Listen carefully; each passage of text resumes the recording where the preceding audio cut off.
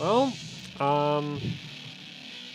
I can't think of anything that I, like, forgot, which doesn't mean I didn't forget anything. It just means I don't remember if I did. Anyway, let's start. I'm kind of worried that the temp probe on the LN2 pot might not be mounted properly.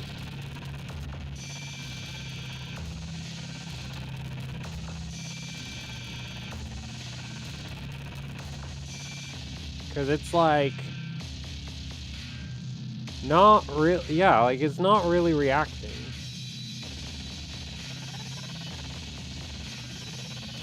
The pot's definitely not at 21 degrees. Like, I'm touching it right now, it's not, yeah, it's not that cold. So that's annoying.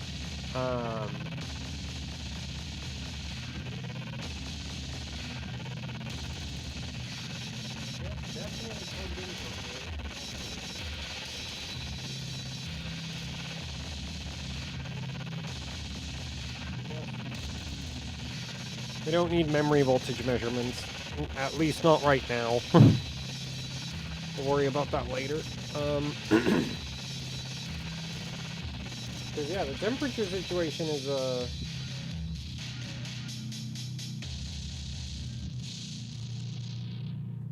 oh, I'm stupid. No, the probe works fine. It's the top one.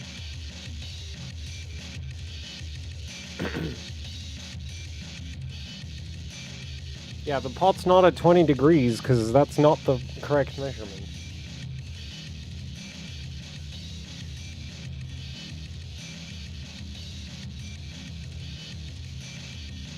Yeah, looks like everything's working about as well as it should.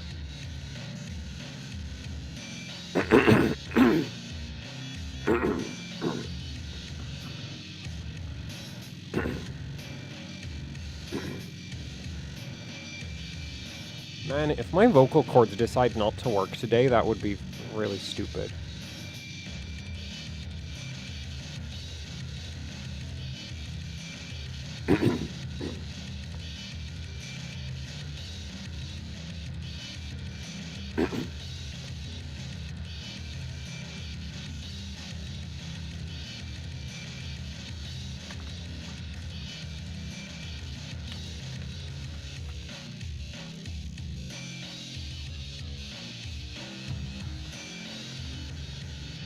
Okay, so I first just want to do like a baseline run, and I should have some kind of profile already saved on here, so... Okay, that's the ridiculous one, and that's odd. Okay, that's stock. So we're gonna go with this one because this looks sensible. I think this is meant for static voltage.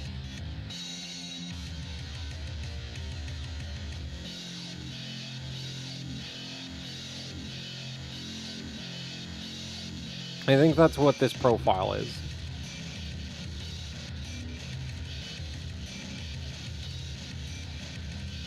Yeah, because that's 1552 at 20 and 2200 mem, so that's static, I think. Okay, so we're just gonna check that it's scoring correctly.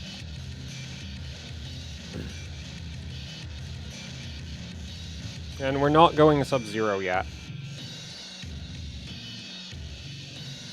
Sounds like you got a cold? Nah, like, this is a thing that happens to me where just, like, my throat just, like, locks up. Or, like, glues itself together. And then, yeah, I basically, like, can't talk.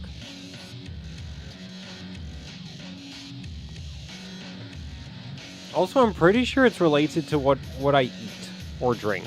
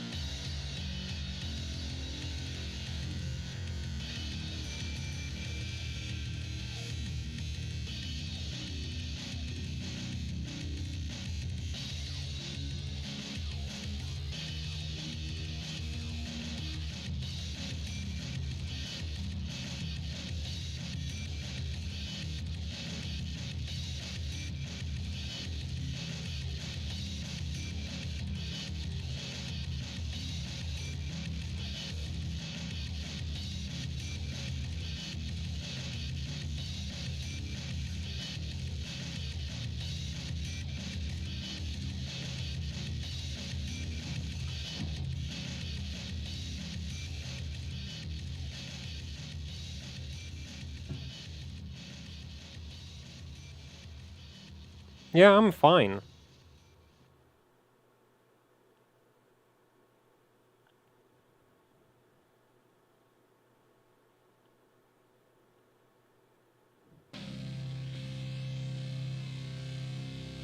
I haven't managed to move yet, though.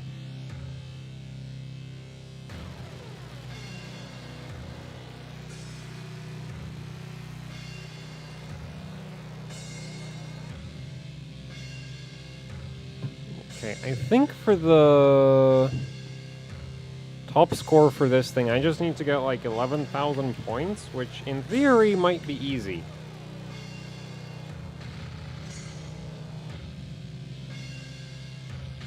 Yeah, 11,000. And this baseline profile should do like 9,900.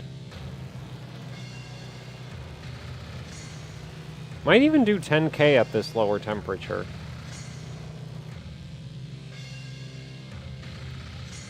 Now, the main concern I have is the memory going cold. So we're going to start with the memory low. Frequency goal, I don't really have a frequency goal. Mainly just like want to get, ideally, first place in as many GTX 960, well, not as many as possible, because I'm avoiding everything older than Vantage. But yeah, so we're getting 9,900, which is as it should be. So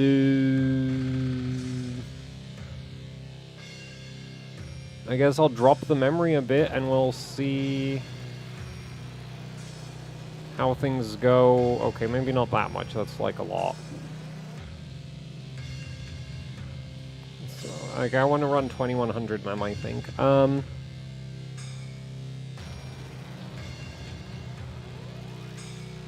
Right now we're at, what, 1.22 volts. I think we'll go up to 1.3. And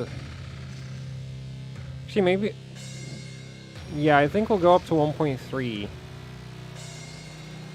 And then I'll take it to minus 30 and see what happens. Or, like, yeah, minus 30.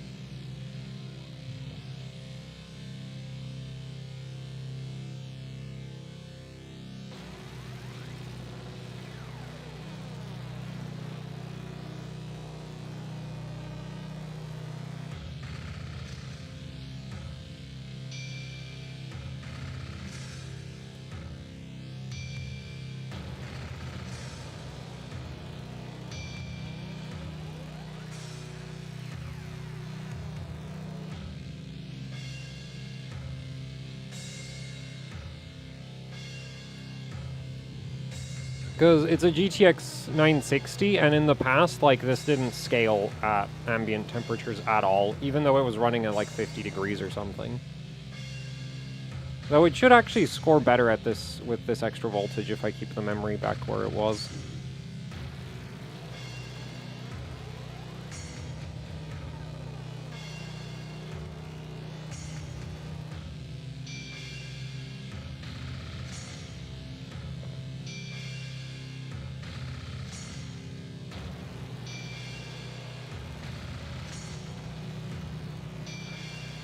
RX 570 by adding extra voltage?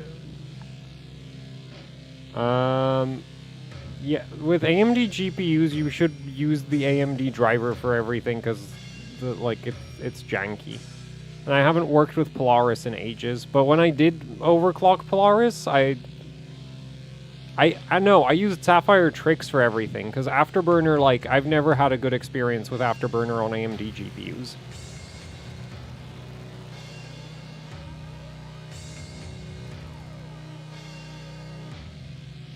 But yeah, like, I'm not sure. Also, actually, I should just take the questions thing off, because, like, realistically, I'm not going to answer anything. And the capture card is being stupid.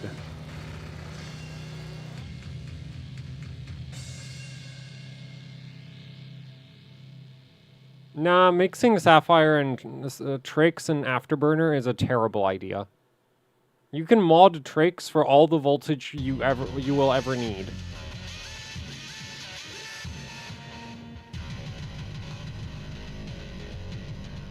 Have you tried overclocking a 7800X3D on LN2? No, because it seems really tedious and ineffective.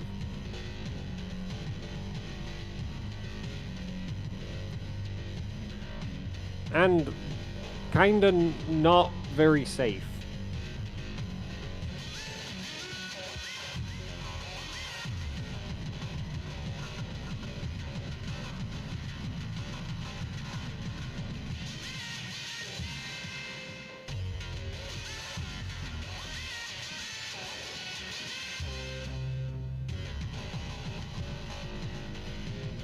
So, like, I don't really, like, unless I had spare 7800X 3Ds lying around, which I don't, I wouldn't really want to put a 7800X 3D on LN2.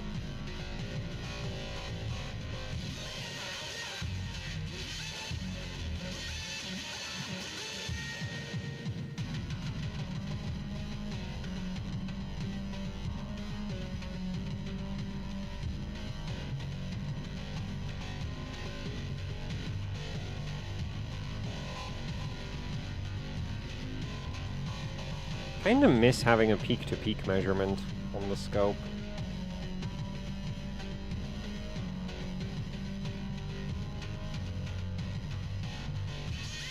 So it wouldn't really be very accurate, because like the measurement point is pretty far away from the GPU core. Okay, so we're over 10,000, that's... Well, I did slightly bump the memory clock. Yeah, let's go Sub-Zero and see what happens.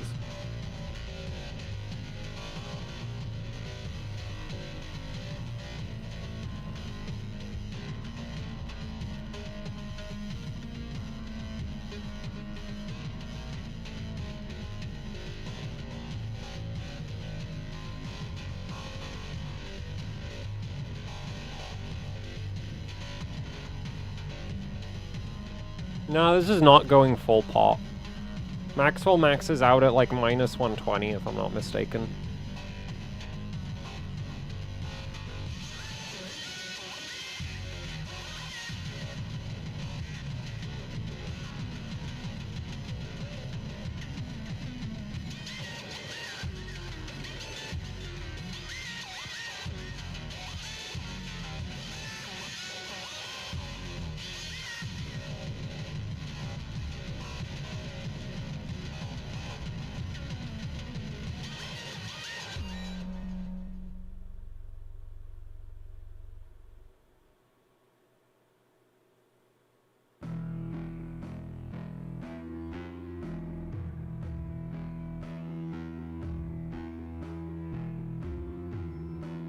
Will that GTX 960 run into VRM issues? I hope not. But the person who currently holds the top score for Firestrike blew up every single high-side MOSFET on their GTX 960, and it was like the same PCB as this one, so... I plan to be a bit careful with the thing. We are not gonna just go for 2 gigahertz, like, as fast as possible. Because I don't think the VRM would survive that.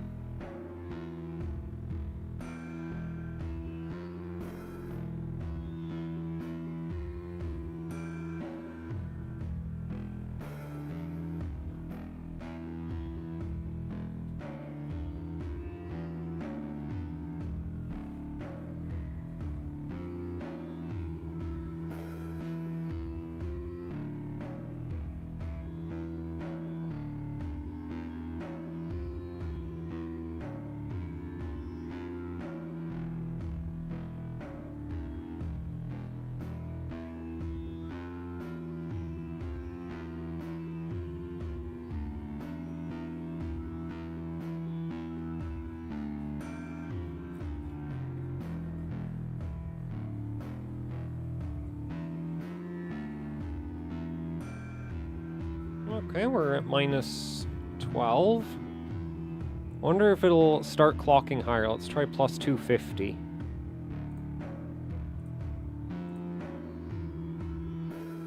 It's 1578. That should still be within the range of what this card will run. Ah, wrong benchmark. Because, like, it would do 1578 on, like, air cooling. Barely.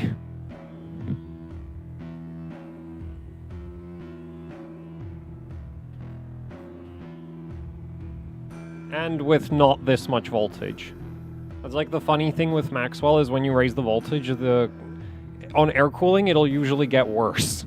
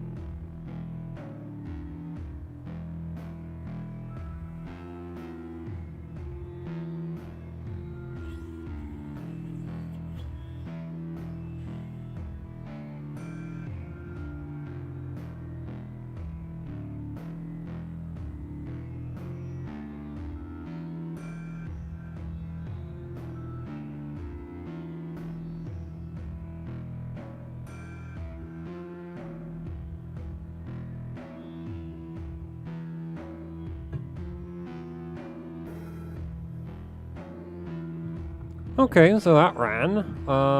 Didn't really score much better. Oh, it's not that much of a core clock increase. So, I guess we'll try a first run above 1600. Yeah.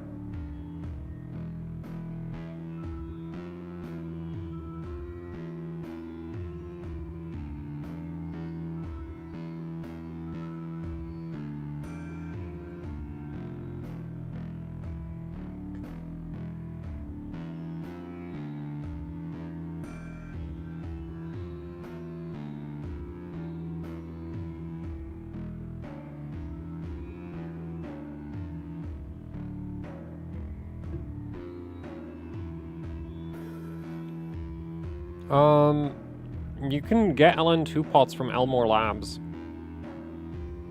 They're not even that expensive, and they're really good.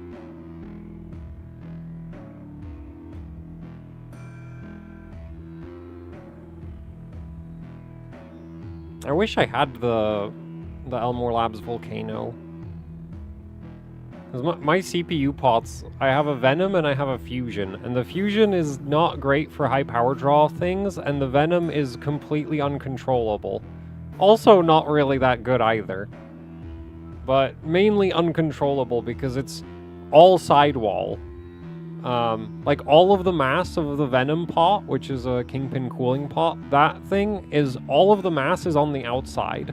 So what happens is, like, the center where the CPU is, that gets really hot, the outside stays really cold, and then when the CPU finishes the benchmark, all of the cold, like, that's in the outer walls just freezes the center. So if you have something with a, like, cold bug that you're trying to control, it really sucks.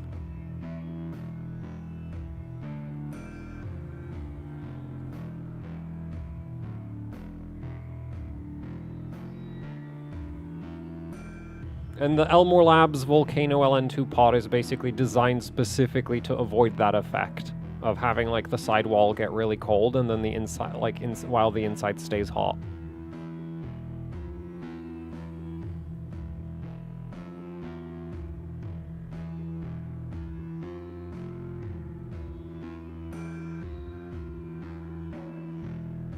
Okay, so 1600 already runs.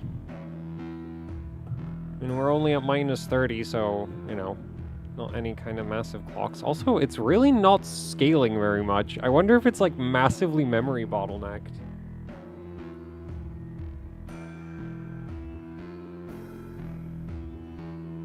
Okay, let's try plus 311, I guess? Which will be 1639. I'll bring the memory up, because it shouldn't really have problems. I don't think that... I'm not sure if I reduced the memory voltage since I last ran the card, but I don't think I did.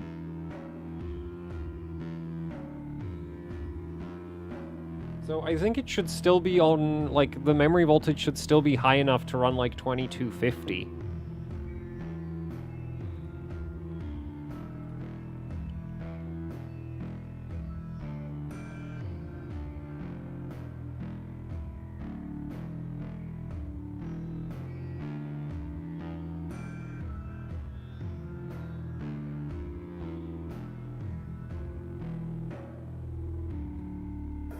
Like, I guess it's not impossible that this thing just gets massively memory bottlenecked as the core clock increases, because it doesn't exactly have a very wide memory bus, or a very fast one.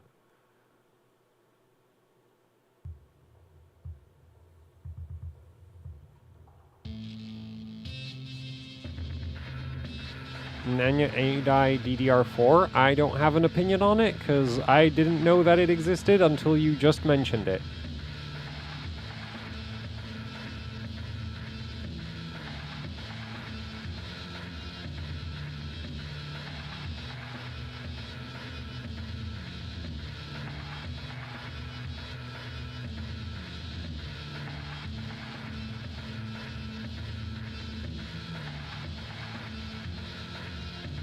I'm using a Derbauer Raptor 4.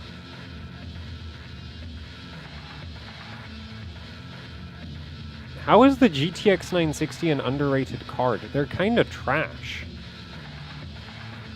Like, it was basically... Like, when it launched, it was, like, what, the same price as a Tonga or a HD 7970 and slower?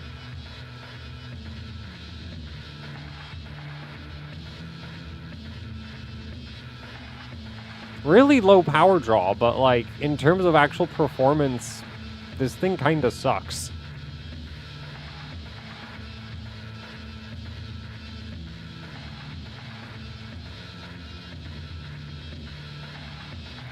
Thoughts on 970? Kind of similar to the GTX, well, kind of similar to the GTX 960, but the 970 was actually, like, a ridiculous deal when it came out. Also, the power efficiency of the entire Maxwell generation is ridiculous. Especially when you consider it's on exactly the same manufacturing process as Kepler. And, like, going from Kepler, the 970 is, like, the same performance as a 780, but at, like, It might be, I think it's like 50 watts less. It's not that much lower, but like it's still way more efficient. Anyway, yeah, this is not, well, I mean, I raised both the memory and the core, so it's kind of hard to tell which made more difference. Let's keep going. I don't really want to just like hurry the voltage right off the bat, so.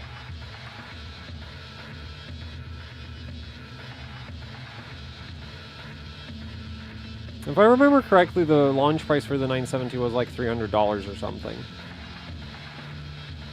Or $350? And at the time, like, so it like brought, and the GTX 780 was like $600, right? So, like $550? So yeah, it was like half the price of a 780, same performance, much lower power draw.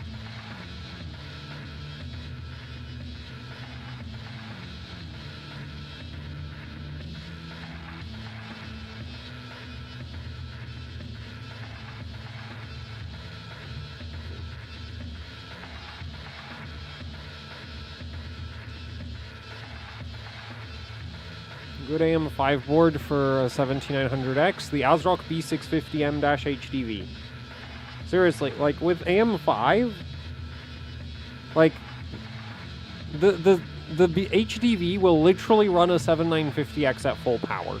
So like, you need to choose your motherboard based on like features or something. Because if it's just like, oh, I want to run the 16 core, it's like you can run the 16 core on an HDV.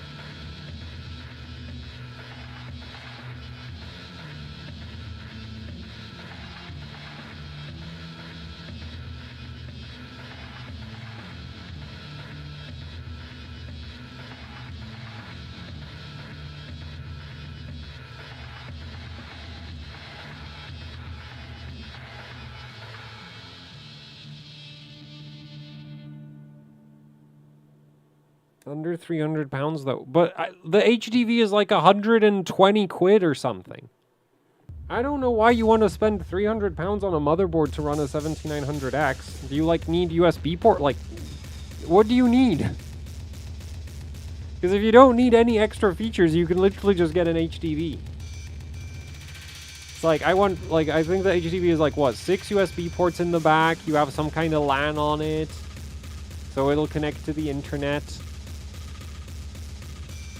I can't remember what else the board does. Runs CPUs. Overclocks RAM better than most motherboards that cost more than it because it's a 1 DIMM per channel.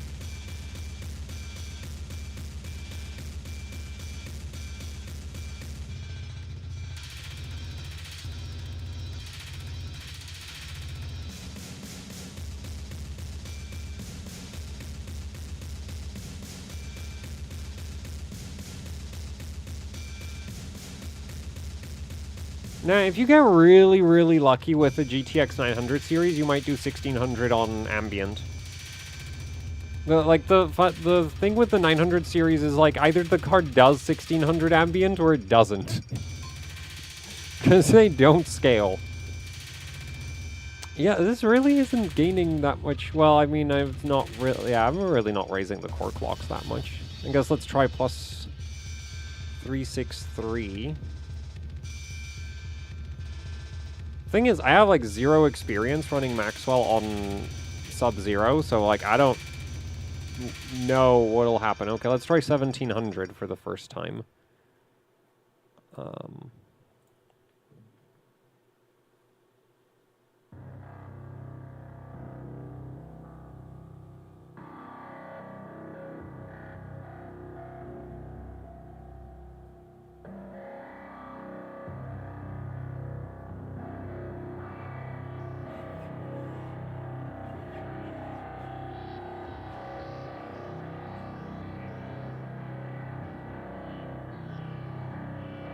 You have the right driver for cold Maxwell? That's a thing?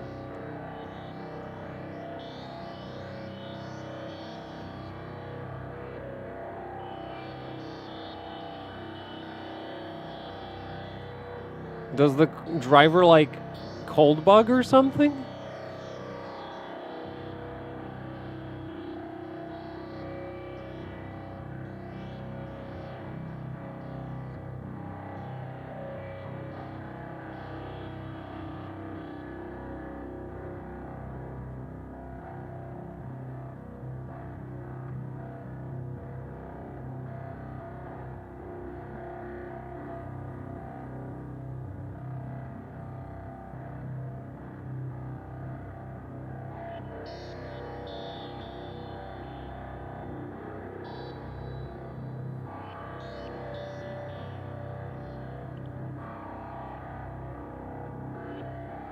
Is 2800 achievable easily? I don't know. It's not like I've been modern high-end GPUs.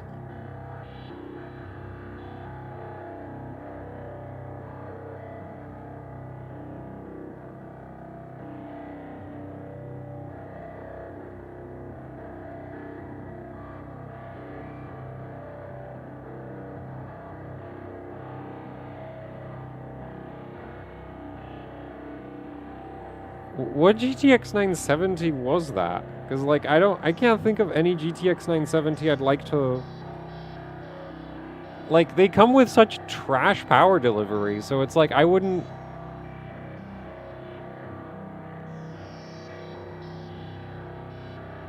really, like, want to try push one of them that hard. Wait, why do you need, like, the old driver? Is it, like, does it cold bug, or is it, like, just a performance issue? No VMod used before it exploded. Yeah, but, like, that's the thing with Maxwell, isn't it? Is, like, you can literally have a card that sat all day at stock clocks and the VRM still explodes.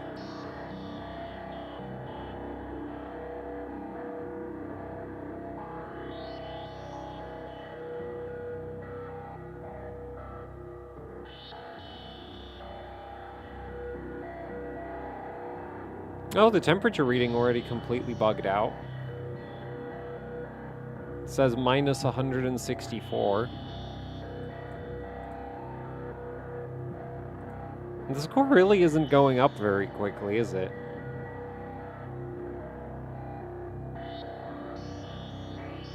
What? I'm not going to Taiwan. I hate traveling.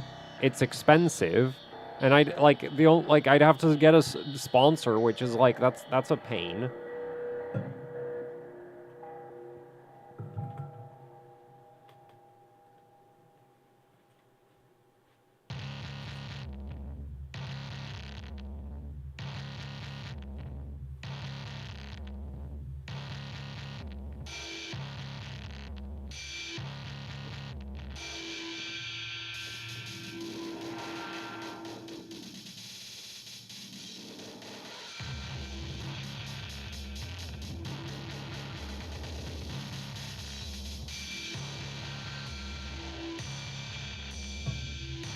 I wonder if it might just be clock stretching. I'll raise the voltage and see what happens.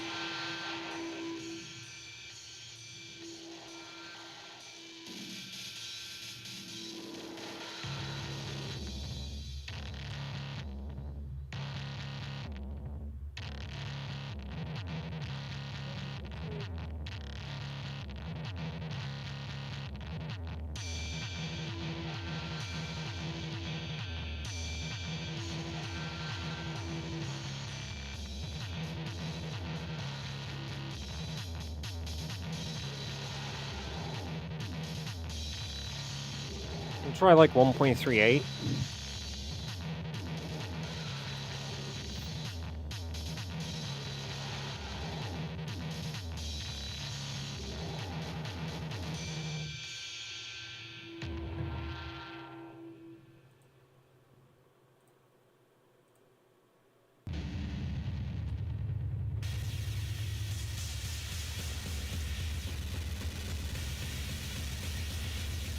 Asus had a 10-phase GTX 970? What?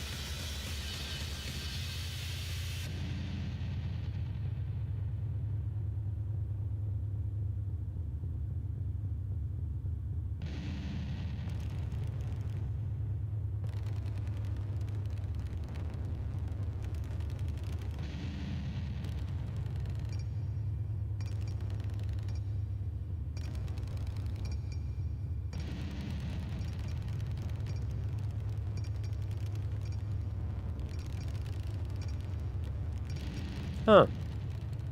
VRM heatsink is at, like, room temperature.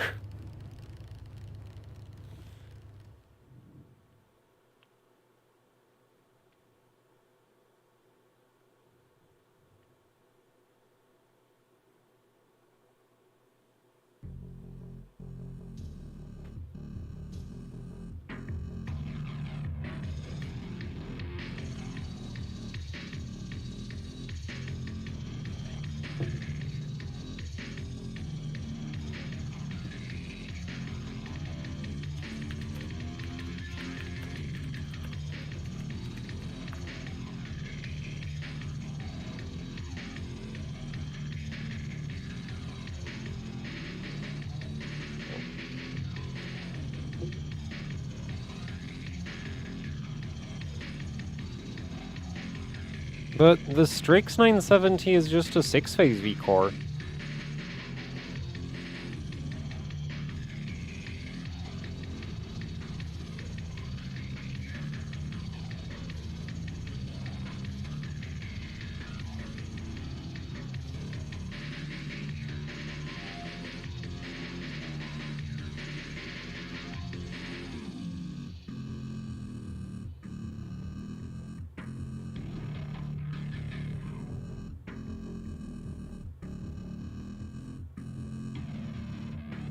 Huh, so it is clock stretching.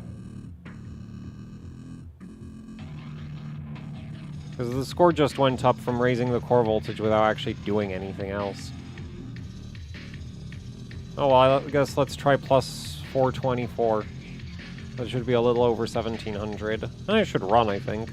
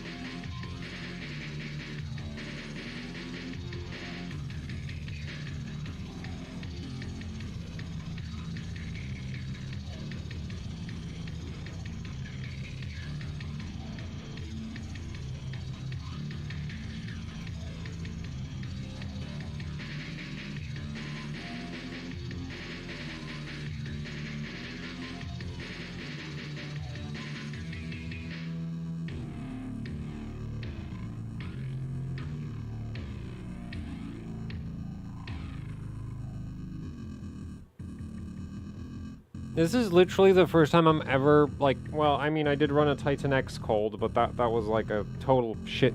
Yeah, that was basically a total shit show. Mostly because I was, well, Hynix memory, and that Hynix memory was at, like, stock memory voltage. So, when the card was cold, I could either run high memory clocks or high core clocks, not both. I could have 1900 core at stock memory, or I could have, like, over 2 gigahertz mem, but with stock, like, with 1500-ish core.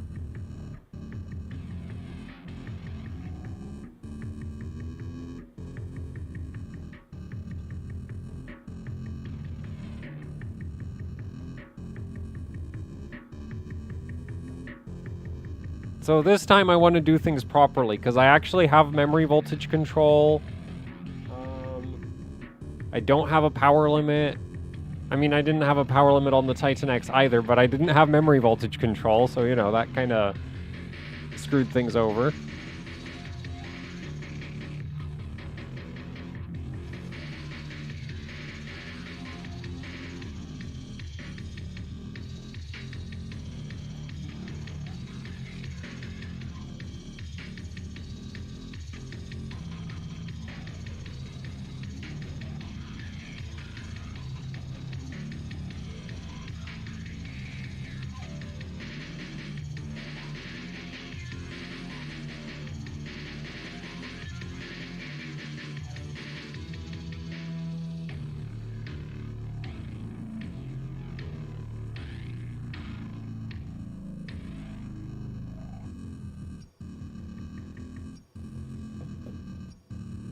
Man, how much further to that damn record?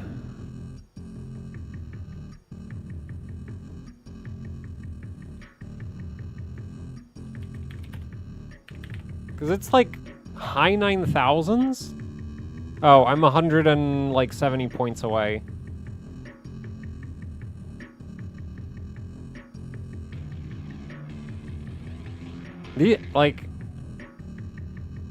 I think the core, I think the score scales worse and worse as you go up in core clock with these.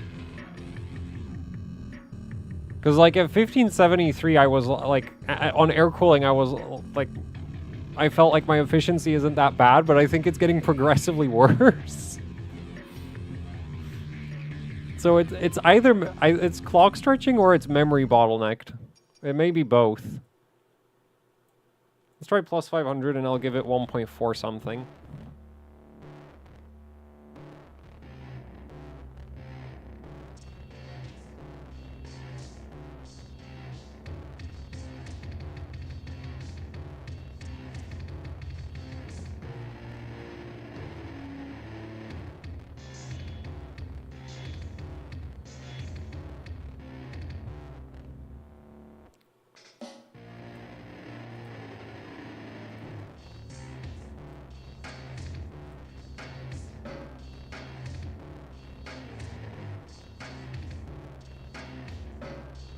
The main thing I remember with the Titan X Maxwell is, though, how insanely thirsty it got as you raise the core voltage. So that's, like, why, like, and the VRM on this thing is trash.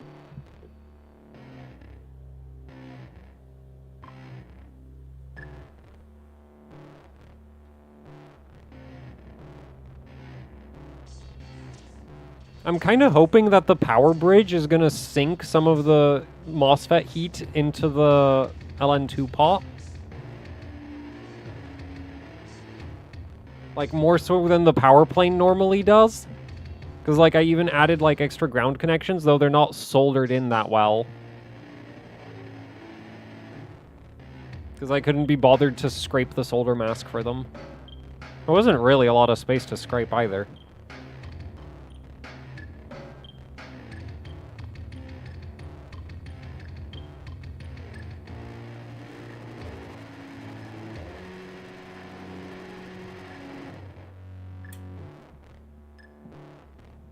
Yeah, VRM's still at, like, room temp.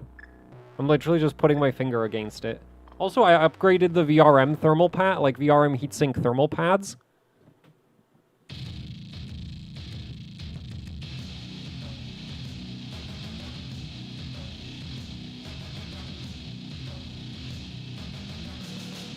And there's, like, a bunch of extra input filtering capacitors, output filtering capacitors. I went to town on this thing. I was really bored.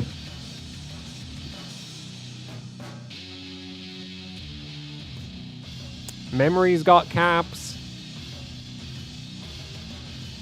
Basically everything on the card has extra caps.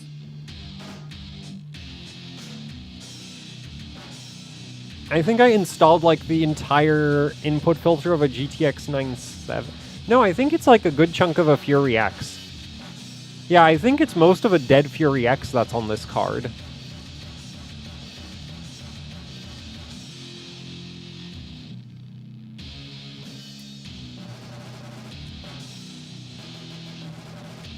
Because I wouldn't, like... The card was donated by a fan of the channel because it had, like, dead memory chips. Well, dead BGA, because I just reballed the memory chips and then it worked again, so yay. This is actually one of the first cards I successfully repaired by reballing the memory chips. It's either the first or second. I think it's the second. Oh, I just smashed the top score. Dude, yeah, I absolutely just smashed it.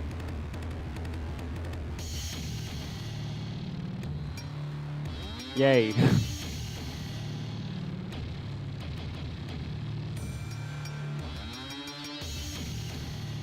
I'm not saving it until we get 10K. There. Like, getting hard carried by the CPU is just, like, lame. So...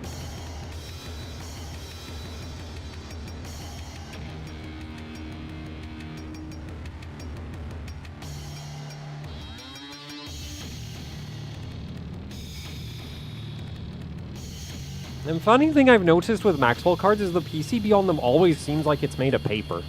Like, there's no thermal capacity in any of them.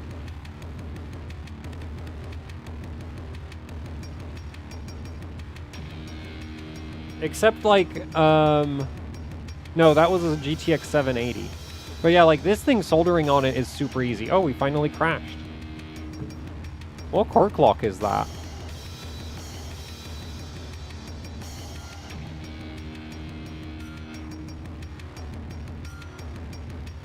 Wait, that's already 1900? No, that's 1800, right?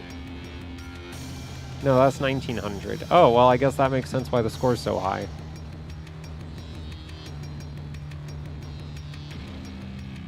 Oh yeah, it's 1900 now.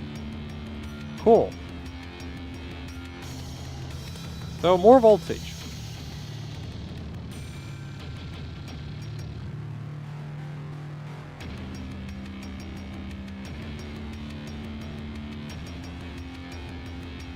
Just under 1.5.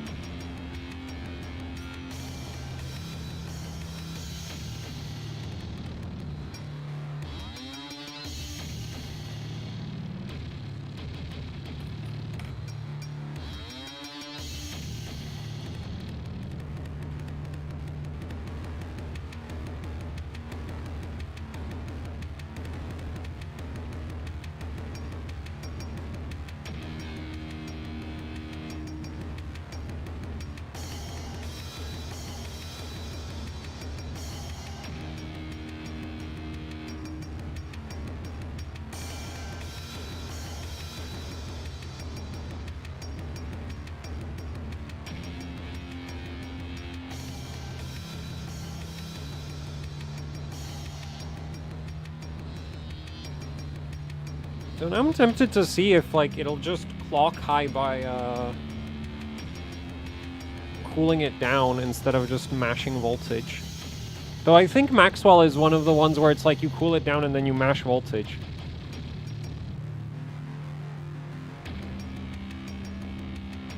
Because there's some architectures that'll just scale with basically temperature alone and you don't even really need to touch the voltage.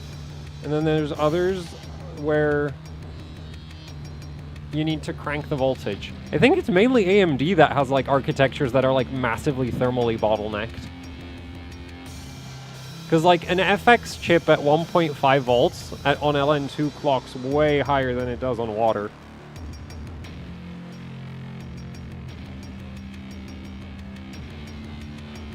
And then some of the Ryzens actually just, like, don't scale with core voltage basically at all. Even at, like, very low temperatures. Like, I think it's 2000 series that, like, maxes out at, like, 1.65 or 1.7. Which is weird when you consider that the stock idle voltage is, like, 1.55.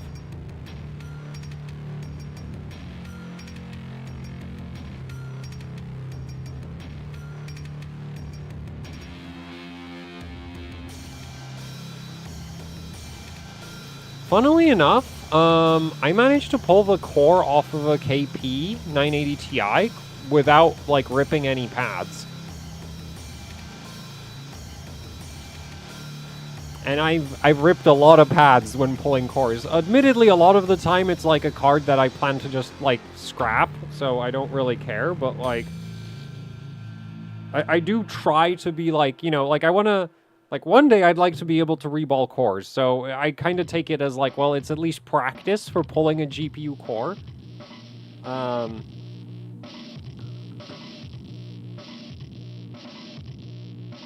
Man, we're still not over 10K, damn it. Man, if physics had been cooperative, this would be over 10. I wonder if I can bring the memory back up.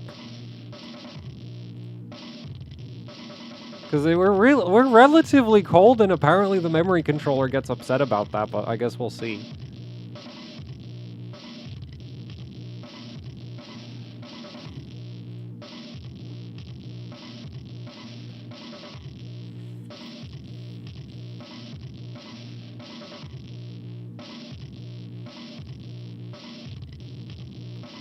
I think the hardest core pull is like 290X. Yeah, I tried just reflowing the core on a DirectCU2 290X, and I blew out the silicon, like I blew out the underfill before anything else happened. Okay, so apparently it won't do high. Oh, I guess I must have lowered the memory voltage then, since I ran this. Which might make sense, because if I remember correctly, I had it at like 1.9 volts or something stupid, which it's not ideal for the memory controller. Okay, so I guess we'll try more core clock. It's not like the VRM is running hot, though. I'm worried because like it's not impossible for the MOSFETs to die even if they're like externally cold.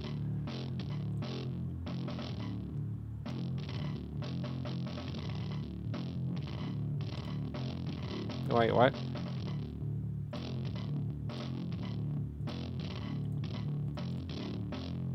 Because this will be what, 1935? Yeah, the man.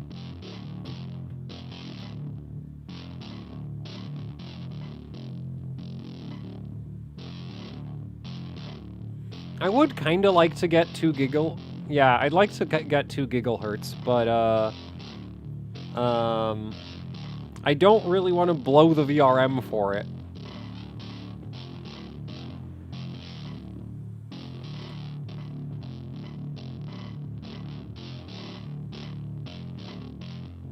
I really don't feel like e-powering this thing.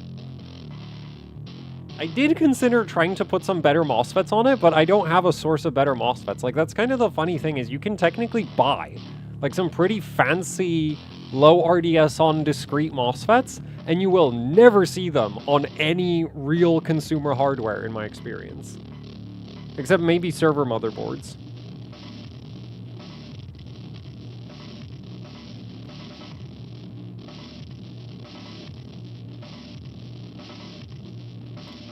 Is that ice a problem? No, that's fine.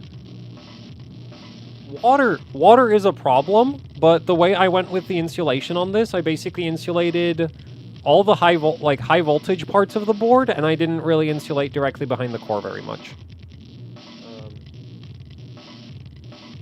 Because, yeah, there's like a massive stack of capacitors, and like getting the insulation off of that would suck if I wanted to change something.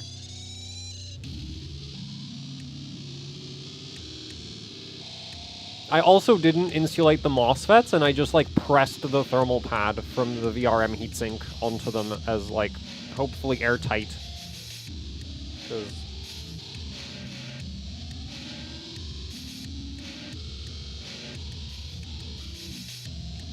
I guess if I had, like, a really oily thermal pad, that would also work. Right? Like, the ones that, like, EVGA and MSI use, where it's, like, the card literally just leaks oil because of how wet the thermal pads are. VRM is a heater on its own? Well, you say that, but the VRM heatsink as of right now is just mildly warm.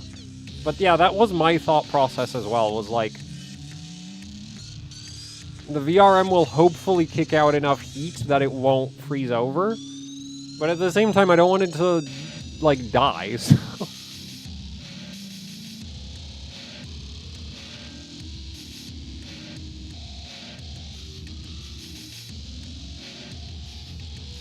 Suddenly the oil is a feature, yeah. You can do more than 5 watts per MOSFET as long as it's not for very long. Oh, I've insulated VRMs on some cards. Because there are some cards where the VRM will freeze.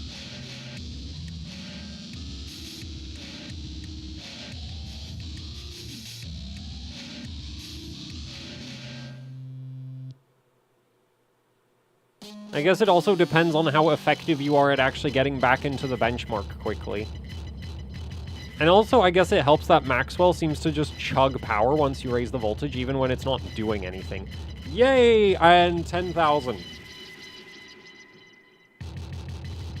We could probably keep going. Okay, but I am saving this, because this is a 10K. It just occurred to me that I didn't check what the... Wait, is my system info up to date? What's this info version that I'm on? I'm on 568.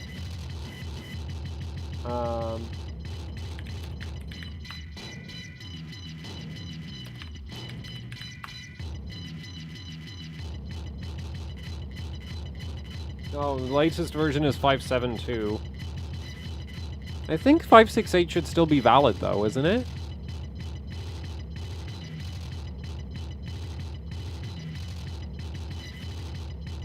Yeah, it says 555.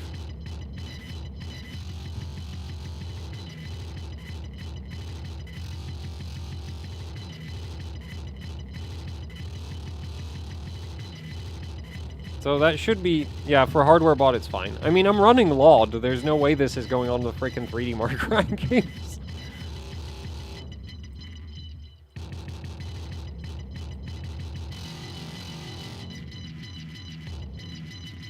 This is going way better than I thought it would. Like, it's been so long since I last ran LN2 that I was like, man, I want to run something easy. You know? Something that isn't just going to be endless frustration. And also, I didn't really want to run something that just chugs LN2, but I like GPUs, so... And most GPUs are just real... Like, they get really thirsty really fast. Especially if you're running, like, high-end GPUs. Those are actual bottomless pits for liquid nitrogen.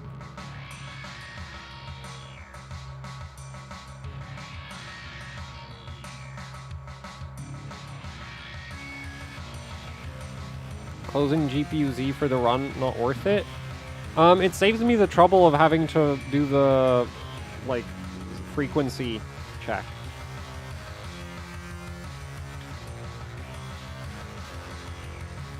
Oh wait, this info's not quite visible. There we go. I mean, I am gonna save the frickin' file anyway. So... 96 FS1. I guess we could also run Firestrike Extreme at this point, because I think that has points as well.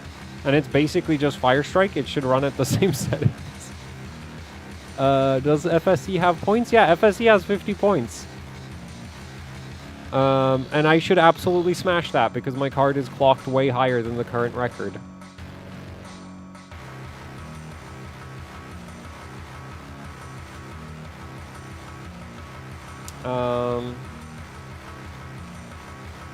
That's all saved. Alright, wait, no, that's a 980 Ti score. Wait, where did the... Wait, did I not... Oh, I saved it into the 3D Mark folder. It's fine.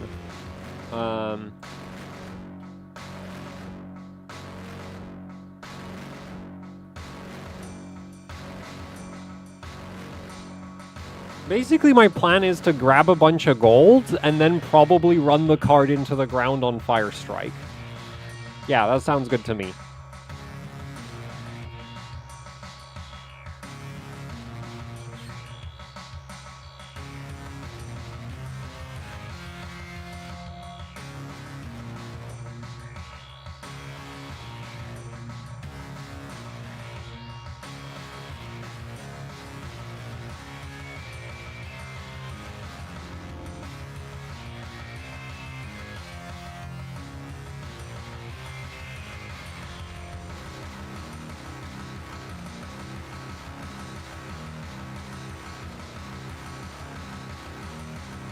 We're running into cold slow territory unless you solved it. I'm on like some random driver. So far it hasn't been an issue. So I'm hoping it doesn't become an issue. We'll see, I guess. Anyway, let's get Fire Strike Extreme queued up.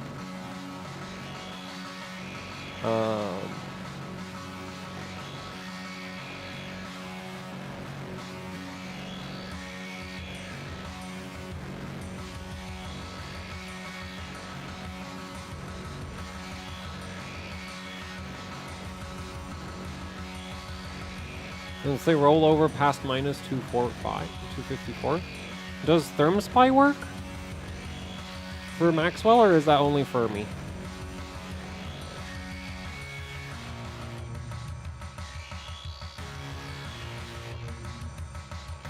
Wait, actually, you know what? I'll intentionally run it at like minus 80 because I think it'll roll over at that point, won't it? Minus 256? It's not doing it.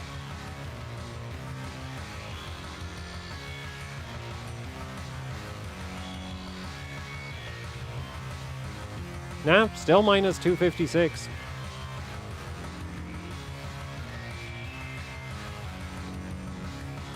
Like, I'm assuming if I run it at like minus 80 or something, it'll be a problem. Yeah, like, we'll just rerun Fire Strike. Like, I'll try minus 80 and we'll just rerun Fire Strike. Just the just the GTs.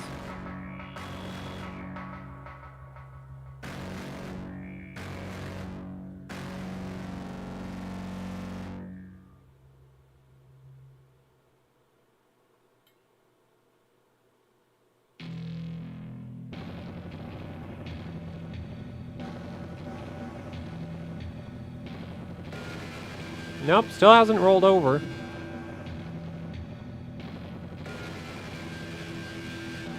Okay, let's hit that run button.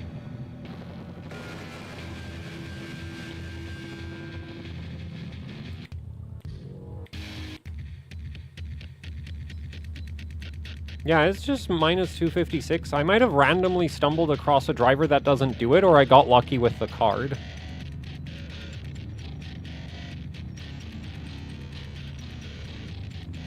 This is the last 500 driver that, like, has voltage control and afterburner.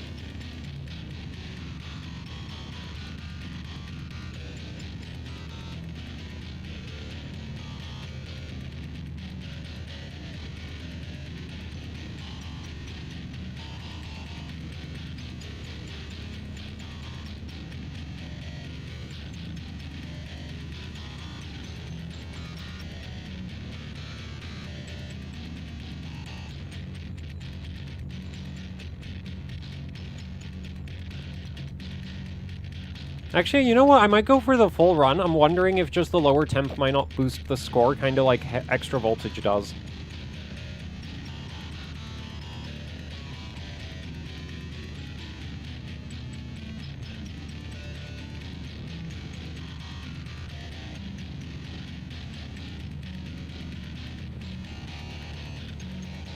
How many watts is the card currently pulling? I don't know.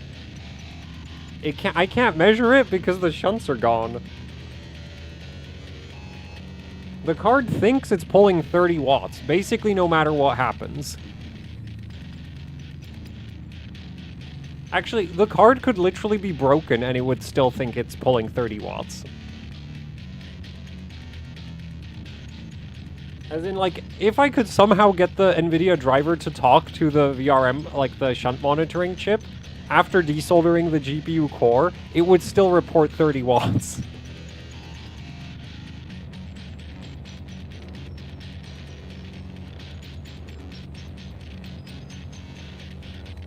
Yeah, that's what my thinking, because, like, the clock stretching happens because of instability, and also if you have lower temperatures, the, like, resistances inside the chip should get better. Right, so, like, you would have, like, internal V-droop of the silicon would be lower, or, like, voltage drop within the silicon would be lower. So if it, like, I don't know how sensitive NVIDIA's clock stretching mechanism is, but it would probably react to that.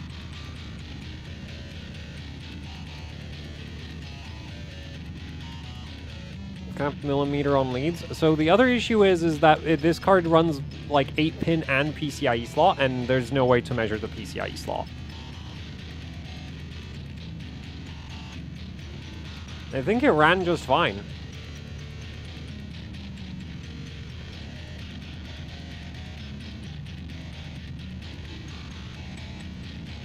A tad slower, but I don't think that's because of some kind of... I think that's just like run-to-run variance.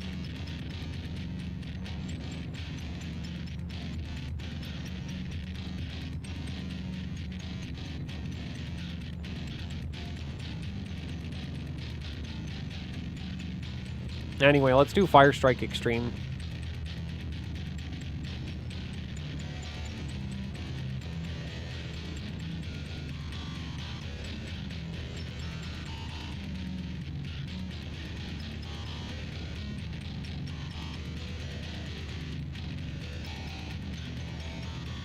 See, max power draw, 29.6 watts because of the power limit removal.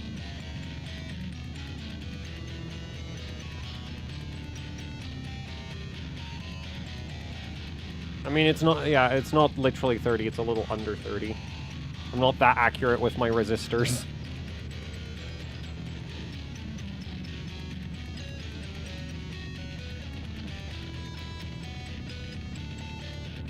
This is extreme, right? I can't tell.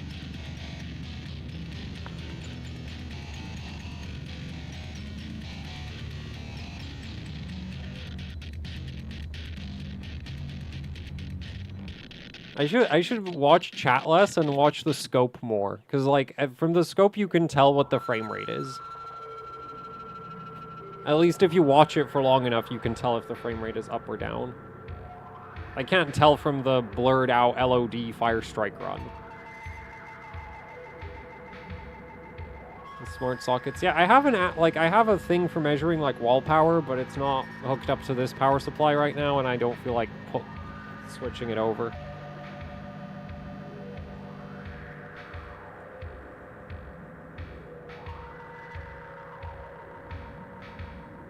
Huh, I think I was running Fire Strike Extreme, because this looks awfully similar. It's just so spiky that I can't really tell quickly where each frame is. Also, each frame is so long that it makes it difficult.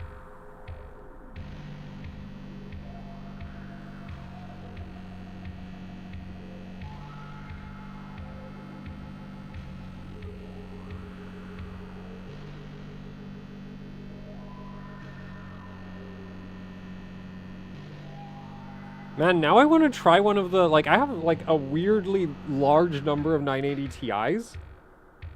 Like, for being not an NVIDIA overclocker, I have a lot of 980 Ti's.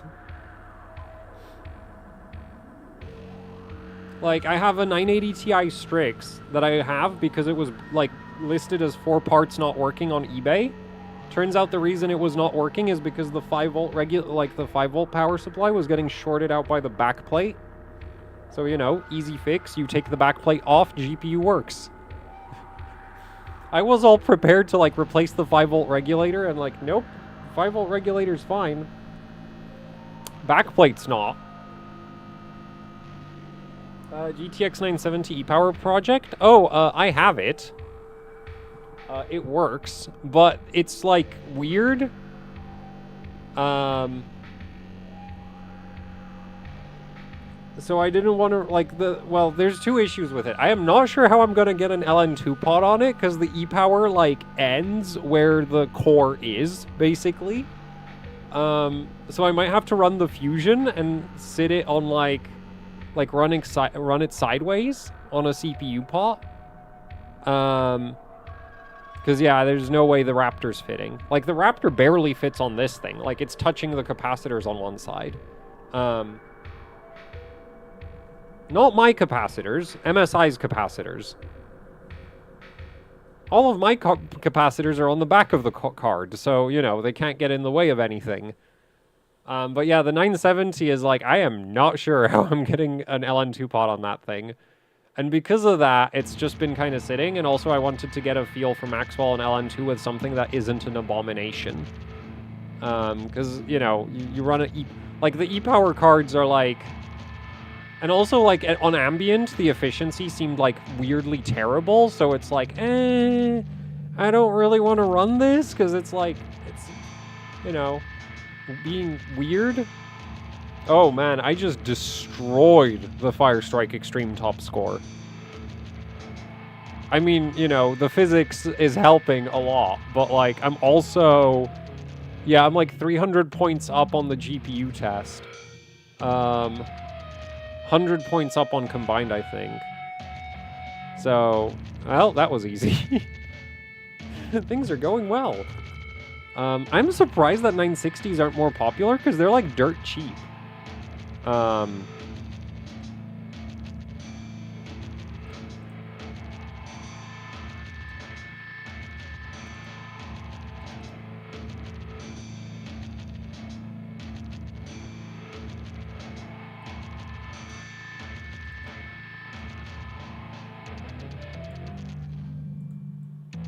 Memes. CPU. There we go, I got everything in, right? Yeah, there's nothing important there. Do our print screens, and now let's just save.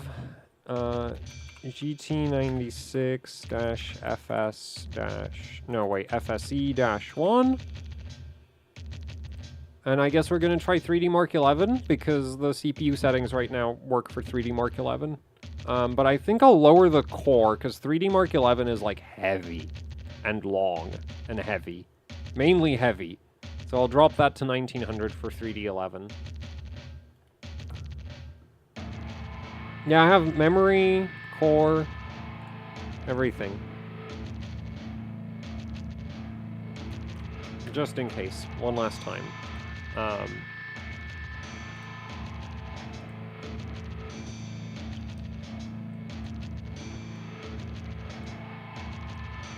Okay, so that's... Yeah, that's the Firestrike's done. Let's do 3D 11. I also want to do Vantage, but I'm doing Vantage last because it's the longest. Actually, I might need a second thermos for it, because it's like 4 minutes long. Actually, no, this isn't that thirsty. I'm going to try 572. I'm going to reset my monitoring. Okay, that's back to 1900.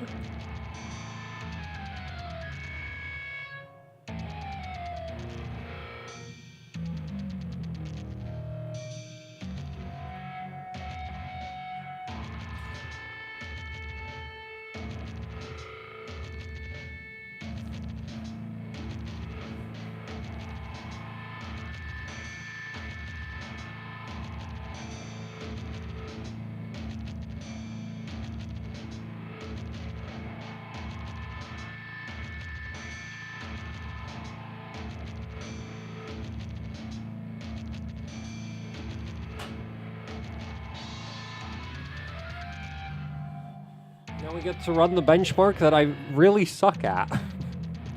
This is like this is the 3D mark I most avoid. Benchmarks only performance, right? It's performance that I want to run.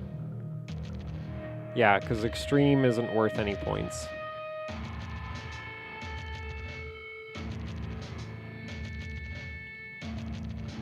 What? No, I'm running a Raptor. Der Bauer Raptor 4.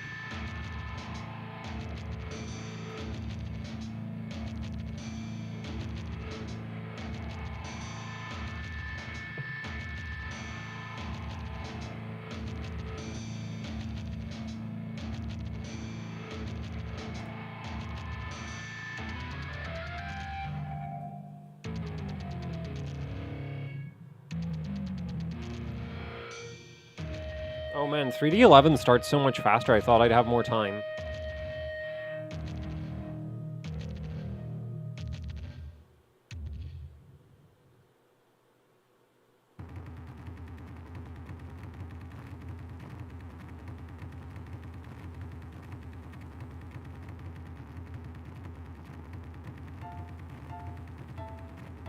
Lot 9?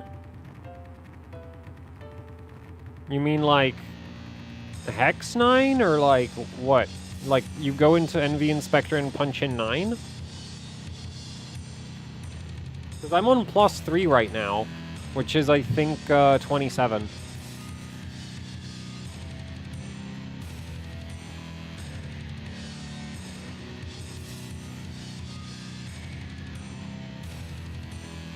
X48. Oh. That's a lot.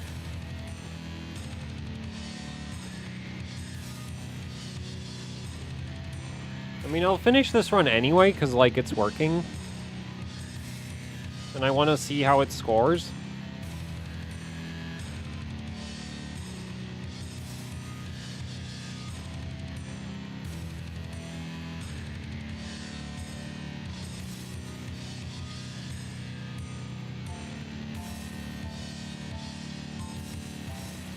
I have a Tech 9 as well, and actually it would have probably fit this card better, because the Raptor is really fat, like, to the sides. But the Tech 9 is, not very good in my opinion.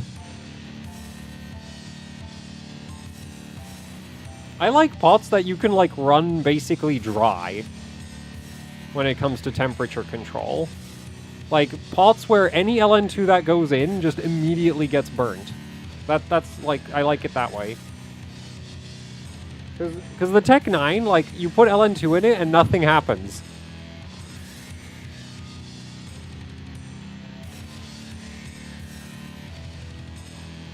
And that's just not very convenient for temperature control.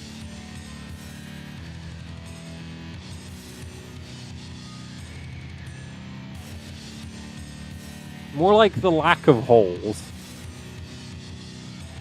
Like, as far as I'm concerned, a good LN2 pot is like approaching being a mesh, like a copper foam, with some mass strapped to it.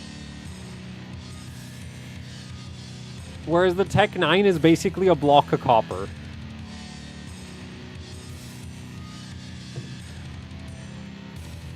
Okay, so 3D11 also just took the top score by 1,000 points. I feel kind of bad about that because my efficiency kind of is trash. But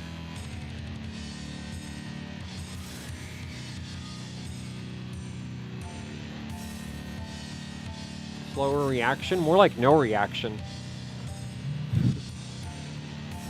Like, you can, like, it's good. The Tech 9 is fine for, like, full pot or, like, when you're past the Leidenfrost effect, but before you get through the Leidenfrost effect, it's painfully slow.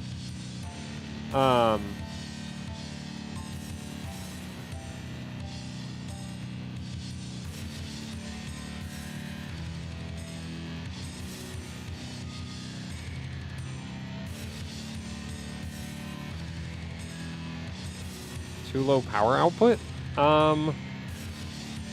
You can literally, like, if you have, like, a nice thermos, you can, like, drip feed. As long as there's, like, some amount of mass, you can, like, just kind of, like, dribble the LN2 in, and it'll hold temperature even on things that, you know, like, yeah, I guess if you had, like, 100 grams of copper, then, yeah, you'd be kind of screwed. But as long as it doesn't weigh nothing, I think it doesn't really have to be that heavy.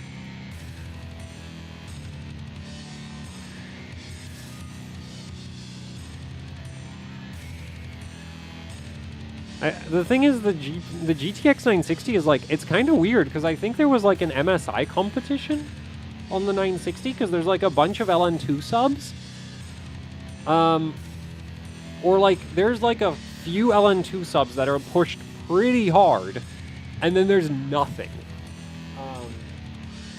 By comparison, the GTX 980 Ti and 980 have just absolutely stacked rankings. Like, seriously, the first 50 scores for a GTX 980 is, like, basically, all LN2.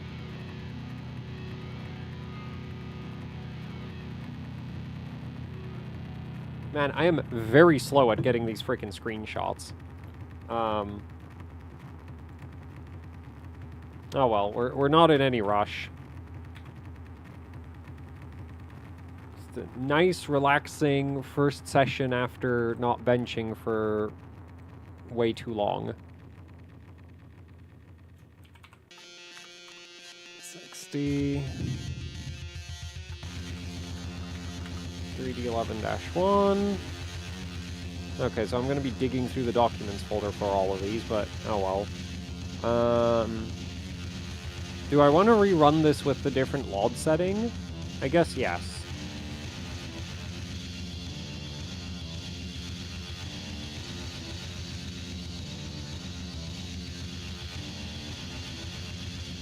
Wait, no.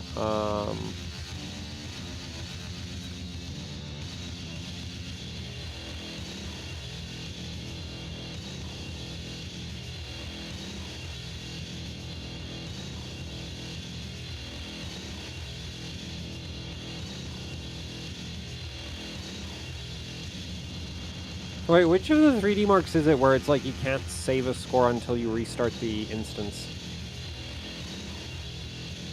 Oh, it's 3... I think it's 11, isn't it? Where like you have to restart it every time to save files.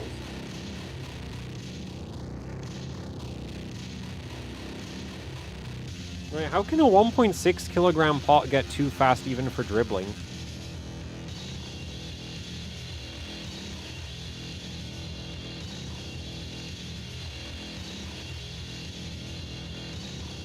Like, by dribbling, I mean you're putting so little LN2 in it that most of the structure won't get used.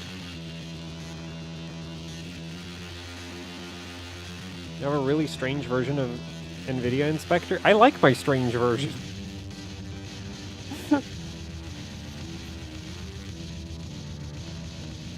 It works. I'm used to it at this point.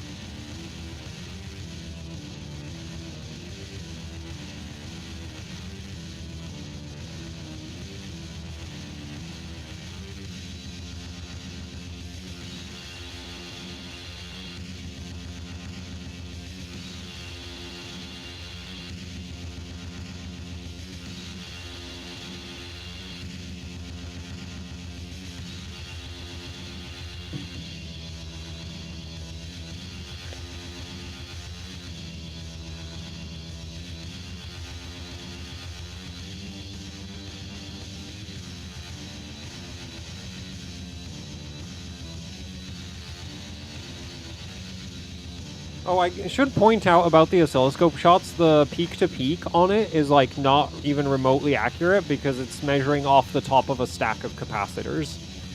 There's so many capacitors on the back of the card that there wasn't any good place for a coax connection.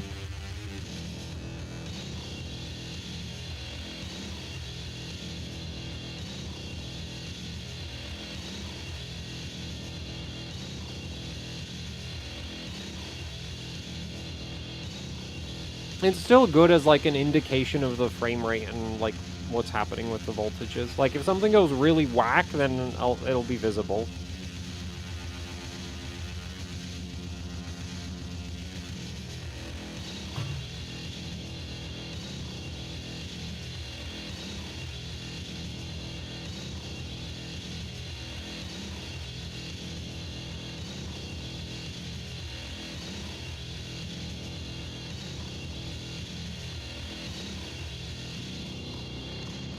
I think I'm mainly getting top scores for the 960 because there's not that much competition.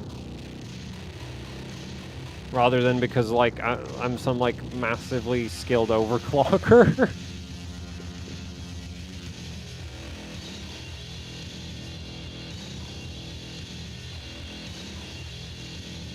What would LN2 do to an AIO pump? Break it, probably.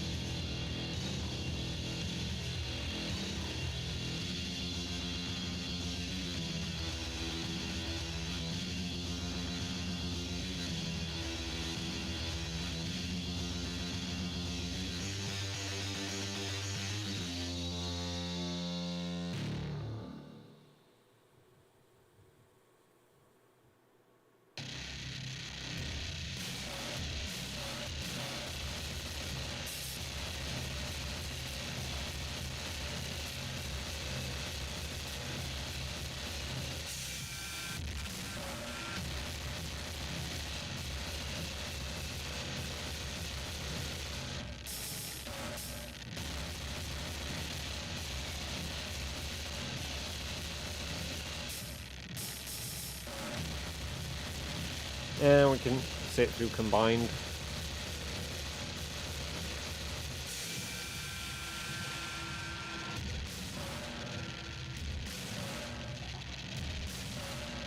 Man, 900 series is nice compared to Kepler. Kepler on LN2 is so cursed. Also, one thing I noticed with this OS I have here is that physics goes up on a second run. I think. Like, I think that might be a consistent thing with it. Also, yeah, this is better. Isn't it?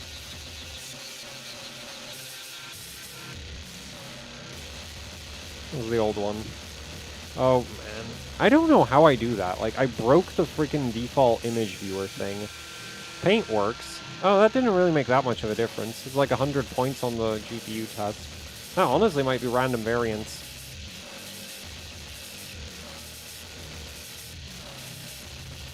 Okay, well, time to run Vantage. Vantage is, 3 for LOD, I think? No, 27. No, it's 3. Oh, wait.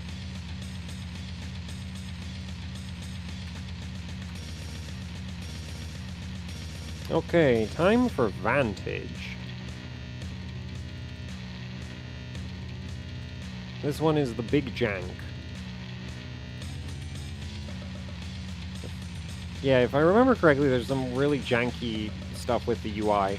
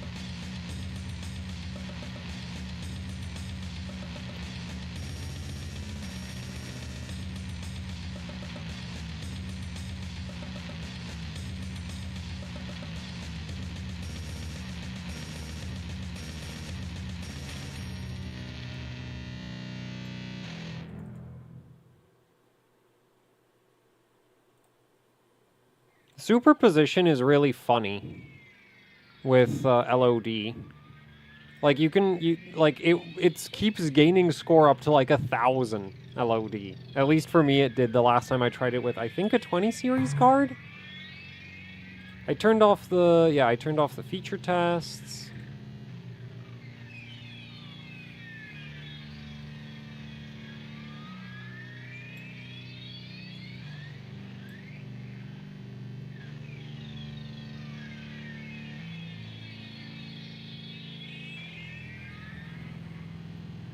Oh wait, I think you need to do LOD before opening the Vantage UI.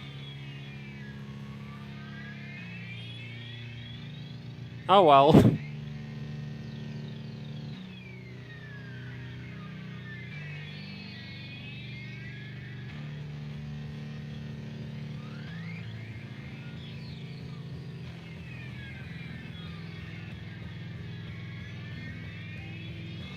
Wait, Vantage needs a different AA mode?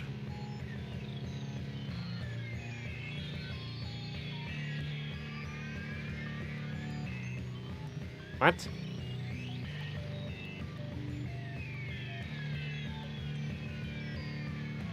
Even if the launcher is running. Oh.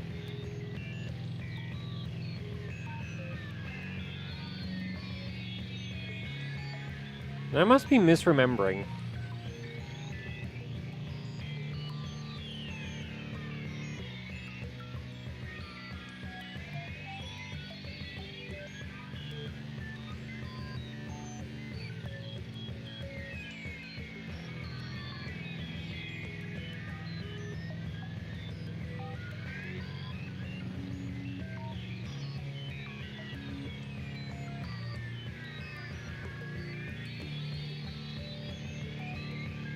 Oh, you guys can't see the FPS. I just realized. Give me a second. Yeah. There.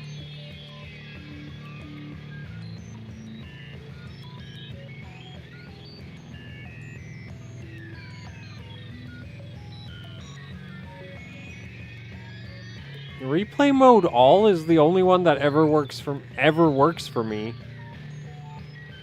What are you supposed to use for Vantage?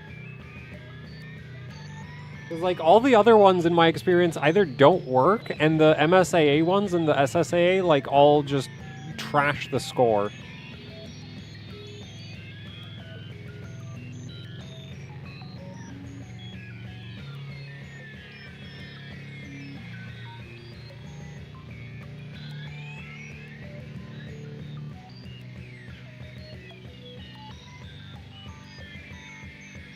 Sparse grid super sample.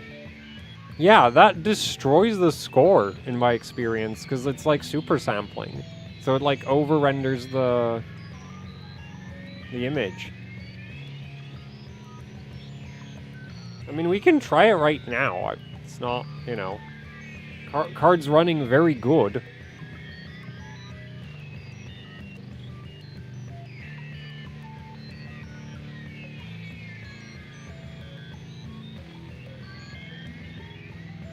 Oh man, the asteroids are cubes. Oh wait, no, wait, what? The asteroids in this are a 2D image?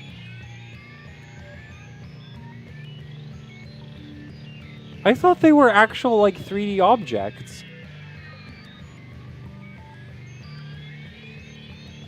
But they're like particle effects or something.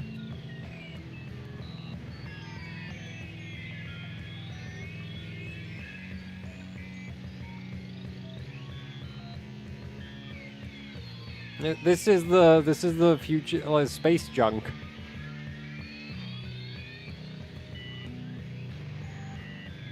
Actually, speaking of LOD, I messed with LOD on my daily system because I wanted to try get some more sharpness out of Need for Speed. Unbound. And I tried -3 LOD is, oh boy. It's like, I think the road texture has some wacky shader effect on it or something. Because it just devolves into literal freaking, like, noise. Like, literally just gray noise.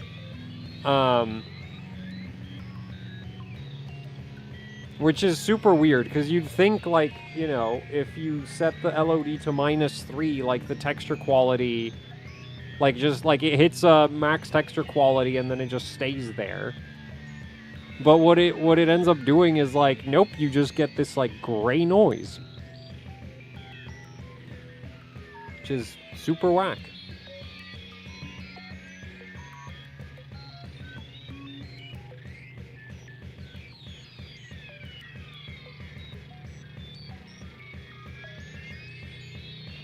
-1, though, seems to work just fine, and it is a little bit clearer on some textures.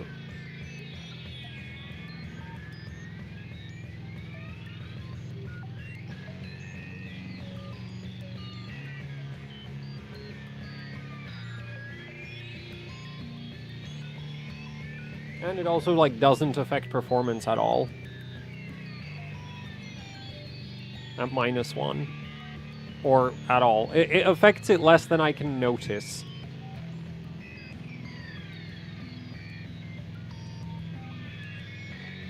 Now, unfortunately, I haven't figured out how to get Vantage to work on a modern Intel CPU, so we're just running this with 8P cores.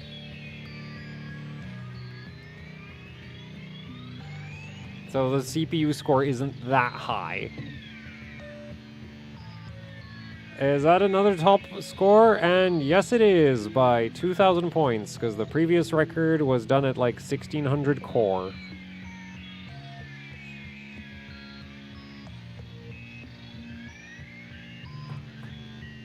Well, at least I don't... Wait, yeah, way higher physics. Wait, that is Windows... No, is that 11? What is this? 14900K, 8 plus 16... on Windows 11. How do you get that to work? Because I tested, like, 816, 812, like, a whole bunch of different, like, configurations. And the problem I had with it was the CPU score was going up and down, like, 10,000 plus points. Like, it was horrible. And sometimes, like... And it took forever to load into the tests, like, especially the second one was, like, sometimes it was, like, almost completely broken. Anyway, like, this is good enough. I guess it'll make it easy if anybody decides to take my scores down. Just, like, as long as they match my GPU performance, and then they just figure out how to set up the CPU properly. Oh, well. I'm not sure that there's much interest in pushing GTX 960s. Though I will say, they are pretty fun. And simple. And honestly, like, I'm running it like it's dry ice, which is kind of pathetic, but, like... Well, now we have all the scores that I want. Oh, I don't have Time Spy. Do I really care about time? You know, I could probably run Time Spy without switching CPU settings. And still, yeah, like, no, yeah, I could run Time Spy without big CPU score. I'm too lazy for that, man.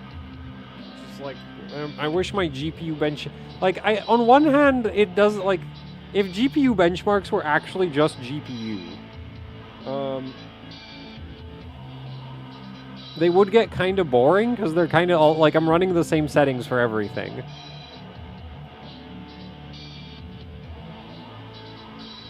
But on the flip side, I do find it kind of annoying when it's like, oh man, I need to completely reconfigure the CPU because we're running like a different benchmark that just works like a different bench which likes the CPU set up differently than this one. Hello? Wait. What?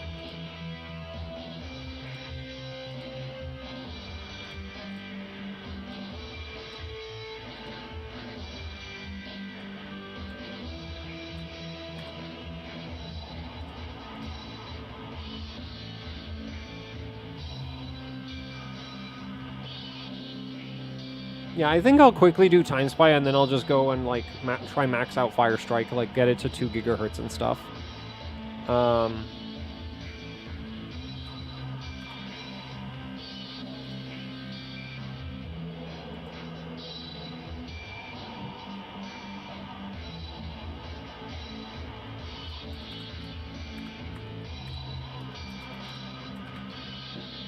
And then we'll do all the other benchmarks again, probably. But, yeah, like, I really want to, like, try push the card to, like, 2 gigahertz. No.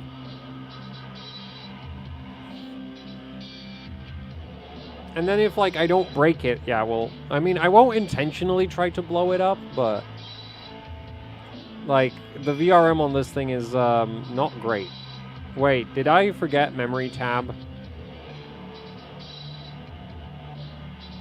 I am not running anything older than Vantage.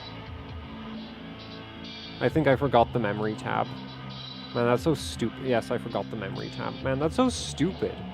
Why doesn't like, all this time, and CPU-Z doesn't like, have an option to automatically open with, like, the correct tabs? Well, I'm not gonna run it again at the same freaking settings. I guess we can try the LOD thing.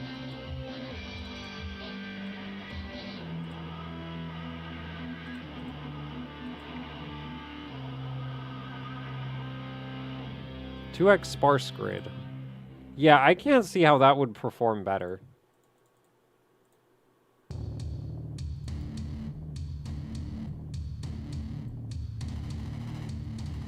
Wait, what?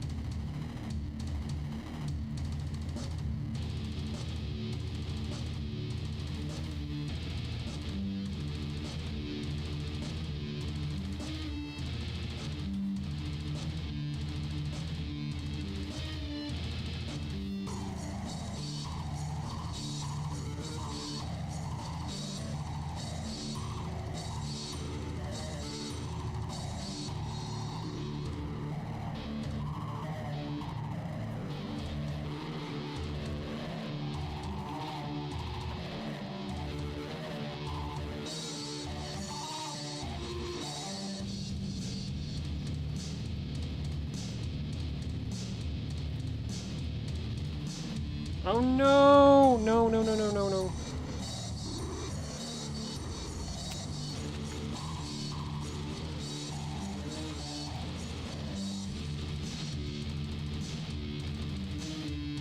I forgot to, like, cancel the feature tests.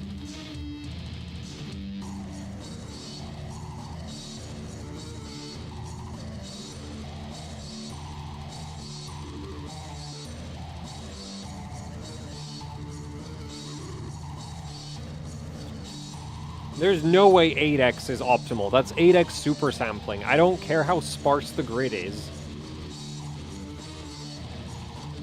There's no way that's efficient. Unless, like, my understanding of how sparse grid works is backwards. And it seems to be running about the same right now.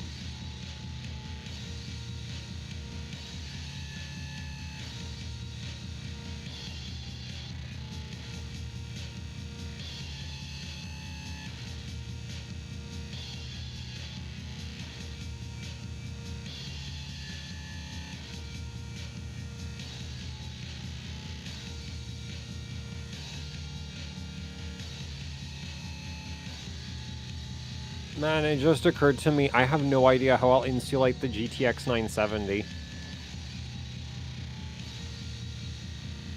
That thing is such a mess. Also, I have a GTX 590 that with an e-power strapped to it sitting in the kitchen for like a year now. Because I'm absolutely freaking horrendous at getting stuff done. In my defense, that thing is a pain. The main reason it's sitting in the kitchen is because I really want to, like, get some oscilloscope measurements off of it and, like, get the power delivery good and then push it. And originally the problem was that I didn't have any coax, like, I didn't have enough coax to do the whole thing. And then I got enough coax, but by the time I got the extra coax, like, other stuff showed up, so... yeah, the card's just kind of been gathering dust in the kitchen.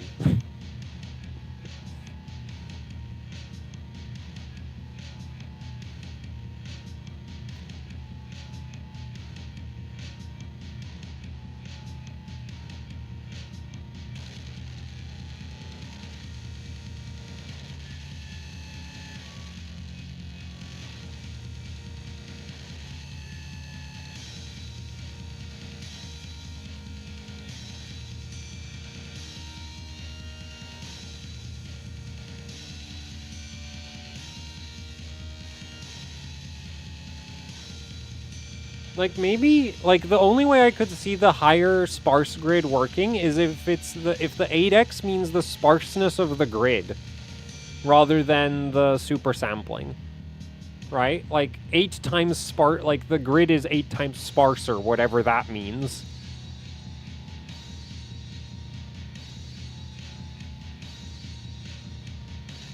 Because 8 times super sampling would be like running Vantage at like 8K or something. Actually, yeah, that would be Vantage at 8K.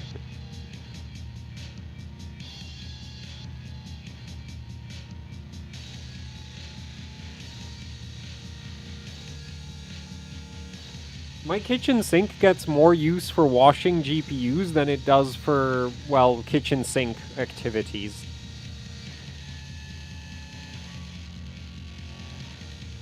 Mainly because I'm lazy to do dishes, so I, like, avoid meals that produce too much of a mess.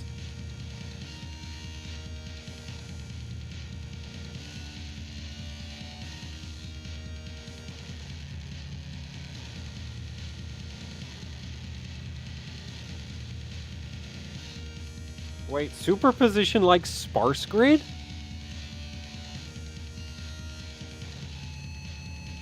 Dude, I was, like, I remember being so confused about, like, I noticed that, like, you could set Insanity LOD and it would scale. And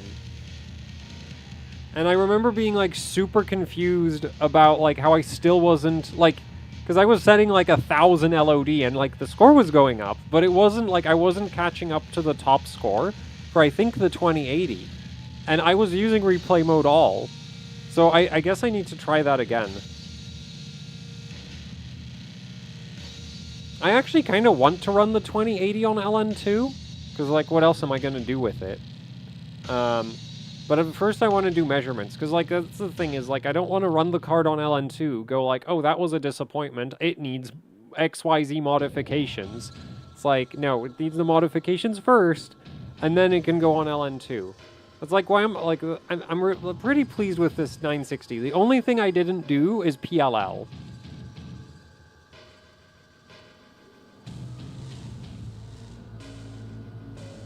I don't think the power delivery could get any better unless it got e-powered.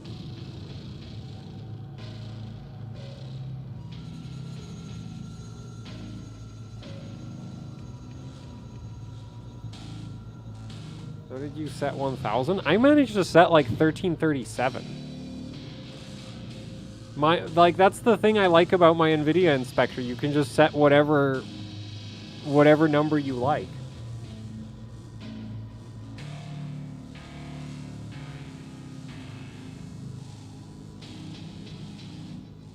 Doesn't do anything on Maxwell? Oh, that's good. I didn't think it would. So, yeah, that's why I didn't bother with it. 2080 Ti's on LN2? 2080 Ti's on LN2 are scary. This is worse. Yeah, this is slightly slower. So we're going back to replay mode all.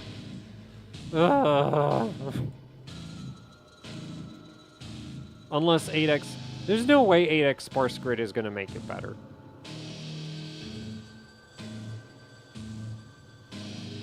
Wait, what's Godlord in Benchmate? Because, like, if I go into my NV Inspector, right?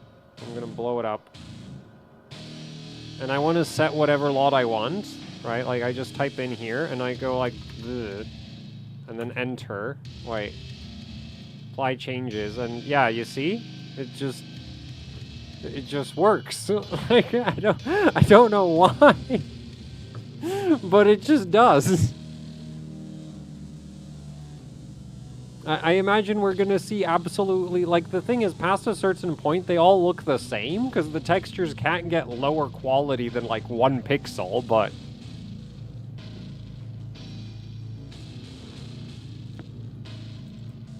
$120? Like that? Or you mean 120 like this?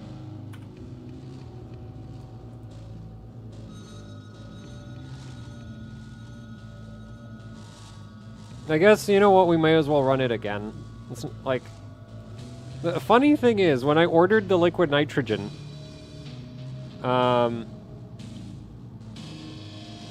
When I ordered the liquid nitrogen, I wasn't expecting it to show up for like a few weeks. And it showed up in like 2 days. So I had no idea what I was going to run.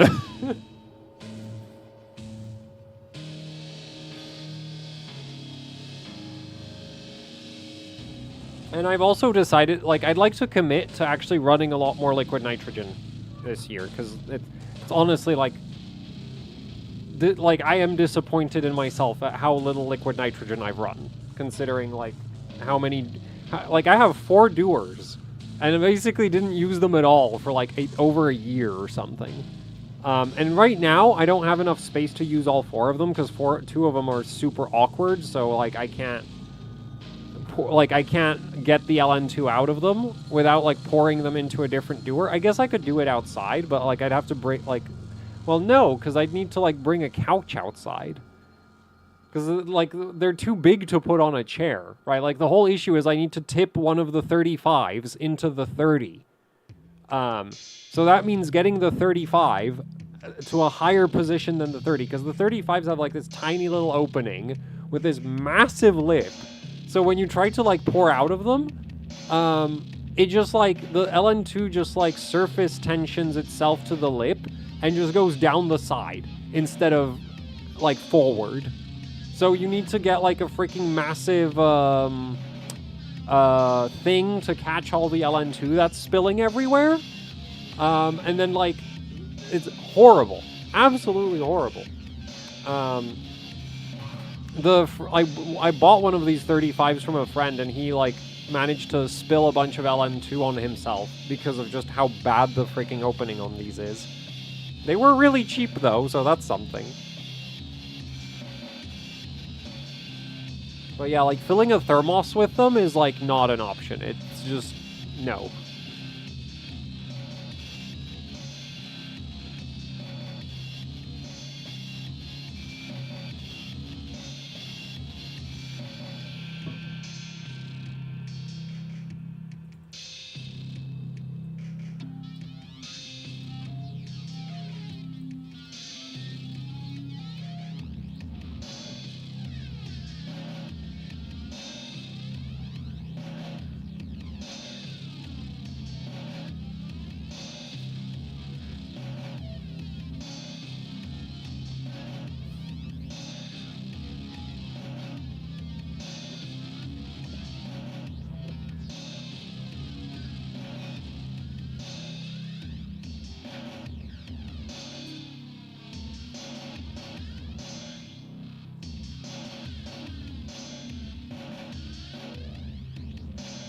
I think that's running about the same as last time.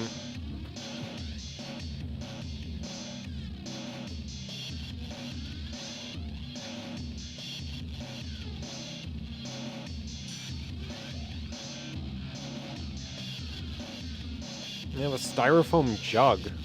It's like 10 centimeters wide. Yeah, that would work. So the way I do the doer-to-doer transfers is I have like a bunch of cardboard that I fold up into a funnel. Oh, there, I remembered the word. It's a funnel.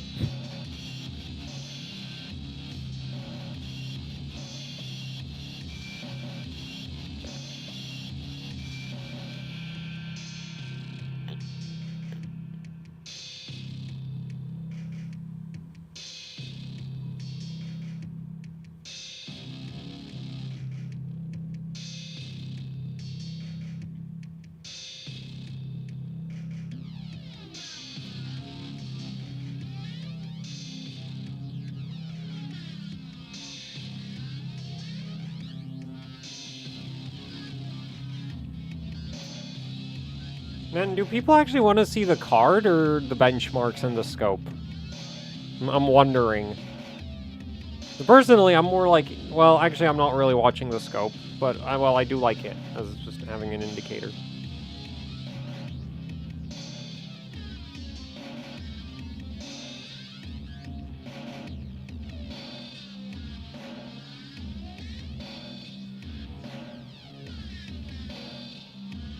Yeah, also because even with the like folded cardboard funnel, the LN2 still goes everywhere. I've done things like wear plastic bags over my shoes, so that like, and like halfway up my leg, so that if the LN2, because it usually gets you around like the calf, thigh, shin. There, yeah, like if it spills, it usually gets me around the shin, right? So,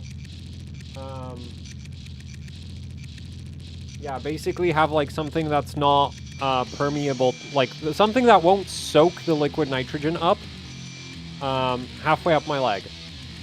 The other option is to do it completely naked, but the last time I think I was dealing with this was in winter, and it's like, or like I say completely naked, but like shorts, no socks, sandals, right?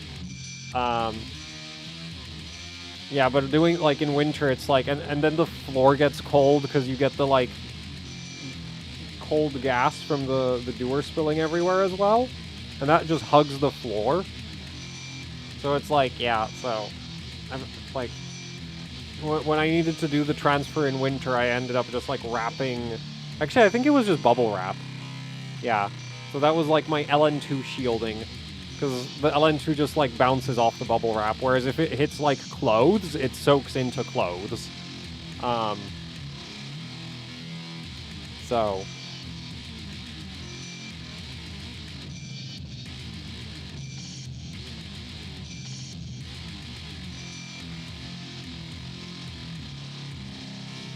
yeah, I once like once doing the transfer between the doers, I ended up like spilling like a whole bunch on one of my like pant leg.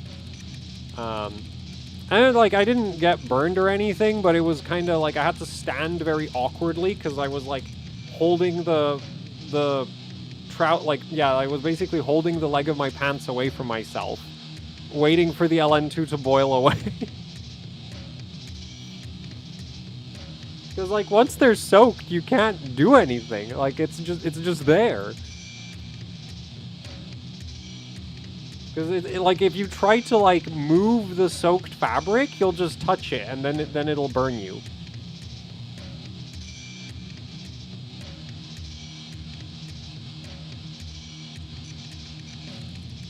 I think jeans aren't the worst thing you could get it on. The thing is, I like the like sweatpants, right? So I'm not like jeans are still relatively like they'll kind of bounce liquids off, but the stuff I wear is basically like a freaking rag for drying dishes and stuff. So it's like, yeah, like this will readily soak water without any effort.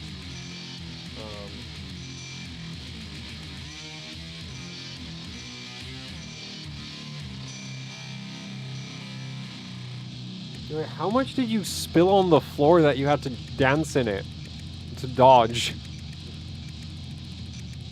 Did you empty like an entire door or something?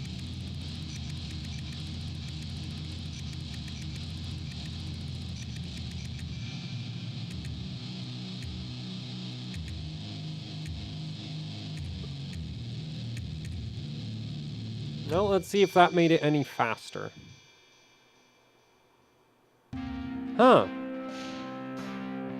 I think that's about the same as, like, +3.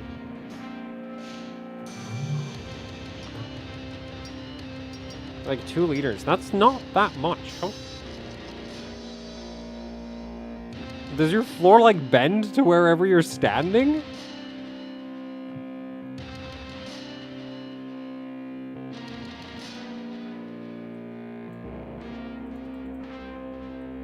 Anyway, so we got score back up.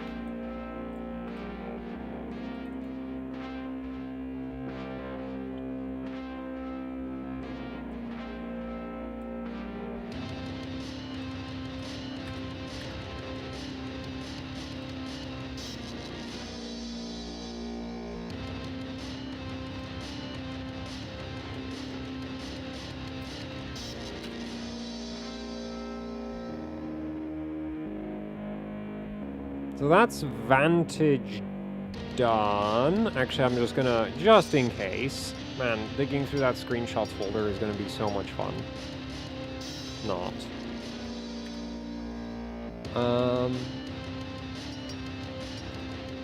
Okay. Time for Time Spy.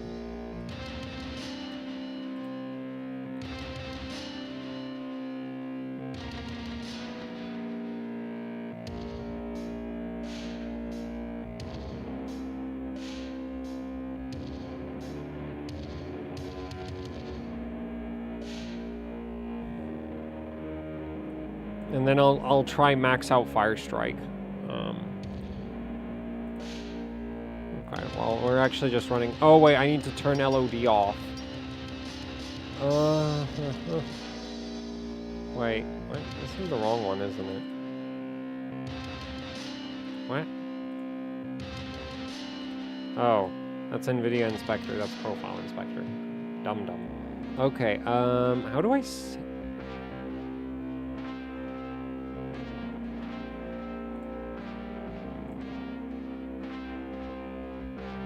We'll put it on desktop. NVIDIA faster. There, that seems like a good name for it. Because, like, I have a bunch of stuff set in here, and mainly it's just, like, I can change the LOD later. Anyway, we'll just reset this to NVIDIA settings. Apply. And then... we're actually going to run a benchmark that looks the way it's supposed to look.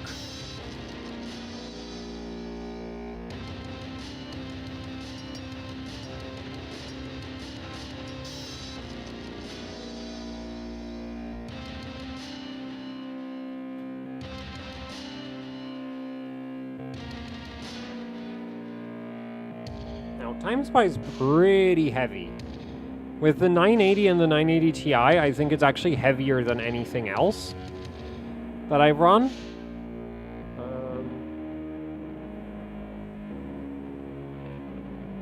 But at least it's not 4 minutes long like Vantage is. Firestrike LOD 3, yeah, I know. I already, I've tested that a bunch. You go one down, it scores worse. You go one up, it scores worse. And if you go a bunch up, it still scores worse.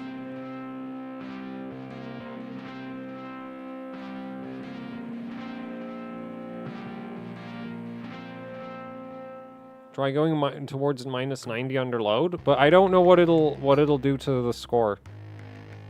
Error occurred. What?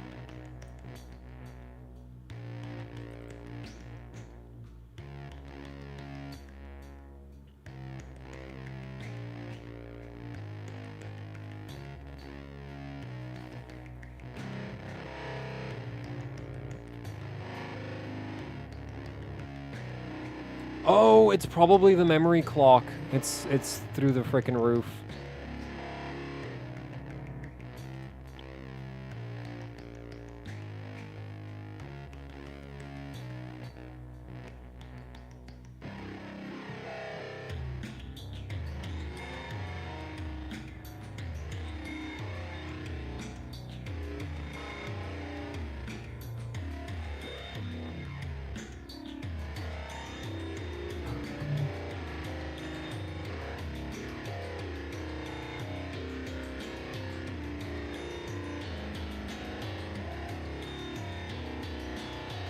I guess since we have a frame rate readout, we'll see if the cold slow kicks in because the frame rate will just die. Oh yeah, it's the memory clock. Yeah, Time Spy absolutely, like, way harder on the memory than anything else with 900 series. Like, it's crazy how much harder it is on the memory.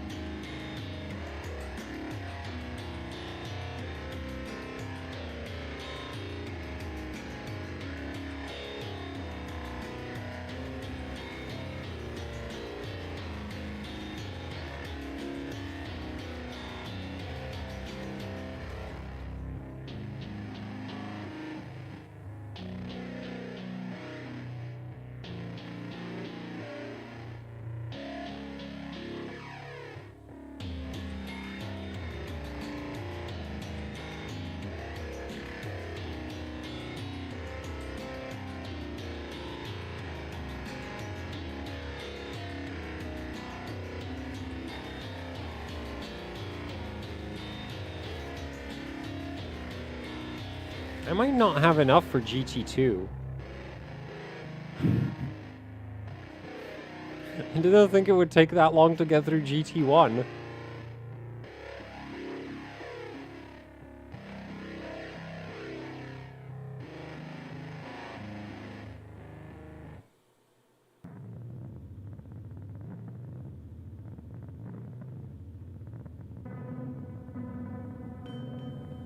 I thought the whole reason the 980 Ti KPE has a memory heater is because Samsung memory hates getting cold.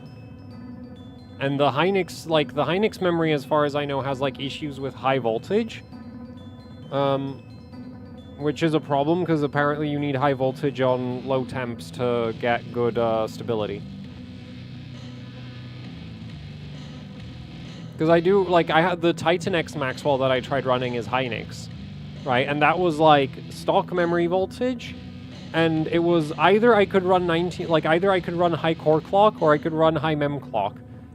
both at the same time was absolutely not gonna work. But there wasn't any, like, the memory on its own would actually clock just fine. It's just with the core, so... And the 980 Ti KPE, like, PDF says it's because, like, you need high voltage for the memory controller to work at low temperatures. But, like, Hynix memory above, like, 1.75, like, rolls over. And so if you need, like, 1.8 for the memory controller with Hynix memory, you're screwed. I've not tested that myself, but, like, that's what it said in the PDF.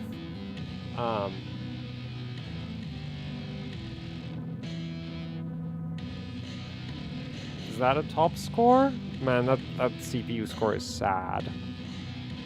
That is, like, for a 13900 KS, it's a very sad TimeSpy score. Man, if I need more CPU score, I'll be annoyed. Where is TimeSpy? TimeSpy. Oh, I absolutely smashed the previous score, so I don't need more CPU score. Good. Also, first person to run in, I think, yeah, I'm probably the first person to get a GTX 960 to get over 3000 GPU score in TimeSpy.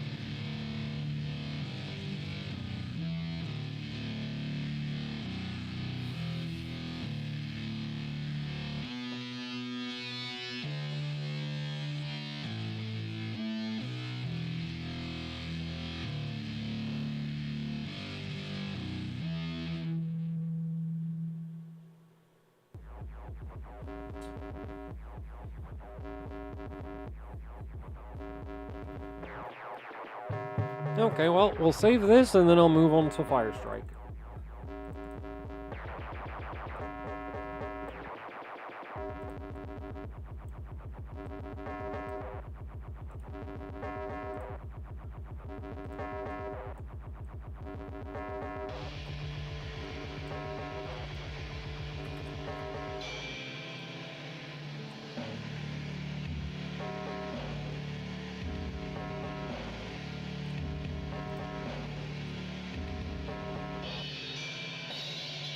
Ah, hell, let's just put it there.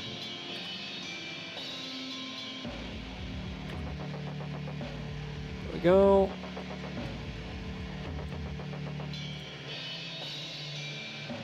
And that's one TimeSpy record. So now back to Firestrike.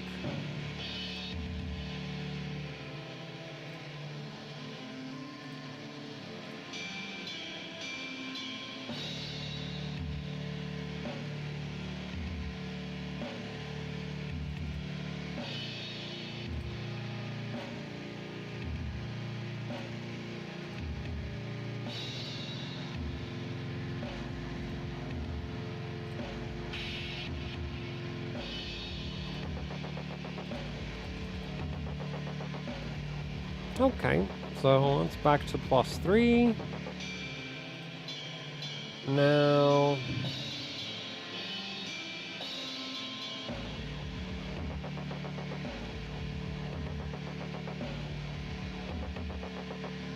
Now the quest for 2 gigahertz. Also double check the validation file if it's really valid. What, for TimeSpy?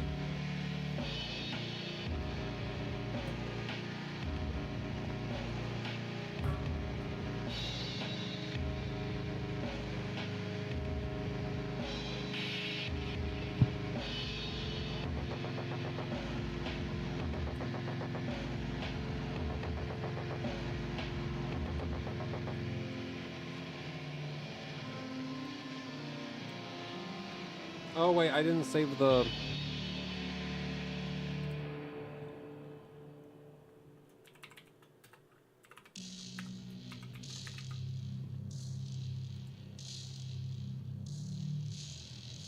Oh right, because LOD and stuff. Not online,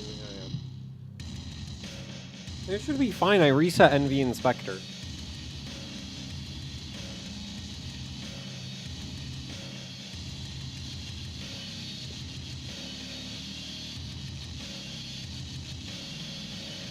What? Man.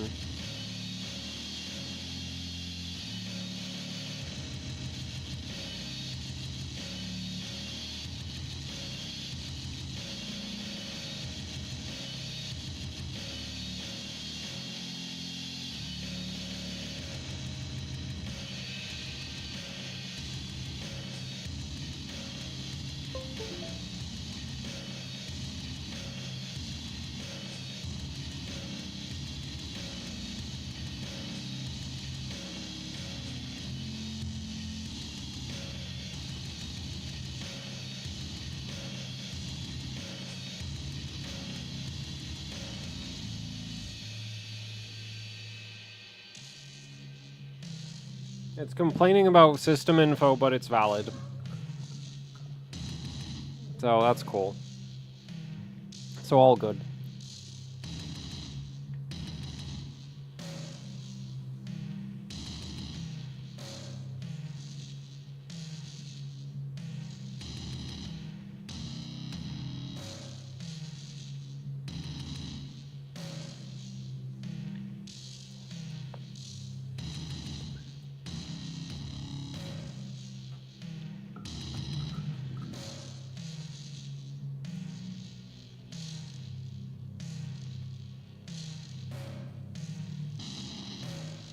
Honestly, if I could, man, it would, like, I would be really happy if I also managed to run the absolute highest GTX 960 core clock through Firestrike, but I would like the VRM to stay in one piece. Right? And because the top frequency is 2.1 gigahertz.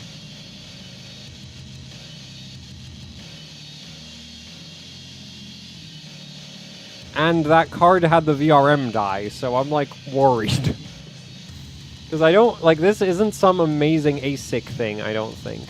Yeah, this is a 68.4% ASIC. Man, I wonder how, like, an 80% ASIC 960 would clock.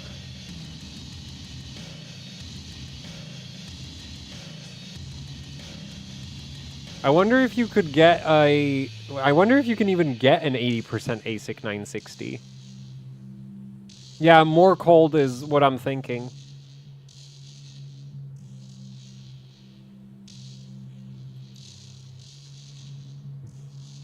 Because it'll, like, reduce the leakage, and it'll probably, like, hopefully it'll make it clock higher before I even need to touch the core voltage, but... we'll see, I guess.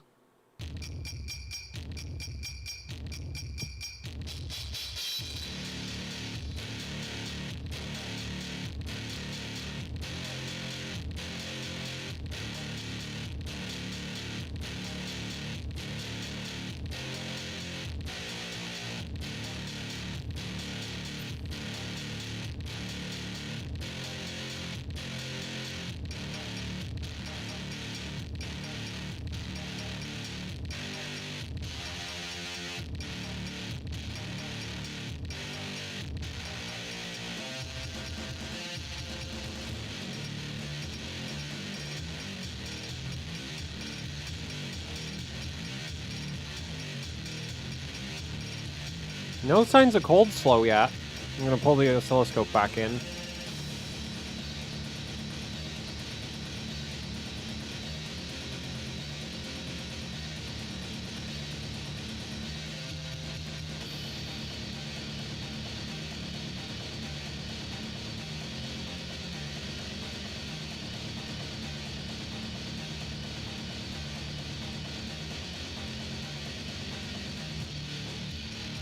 Oh, the memory's getting upset.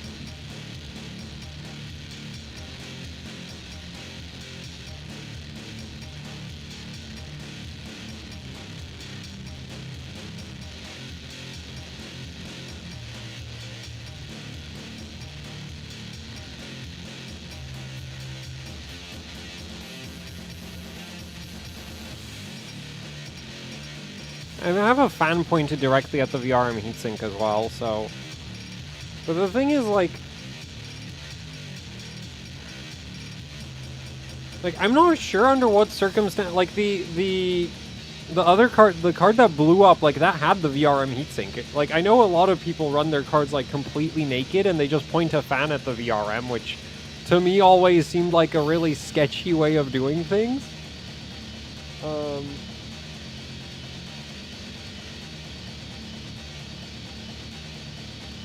But, like, it's a bunch of 4C05N MOSFETs, right? Which is basically a 4C06, just, like, very slightly better. I think I even saw one card with 4C03 once, but those are really, like, uncommon. And, like, not a 960 or something. I think it was, like, some reference AMD thing. Because, yeah, usually your garbage tier VRM is a 4C10N high side and a 4C06 low side. And the high side blows up. And this is, I think, 4C10 with 4C05. Yep, still getting over 10,000. This is a bit low. We're at minus 100. No sign of cold slow. The memory seems a bit upset, but it doesn't seem to be affecting the score yet.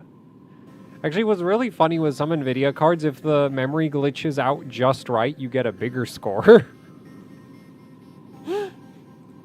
Which I personally wouldn't count, but I don't think there's any way to tell. Like, I have a GTX 770 that scores, like, absurdly high if you push it too far. Because it basically just stops rendering GT2 for, like, chunks of it.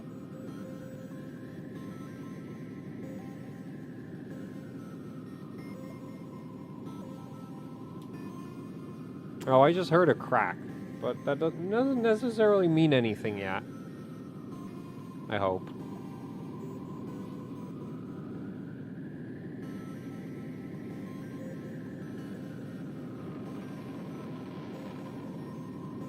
Like, that could just be, like, stuff shrinking. That doesn't mean the thermal paste went. I hope it doesn't mean the thermal paste went. We'll find out. Okay, nope, thermal paste is fine. Memory isn't.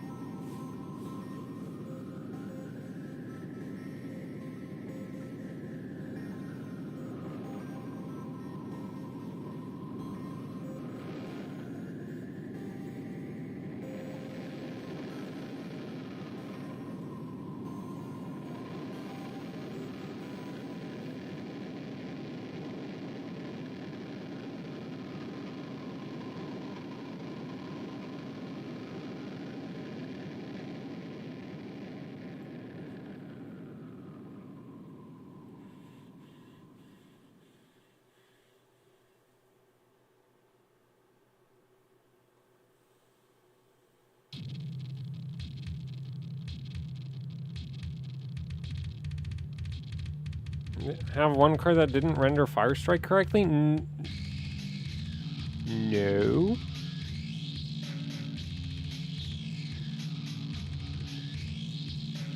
It's Vega that, like, if you push Vega, and it depends on what driver version, I think, and it also might depend on the card, but you can get some Vegas that will not render geometry in Time Spy. If they're pushed too hard. Like, they have, like, they're supposed to have, like, a object culling thing, and I think it bugs out, and it starts culling geometry that's, like, behind transparency.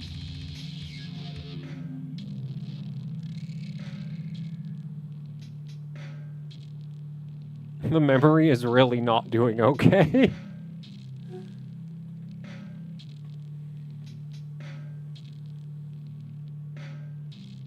But it does still run.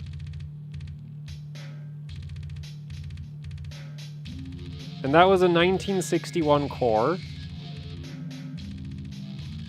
New top score.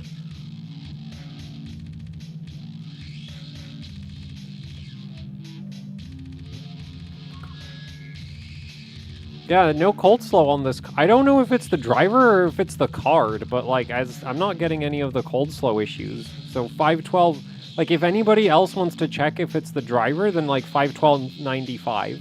This is also the last driver I'm aware of where this thing does anything.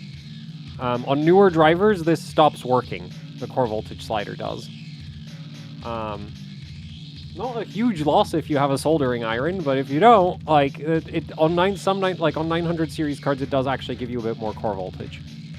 So I guess let's try more gigahertz at same temp.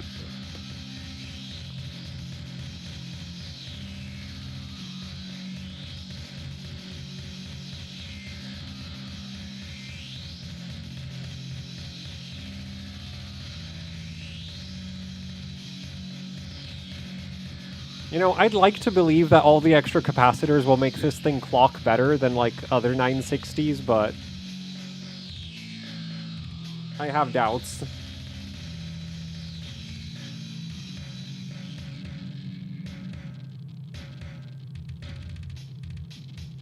Oh man, the memory chips are just having an actual seizure now.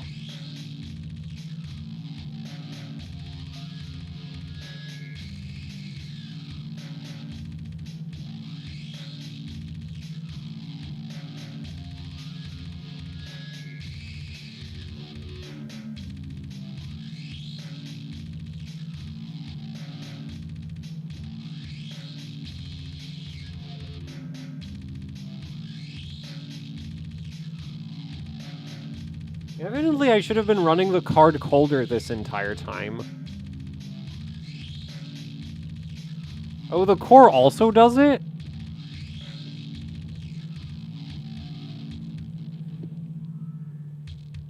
So what I'm wondering is I have a Galax 980 Hall of Fame with Elpida memory.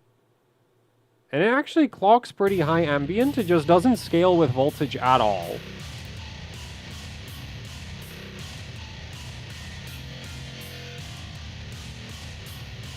I think the thermal paste might have just died. Because I heard a snap.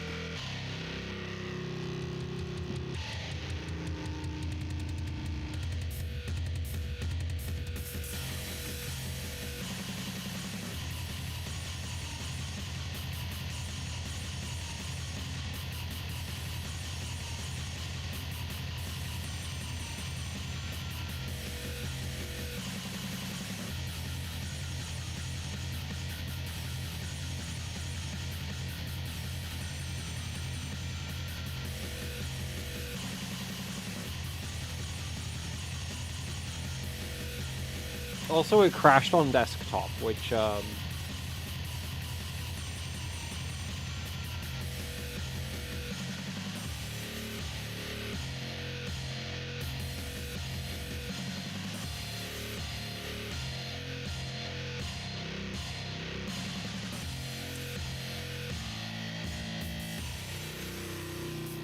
do these have a cold boot bug? Because if they don't have a cold boot bug at minus 100, the BGA might have just got... Oh, yeah, the BGA went.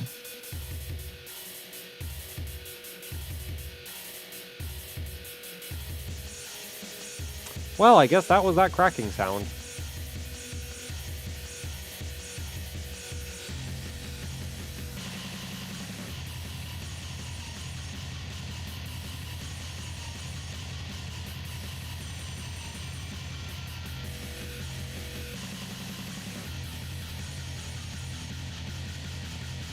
Or it doesn't work at idle?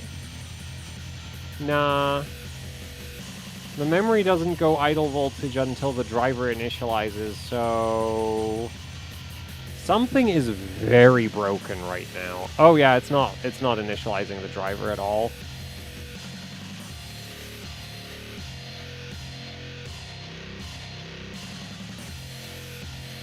I think the BGA just went.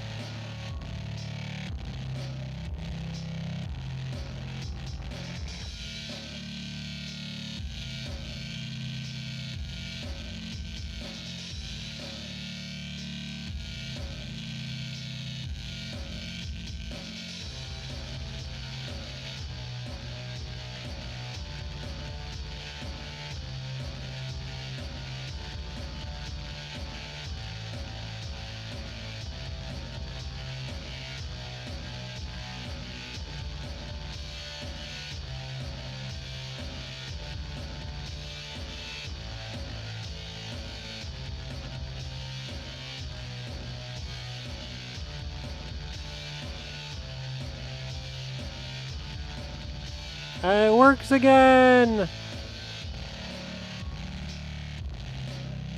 I'm not sure if I hit the retry button or the clear CMOS button, though. Also, it hasn't gotten into Windows yet. Also, I'm running it into my monitor because the capture card is weird sometimes. Hey, it's back! So it has like a cold reset bug. Yay.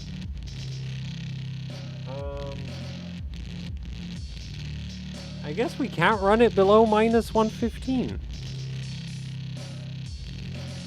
What? Oh, the V-Core's already up. Oh, some don't like to... Oh, I ran into that on the 1080 Ti as well. I mean, it's a good thing I have this then. Oh, wait, no. This...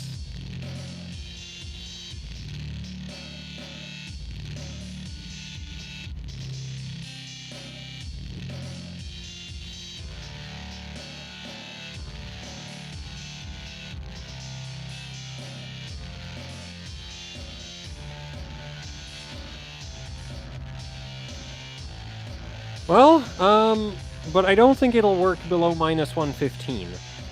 So, I guess we now have indication of, like, where the card bottoms out in terms of temperatures. It's not really that weird, I don't think, for 900 series to bottom out at, like, minus 110-ish. So I'll just run it at around minus 110. No big deal.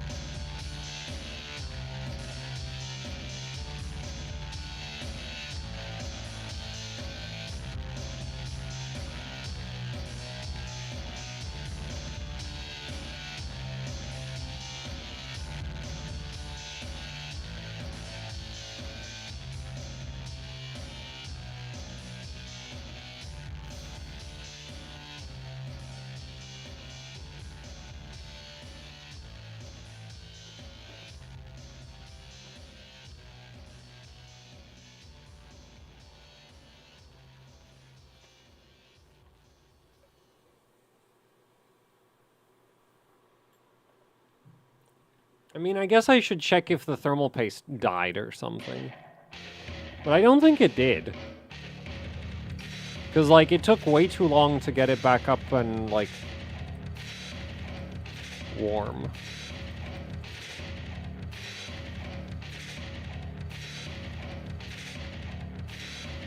Yeah, that's not helping.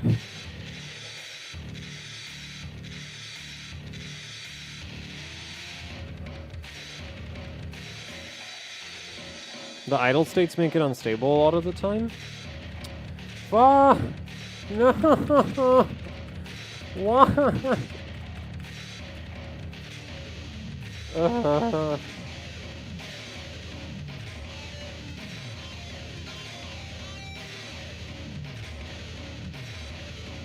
Nah, I think the paste is good.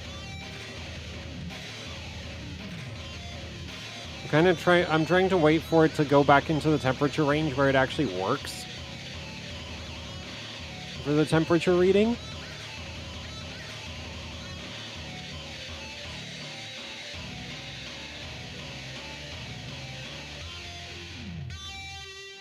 So I guess for 2 gigahertz I'll give it like a smidge more voltage and run it at minus 110.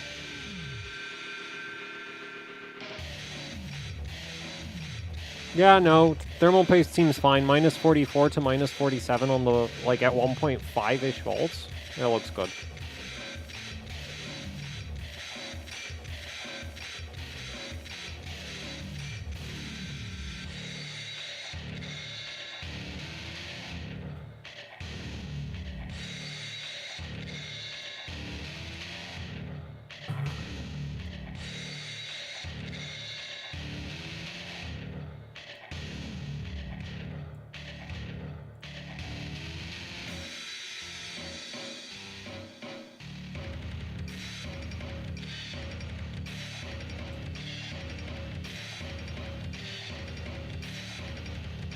Minus 30 and make sure the paste cures. That work? I guess. Nah, I think it's fine.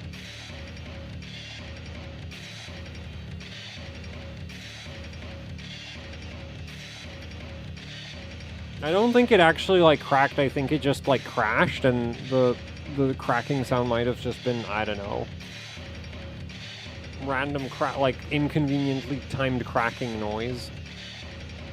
Right? Like, the thing creaks constantly once it gets cold enough, so... I think the power bridge probably isn't helping. Like, we could just run GT1, I guess. Like, GT1 gets insanely hot, so...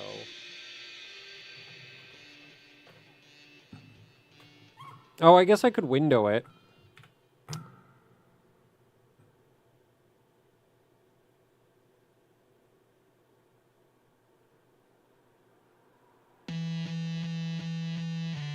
Yeah, like, it could literally be anything that made that noise.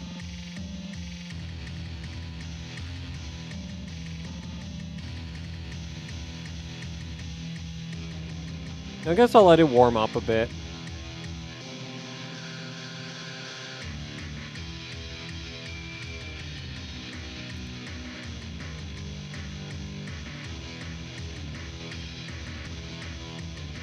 It just occurred to me the power bridge experiences less voltage drop as the card gets colder. Because the whole power bridge gets cold. So the resistance drops. So I think, like, right now it was averaging 1.52. I think at minus 100 it averages lower on the scope. And it maxed out at minus 40. I think it's fine.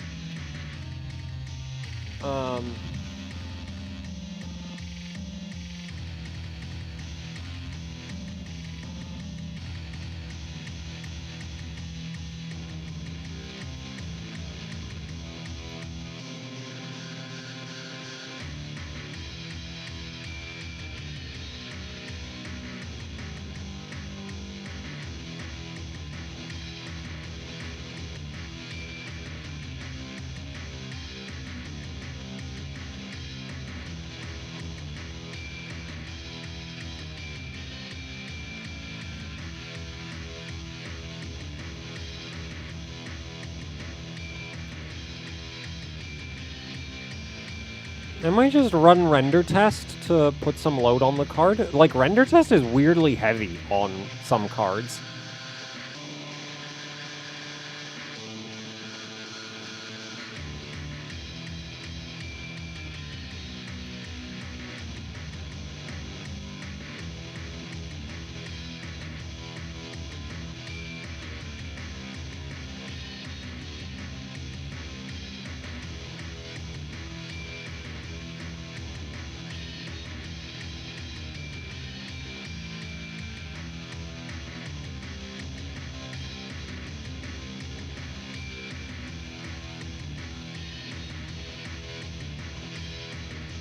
Wait, power bridges actually do something on modern GPUs?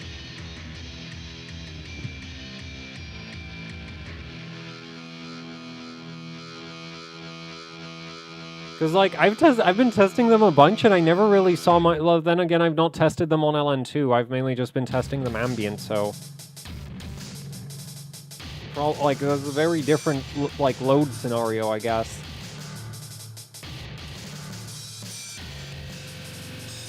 Right, because especially, like, a lot of the NVIDIA cards on LN2, you, like, triple their power consumption compared to ambient.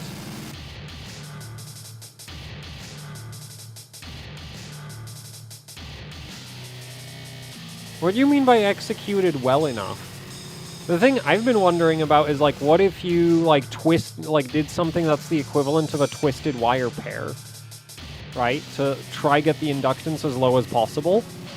Not just, like, because dropping the resistance is kind of easy, but, like, also try to get the inductance down.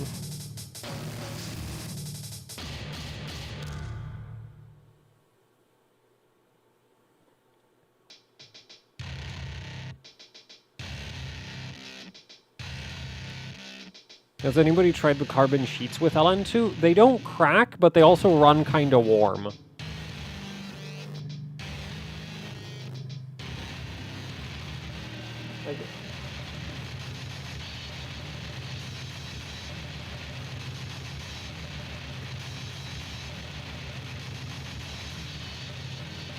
For LN2, ideally, everything would have a soldered IHS.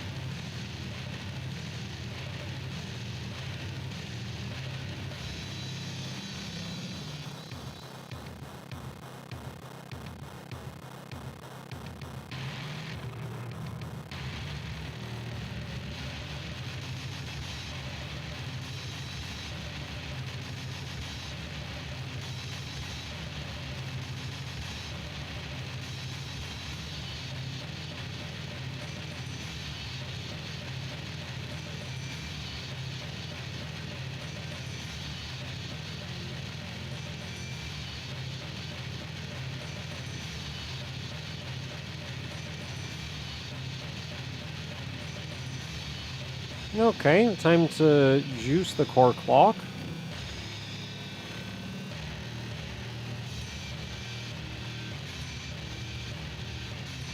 Two giggles. Okay. I'll fill up the thermos and we'll go for a run. A fire strike. Also, I'll just quickly check my inspector, but I think... Yep, that's all good.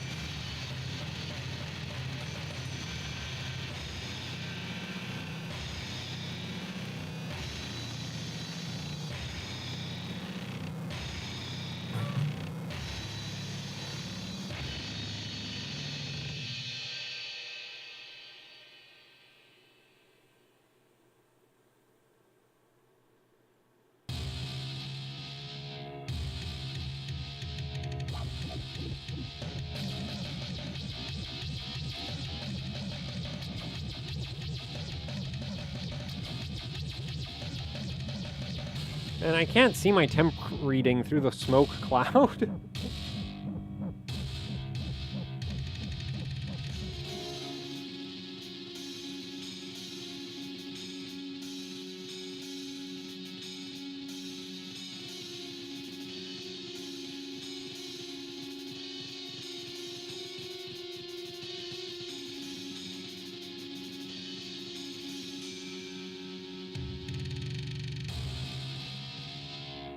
Oh, my power bridge is connected basically straight to the inductors.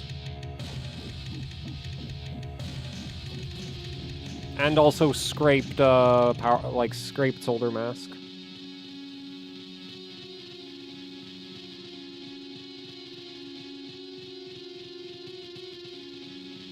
I'm gonna make a video about this card. Like, all the modifications on it. Man, this thing makes all... The creaking noises of running LN2 are just... Before I knew about thermal paste cracking, a lot less scary.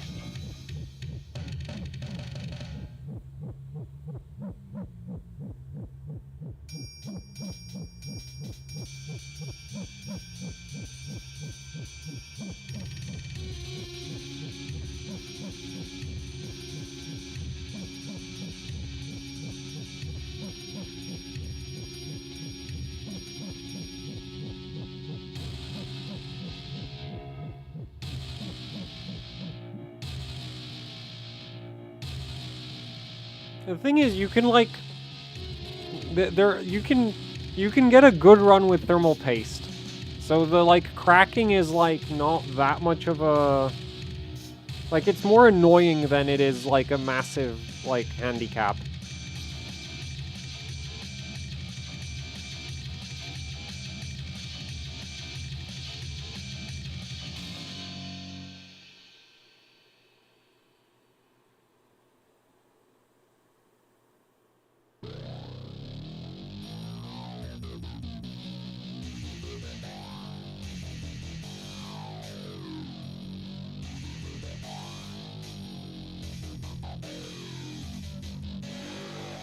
Man, the score really doesn't scale very much on these at all, does it?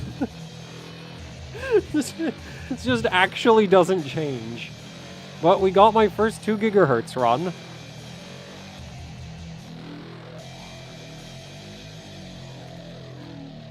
What? Why is it... Because I want... Yeah, like I want system info in the screenshot, man.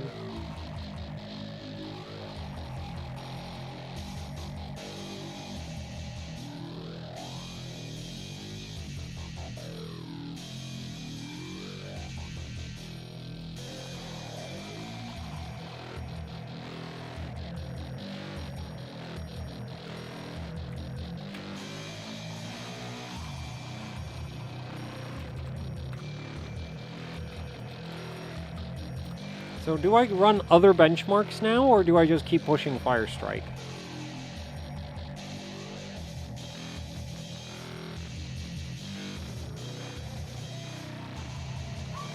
Like, do I just throw I'm thinking, like, just throw 3D11 at it, because I think 3D11, there's a decent chance it won't be a problem. I don't want to do Vantage, it's too long.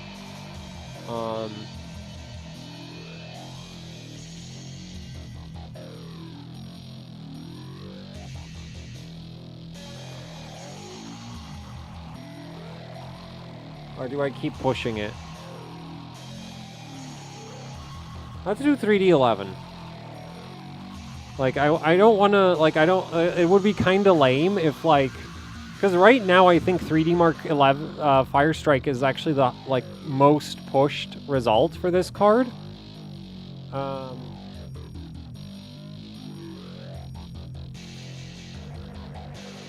So I think it would be kind of lame to just, like, make 3D Mark Firestrike on this, like, the super hard one and everything else really easy because, you know, nobody runs the other ones. I also wanted to run Suit Unigen, but I don't think I have that. Also, it's stupid long. Yeah, I think I forgot to install Unigen, and it's also really long. Oh well.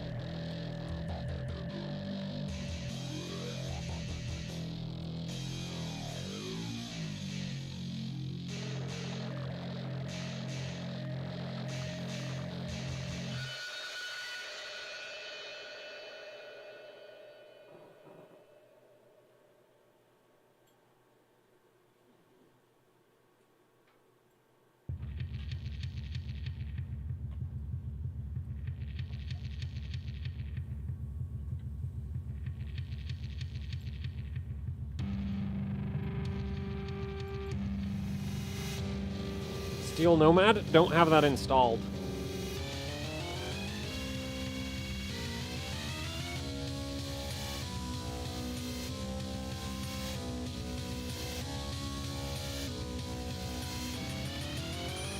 I am not running the ancient 3D marks.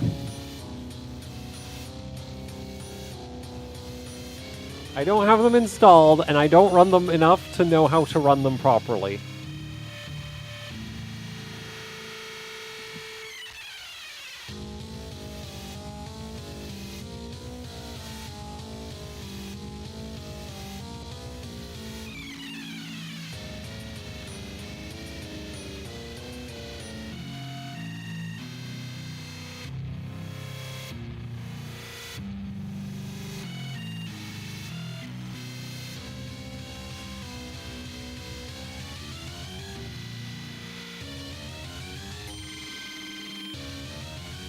The thing is, I don't want to, I don't want to be here all day, and I've already been streaming for 3 hours.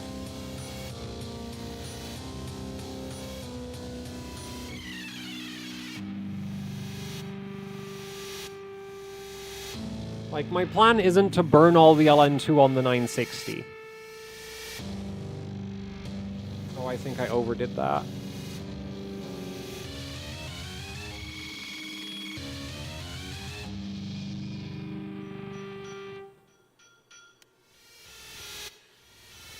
Like, my doers are good, so they hold.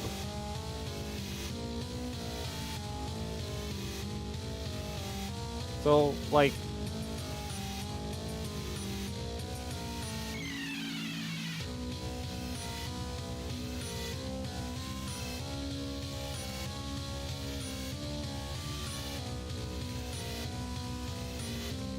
Oh, okay, 4 hours is not very long by my stream standards. I regularly hit like 6+ hours for my live streams.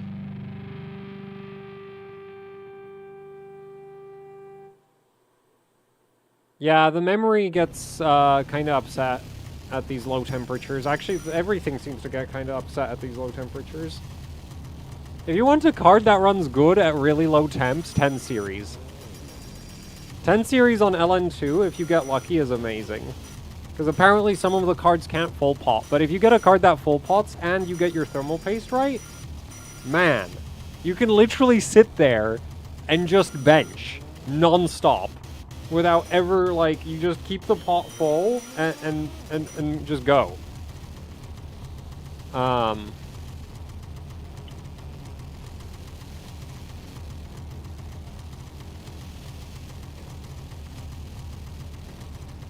Heater for Mem? Nah, Mem is left to fend for itself. My 5870 didn't full pot, if I remember correctly. It ran like minus 160 or something. Anything full pot you can run for like hours as long as... Well, I guess 5870 you don't have to worry about the thermal paste dying like with a 1080 Ti you might.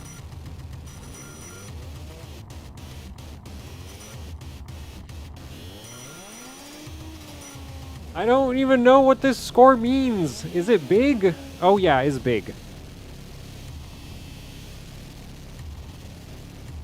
15808. Got the GPU-Zs and the CPU-Zs and the render test. Because I obviously didn't have monitoring in the background. Wait, that's just one.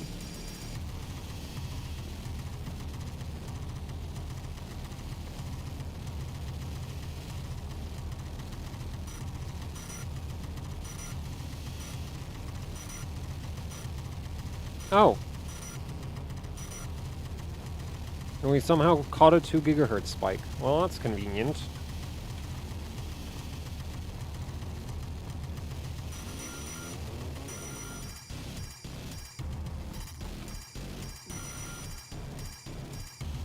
Okay, and honestly, I think I'll just go back to Fire Strike.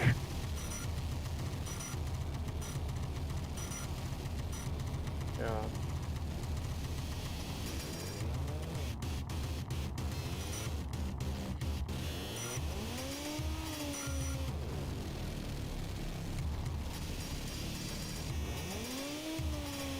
I mean, it is kind of surprising. It might run Vantage at these settings.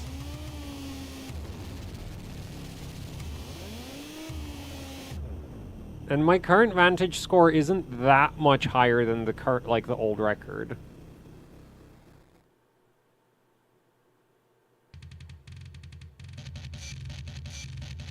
Keep LN2 for GTX 570? Yeah, I just need to figure out the GTX 5... Well, there's the 970, the 570.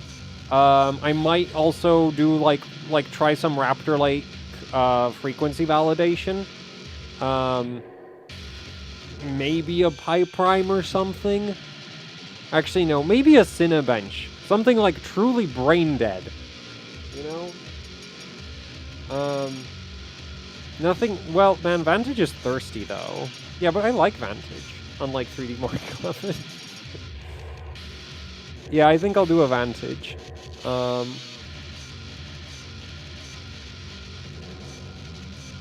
What's the worst that can happen? Where'd Vantage go? Oh, there it is. Because I think it'll run. Right, like, the card's been very stable so far, and I think this will be the first time anybody's run Vantage at 2 GHz. Yep, the previous highest frequency for Vantage is like 1800. I mean 1900, because technically it's mine. But, yeah, like 2 GHz Vantage.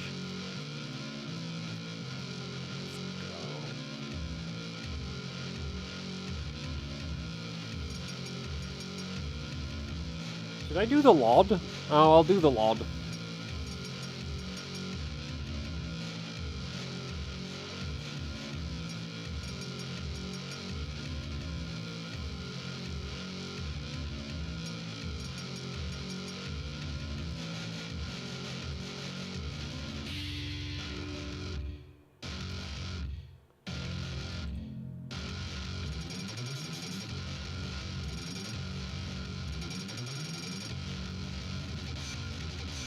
Because that seemed to work pretty well last time.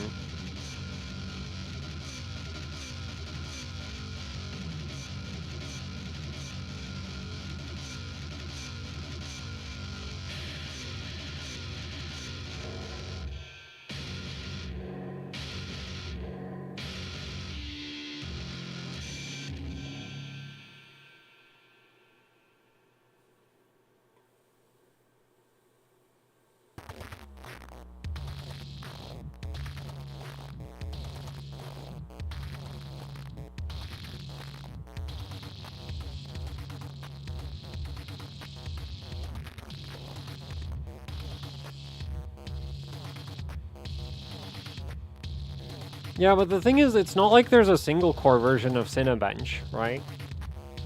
Like all the other CPU benchmarks are like significantly more complicated to actually run properly, whereas Cinebench is just like more gigahertz, more better. And, you know, like don't completely forget about the RAM.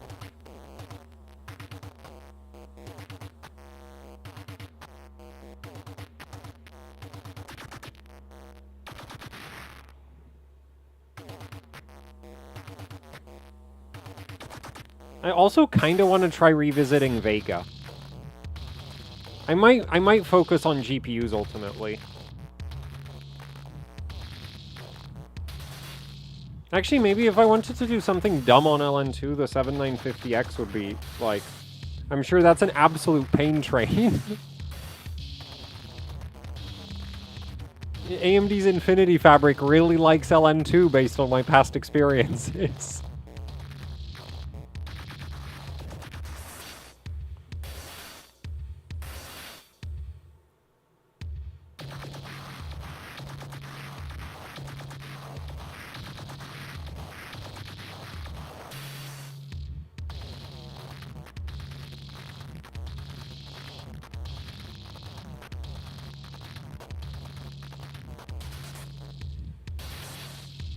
Like, when it comes to benchmark length, I'm conflicted. Because on one hand, if you're looking at it from, like, the reliability perspective, right? Long benchmarks means your settings, very reliable.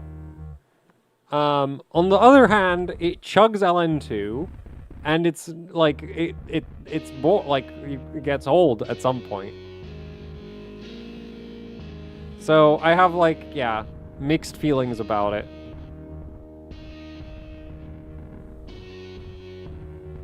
But at least, like, the long-ass 3D marks aren't Super Pi, right? Because Super Pi, you're sitting there for 6 minutes watching text show up on a screen.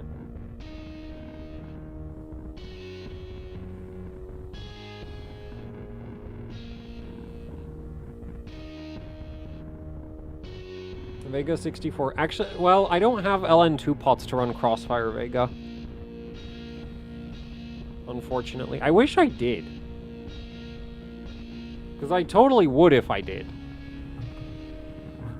Run... Actually, Vega... Well, dude, the issue with dry ice, I think, for Vega is that you'll cold bug the memory and then you're screwed. I think. Unless you, like, intentionally don't apply thermal paste to the HBM or something. I wonder if you could use a carbon pad for that. Like, intentionally only put the pad over the core. Because the HBM, if it gets too cold, it, like, glitches out and runs at very low frequency. I mean, it doesn't glitch out, but it, like, freaks out and runs at very low frequency. And so, like, if you go below minus, like, 70, the GPU just, like, you're screwed. Actually, that would be an interesting... I have some, like, graphite pads. I also have some I also have some of the Cryonaut... I mean, not Cryonaut. The Carbonaut. No, not Carbonaut. Whatever the Thermal Grizzly, carbon... graphene pads. Yes, those are actual graphene. Yeah, so I have some of the Thermal Grizzly graphene pads. So I could try something stupid with Vega with those. The thing is, I don't exactly have stacks of Vega. Like, I have a weirdly large... I do have kind of a lot of Vegas, because for some reason a lot of people have just donated them to me, which I appreciate a lot. But I don't think I'm in a hurry to blow them up.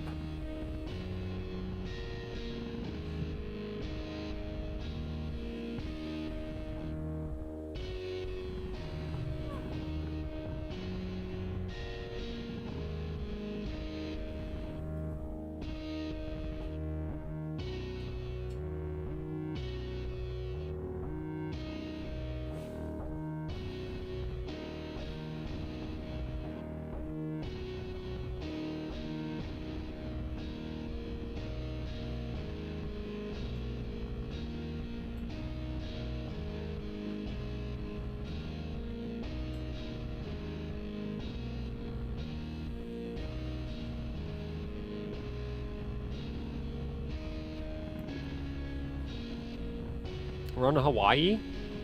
Hawaii's kind of a pain, though. But I do have a lot of them. I have another R9 290 Vapor X. So now I have 3 of those. I kind of want to, like, yeah, that was actually a dream build for me when I was younger. Was like a 290X and then 2 more 290s. As a sort, like, as an asymmetrical crossfire setup. Because the idea was that if crossfire worked, 3 290, like 3-way 290 crossfire is like crazy fast when it works.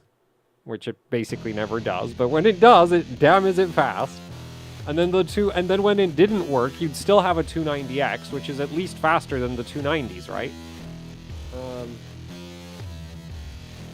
But yeah, so I have another 290 because there was a eBay listing for a 290X for like 35 quid. Turns out that was not a 290X, it was a 290, but you know. Still, so now I have a DirectCU2 290, I have a Tri-X 290, a Vapor X 290, and another Vapor X 290. So actually I could do 4-way 290s if I had enough risers, which I don't. And also 2 power supplies. Wait, do I really only have 4 working 290s? Oh yeah. The funny thing is I have a lot of dead 290s.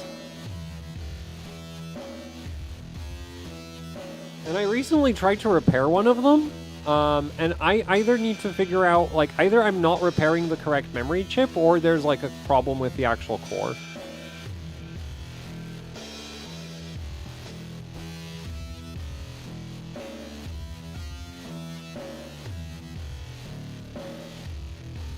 Just mod 0.95 volts.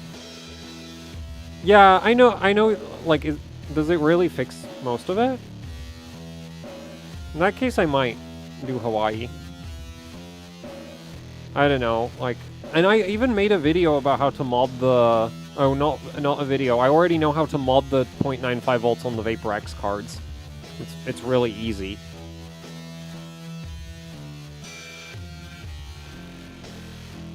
And I posted the instructions to my blog, so it's like I don't even have to re-figure it out. Actually, I think one of my cards already has it modded. Probably. So yeah, then it's just insulate and go for it, I guess. Right, screenshot we got, save.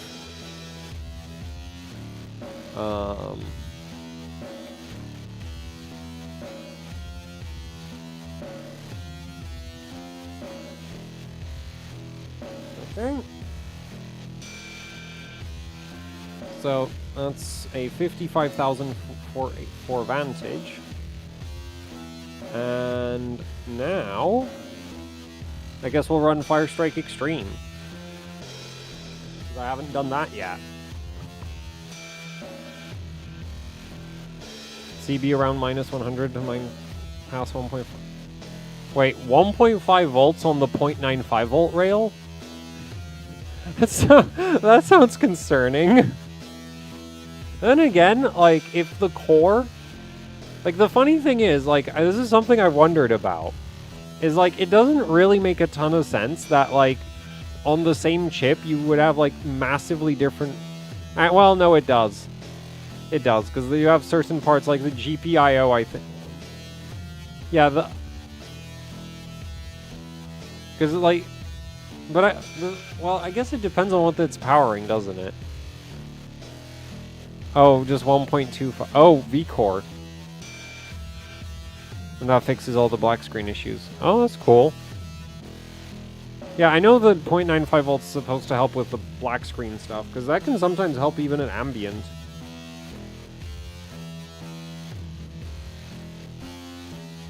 No, that's regular Firestrike. I want Firestrike Extreme.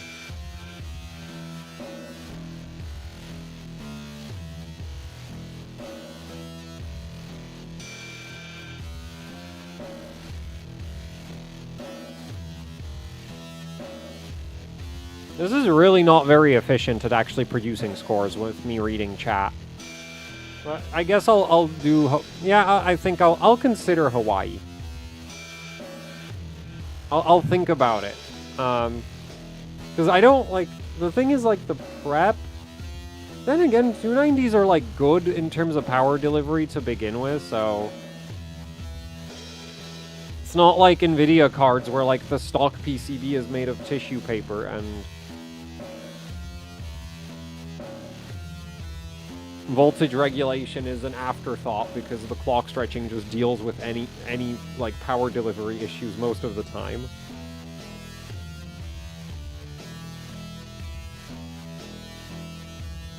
Oh, no, yeah, the black screen happens anytime you run high V-core. But, like, if you're on LN2, you're gonna run very high V-core. Oh, we're on, like, Insanity Laud.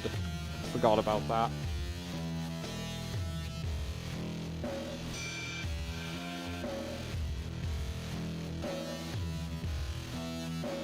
The thing is, I don't actually have a reference PCB 290. The Tri-X card I have has the 6-phase with the 40 amp power stages. Which is a bit concerning.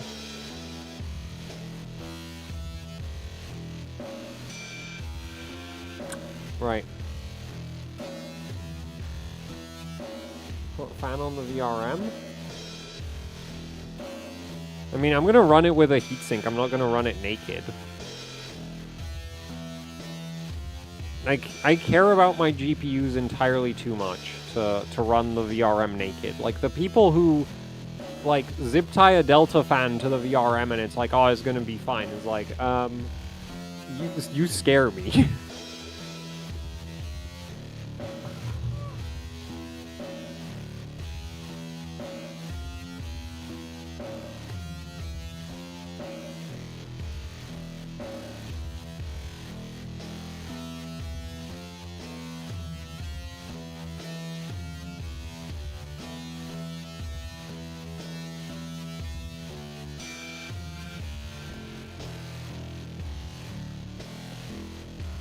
Wait, does Extreme seriously have the exact same freaking, like, launch screen?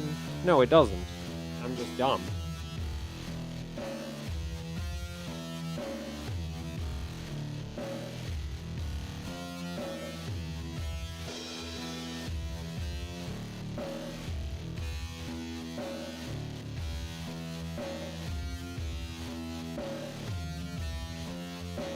Please don't tell me I just overshot it. Did have a heatsink, just not a substantial one. Oh. VaporX worse than reference? It's also a 6... The 290 VaporX is a 6-phase using 40 amp power stages.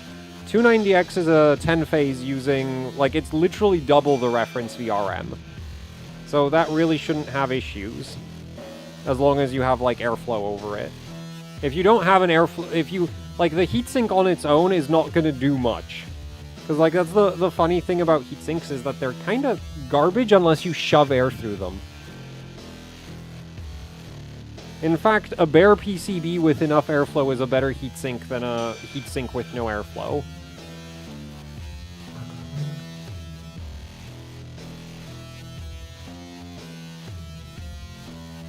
The one thing I wanted to do is I wanted to, like, upgrade the power stages on the VaporX 290. But sourcing, like, 3550s... Actually, I have a bunch of them now, so... And now that I have a bunch of 290s... Also, I have a really shitty 290X Lightning. Like, absolutely horrible core. Like, I think it maxes out at, like, 1100 on air cooling. Which is terrible. Like, a good 290 is, like, 1200 core on air. And by air, I mean, like, a Morpheus or something. Not, like, reference blower heatsink.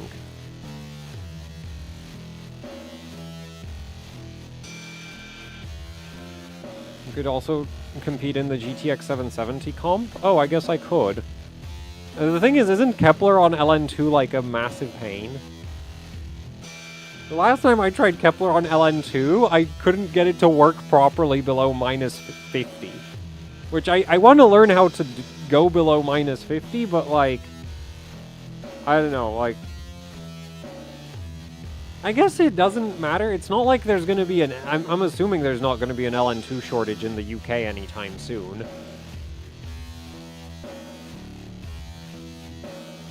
Anyway, right now it's going to be 960, and then I think I'll do the 970 next. I'll prioritize that. Man, I don't know how I'm going to insulate it. I think the E-power is probably not, like, too much of a concern. I say that.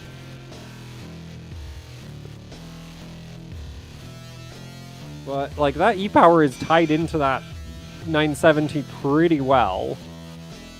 Also, oh man, it has a power bridge on the back. So I can't just lay it flat on the desk. Also, what a score. Man, the CPU is doing... like... it is underperforming by like 3,000 points, but 5K. Nice.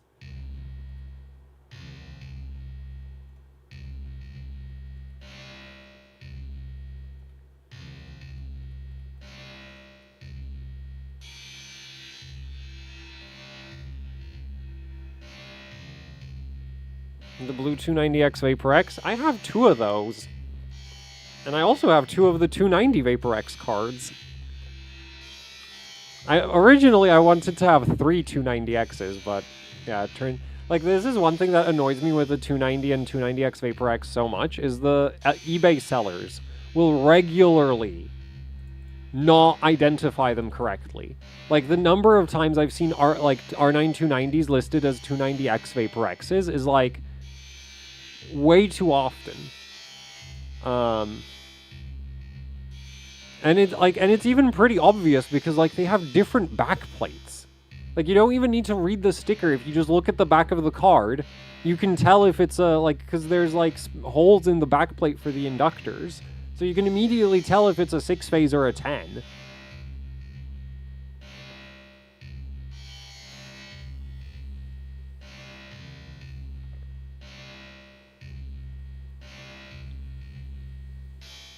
So yeah, that bugs me a lot. That, like, the sellers just can't tell the difference between the cards that they have.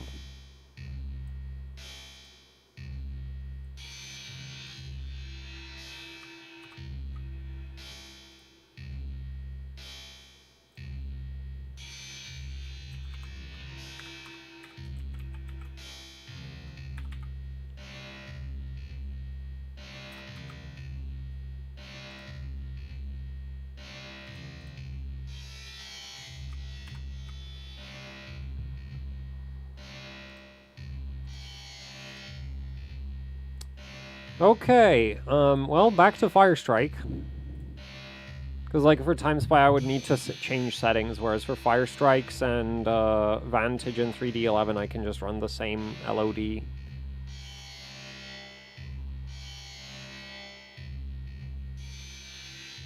Anyway, what are we at? We're at minus 80 right now, and 1.53 volts. I guess we'll just try more gigahertz, plus 700.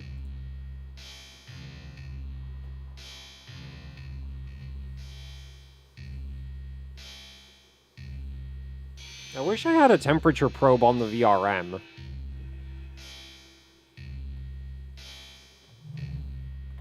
I gave the VRM, like, a bunch of extra thermal pads, so I should be able to just wedge it in there.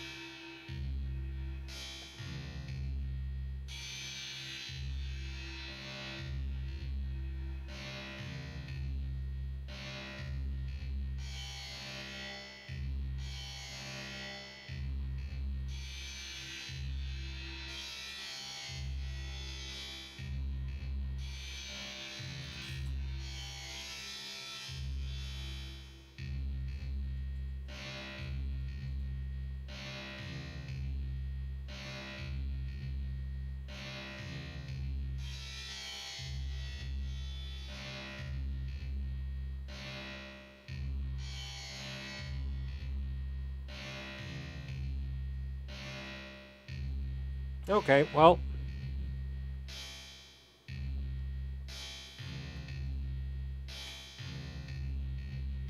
Other than the fan trying to eat the probe, that went okay. Wait, what?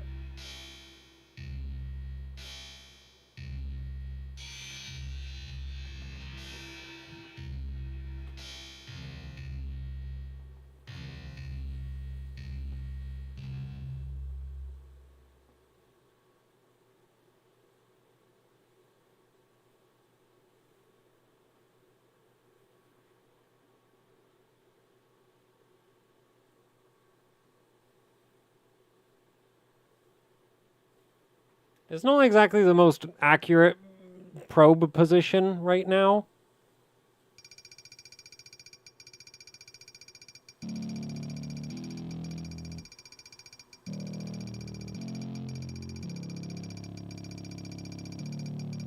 But I guess we'll see if the VRM temp, like, changes at all.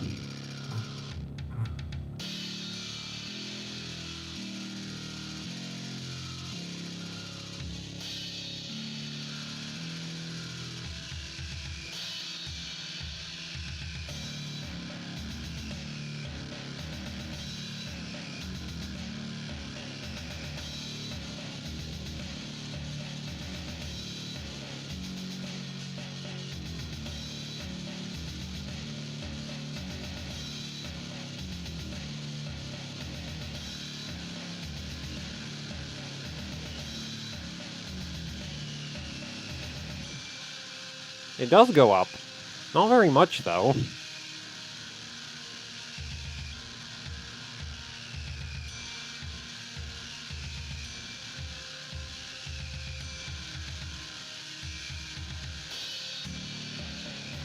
Then again, it's like not in the hotspot of the VRM, it's on the outside, so... I don't know what the temperature distribution looks like. Who's this music by? Oh, it's by me.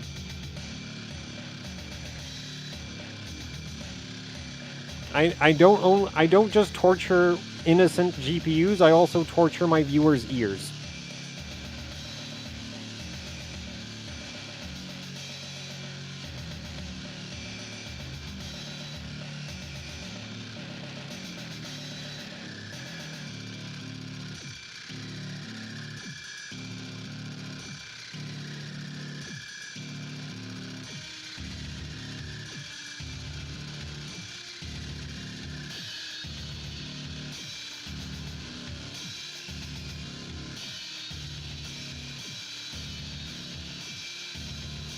Me, as in I'm the artist. As in I made the music.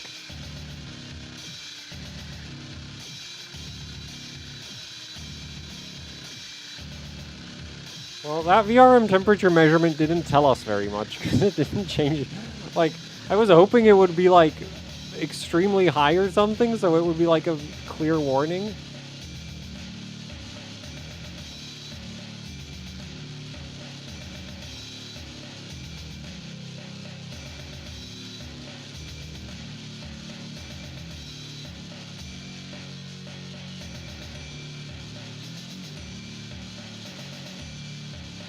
But like, nah, this is just like 30, it's under 30, well, it got over 30 for a bit, but... I think the fan is actually helping keep the VRM at like, close to ambient. Like, even when the card is idle.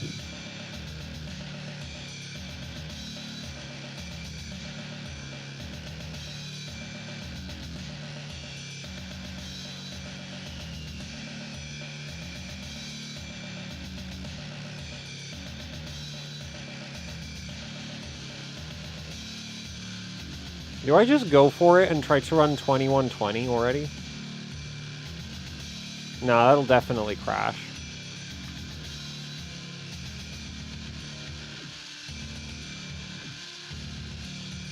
Wait, what? Why is this scaling like... Oh, that's why.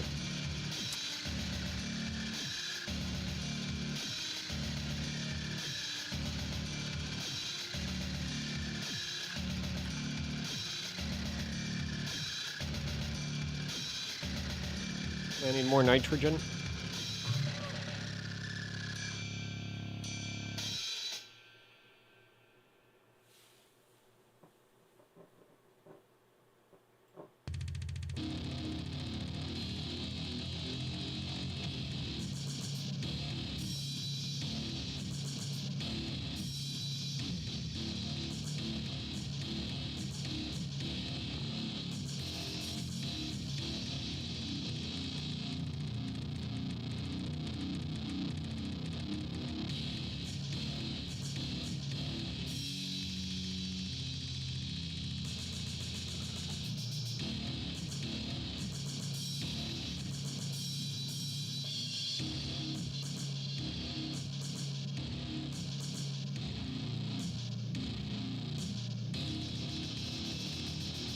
The potentiometer I used was a little bit too big for the card.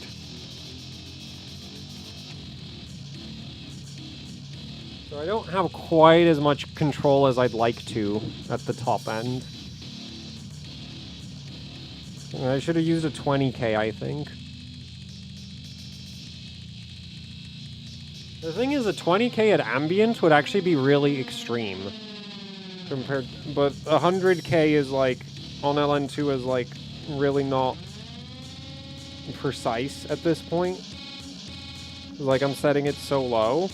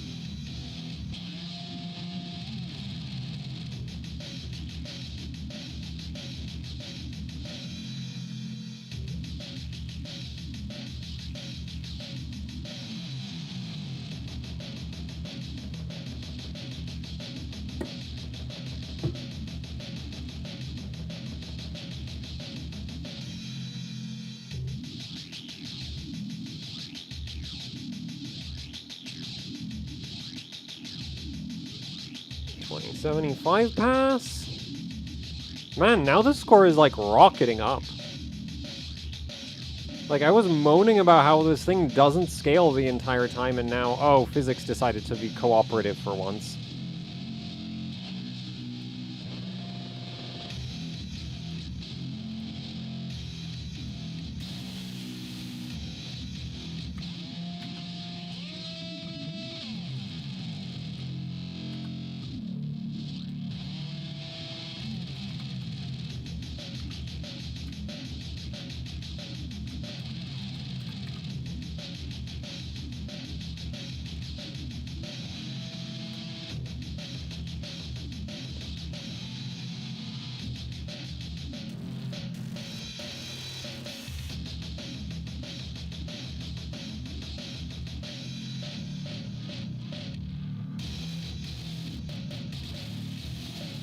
This should be enough to get us over 2100. Assuming it has enough voltage and it's cold enough.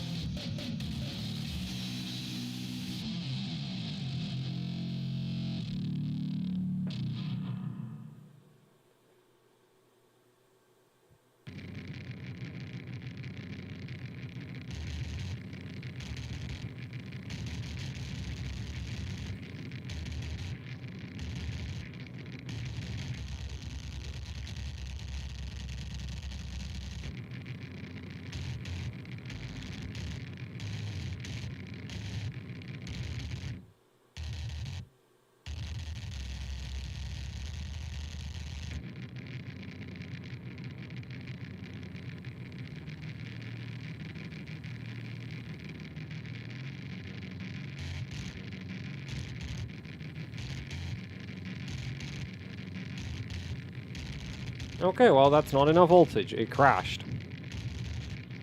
Yeah, I tried to run 2110 and it crashed.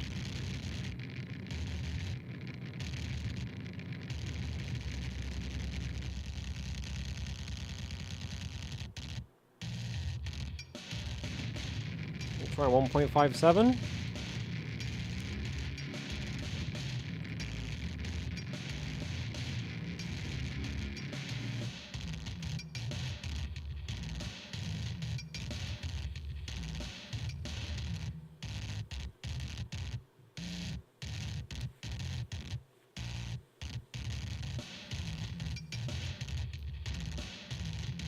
This is basically stock Win 10.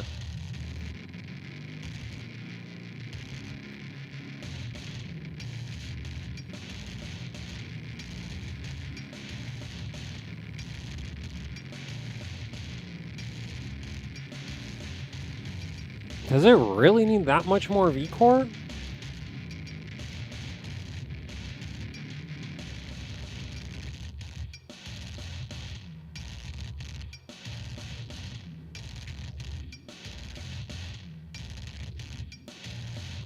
Guess we'll try 1.6 then.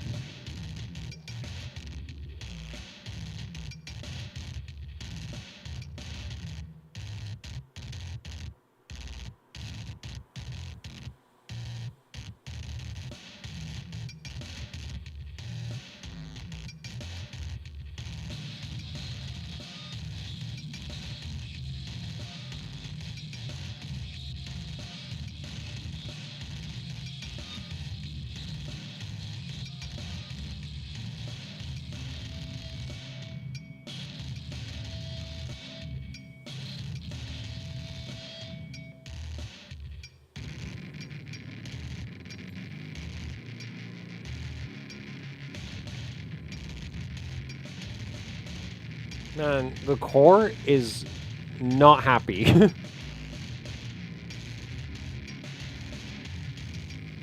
Also, that VRM temp is climbing really fast.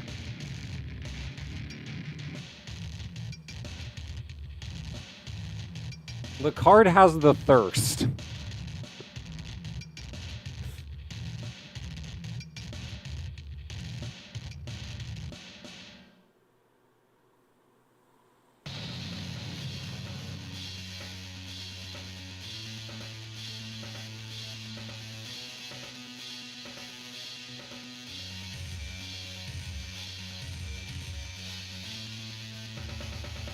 At least GT2 is a lot milder.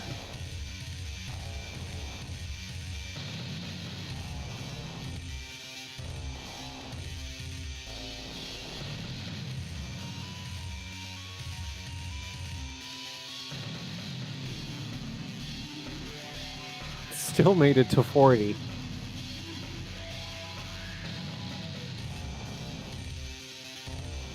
Mind you, that probe is like in the middle of nowhere relative to the VRM.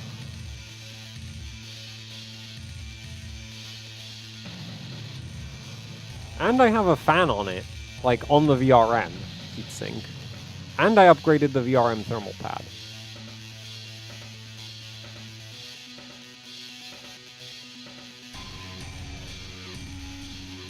So I think at like 1.7, the VRM probably grenades.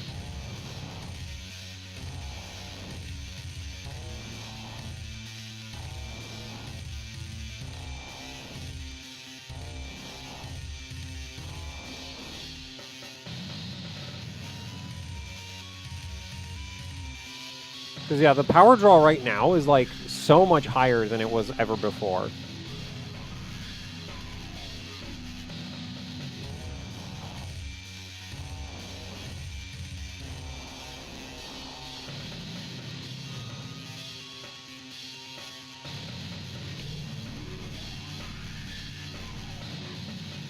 Man, and now the score barely changed. Oh, because well, nah, combined went up. Physics just decided not. Physics isn't even the worst I've seen so far, but yeah, that's not a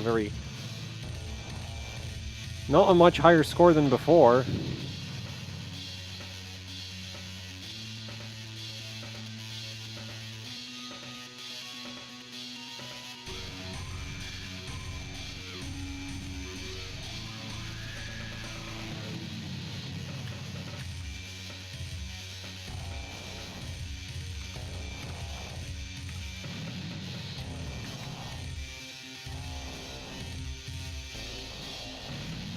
Another score saved.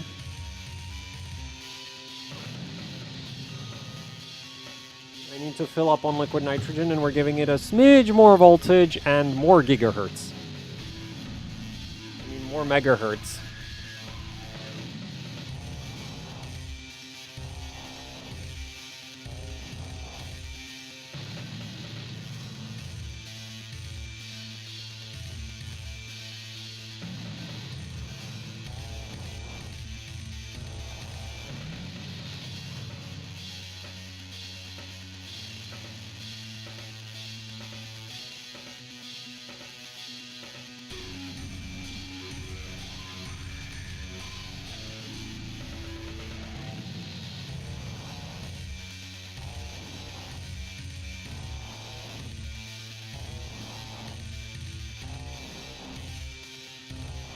Okay, 1.62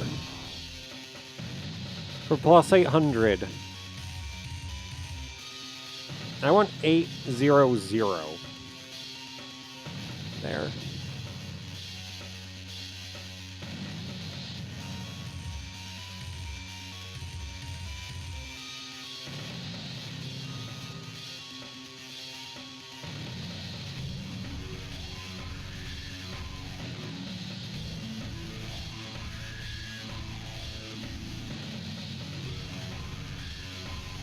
What? It's a GTX 960. They only came in 2 and 4 gigs.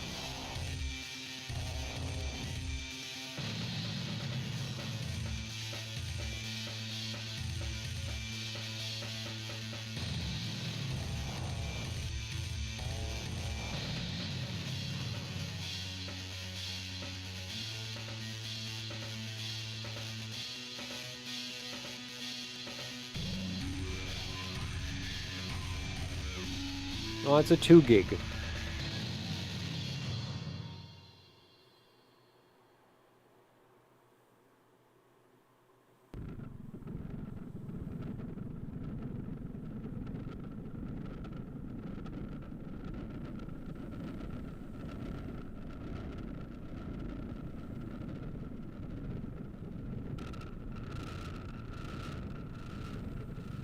Oh, it instantly crashed.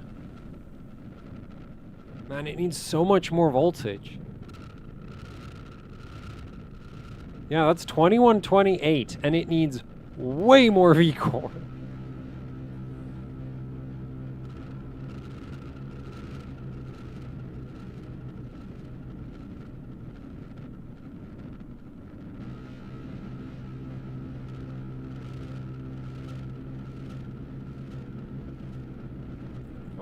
We're at 1.65, which is, I think, as high as I dare go. Admittedly, that measurement point is actually not, you know, dye sense voltage, so it's measuring a bit, high, but, yeah, I don't really... Like, the VRM temperature is climbing really fast in Firestrike, in GT1, so, like, I don't really want to burn the MOSFETs. Not today. Not yet. But I do want to at least run the, like, highest clocks on a GTX 960 ever for Firestrike.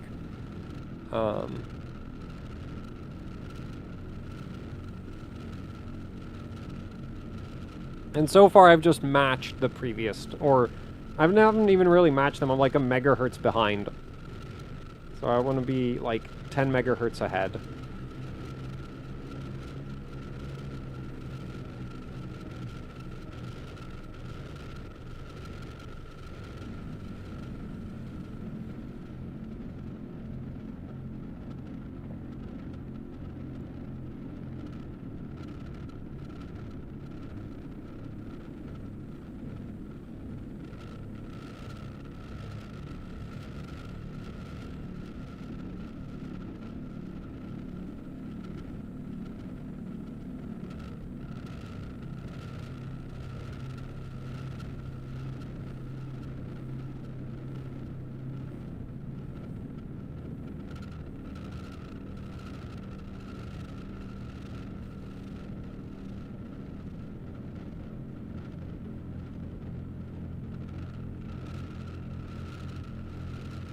Your M temp is staying like weirdly low.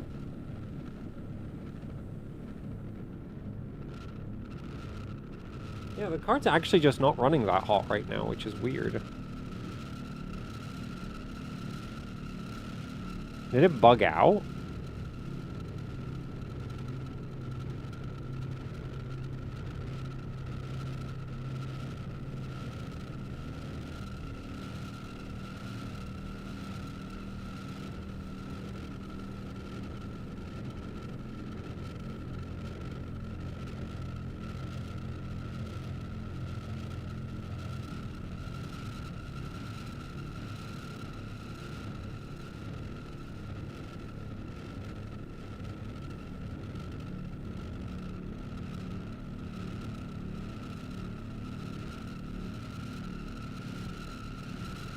Yeah, that's what I'm wondering, is like if the clocks are reset.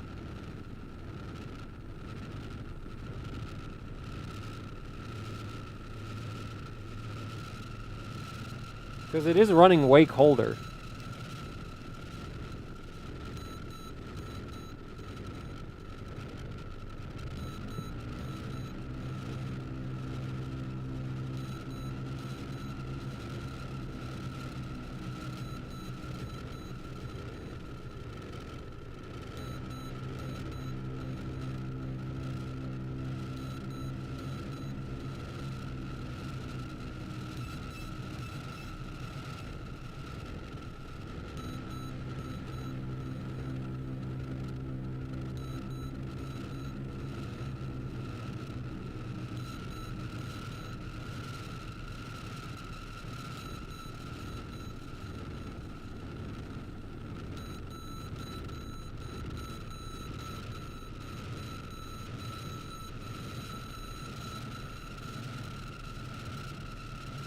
Well, I guess we'll find out right now. And yep, the clocks didn't apply. Stupid app. Well, that explains that.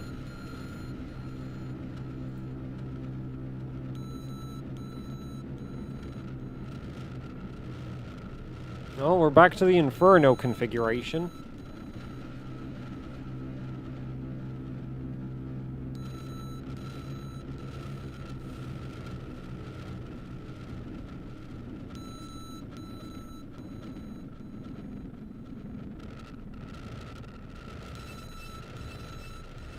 Now I'm really wondering what it's like to run a 980 Ti on LN2. That has to be just absolute madness. This is like half a 980 Ti or something, isn't it? Or maybe less than that. And like 980 Ti on LN2, because like this thing's already getting kind of wildly like power hungry for what it is. I don't know how much power it's actually pulling, but like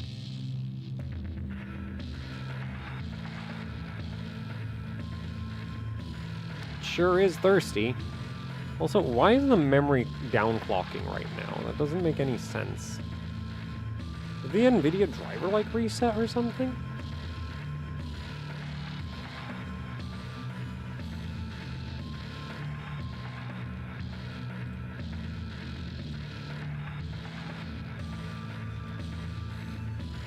We are on prefer maximum.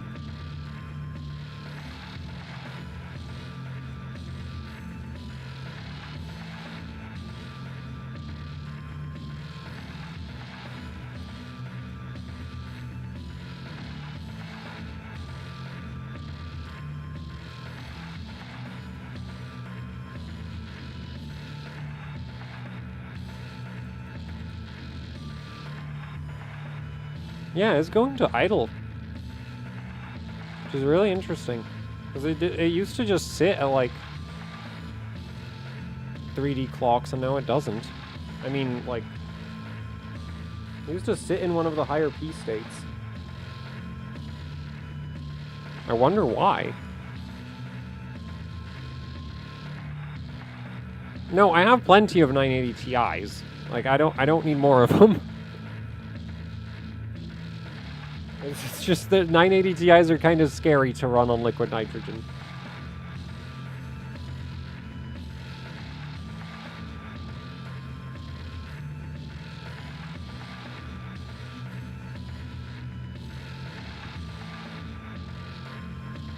Well, it's clocking up properly for the render test. And it's chugging power in it, so I guess we'll go for a run.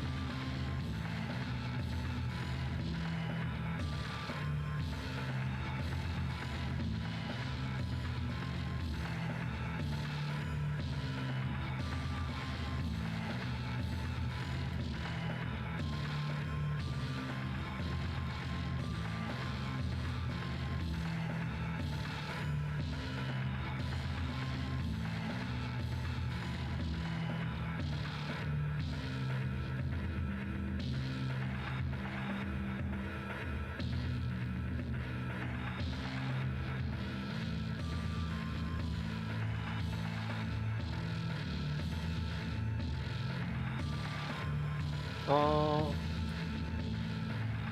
Dude, it crashed again.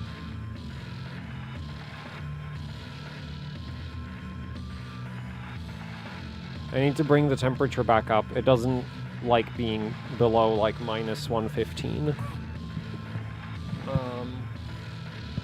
Right, that means it needs even more voltage. It's gonna blow up. Like, it's just gonna blow up at this point. Maybe slightly back off on the memory, because I think the core takes priority. For like, frequency.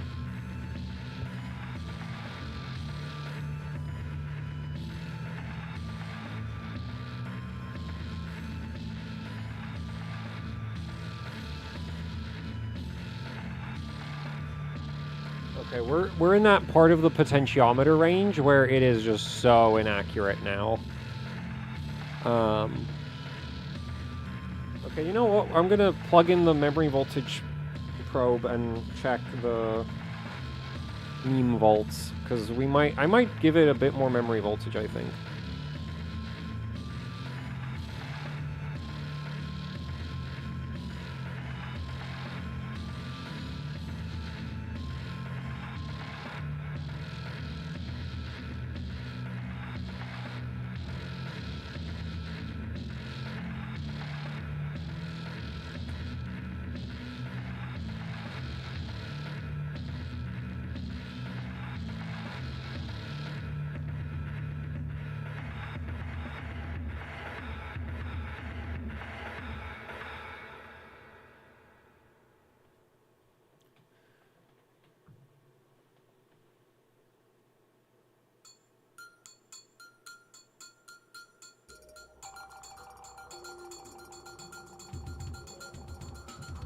Oh, you guys can't see. But basically, I gave it like 30 more millivolts on memory.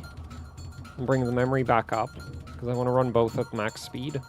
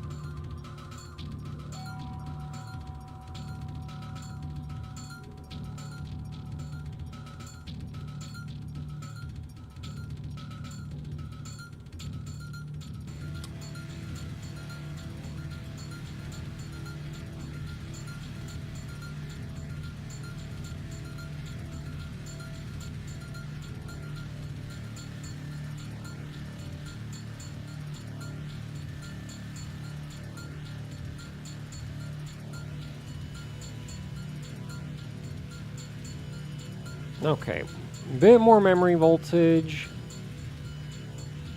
I think I'll even give the core like a tad more.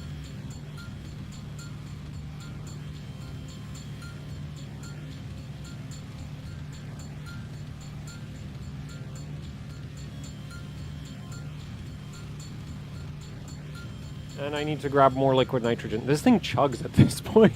It's a GTX 960. It's not emptying the thermos, but like it is taking a good chunk out of it every time it fails.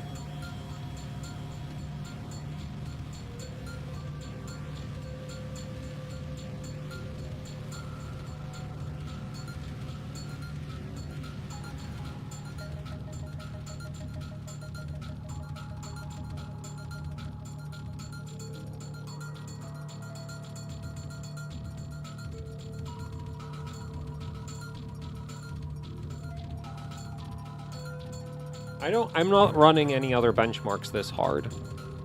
This is stupid. It's so power hungry.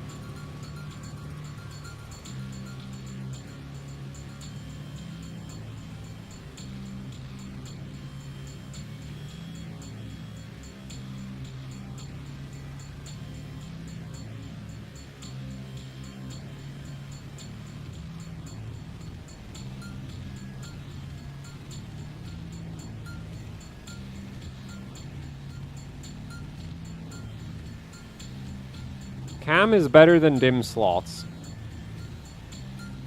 DIMM slots are bad. Do you notice how GPUs don't have memory slots? Ever wondered why that is? It's because memory slots are bad. And Cam 2 is literally designed for memory standards that run way higher than DDR5 currently does. So it's better than DIMM slots.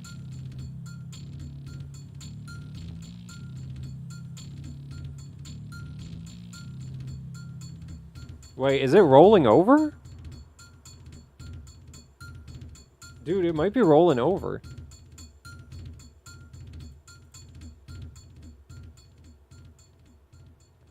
No, it might be maxed out.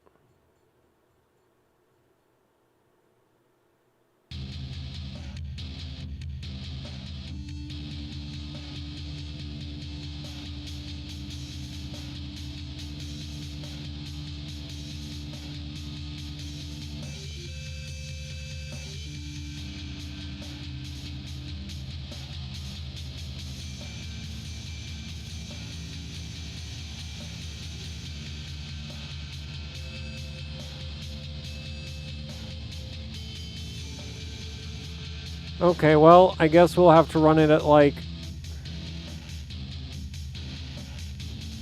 790. We'll take 9 megahertz off and hope that that does enough. But then, no, I want like a reset. Yeah, but that's 18. So 792. Yeah, 2120. Because the previous highest Firestrike run is at 2111.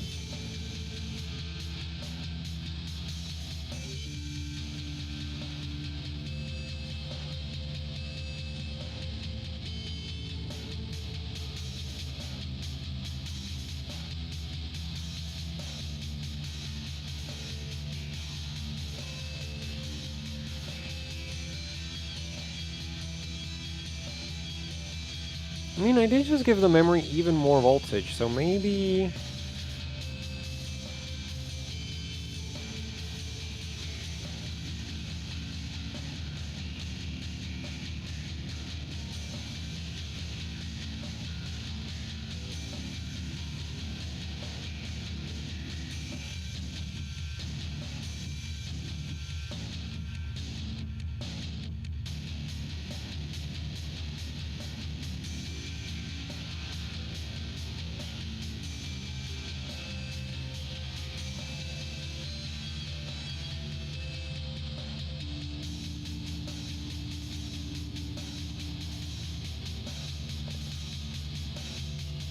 ...2011 core clock, not score.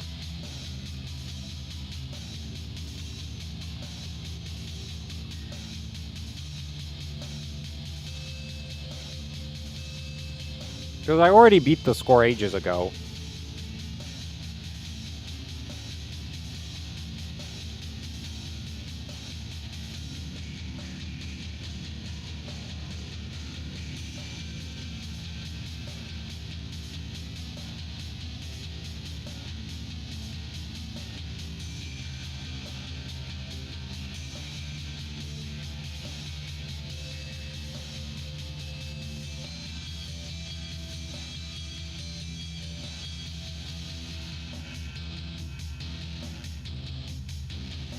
Man, that VRM temp's going crazy.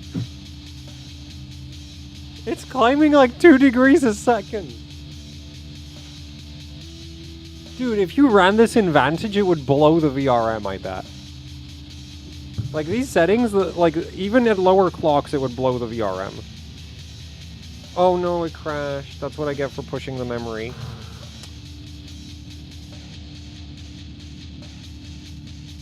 Yeah, GT2, it was probably memory. Let's just go for it.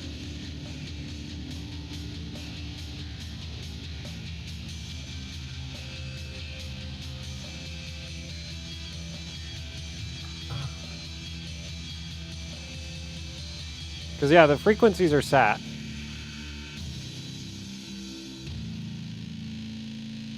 Oh, error occurred.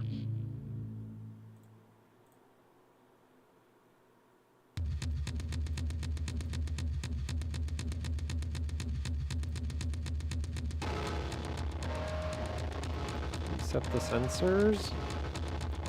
I need to check that the clocks are actually... Okay, yeah. Yeah, they're applying.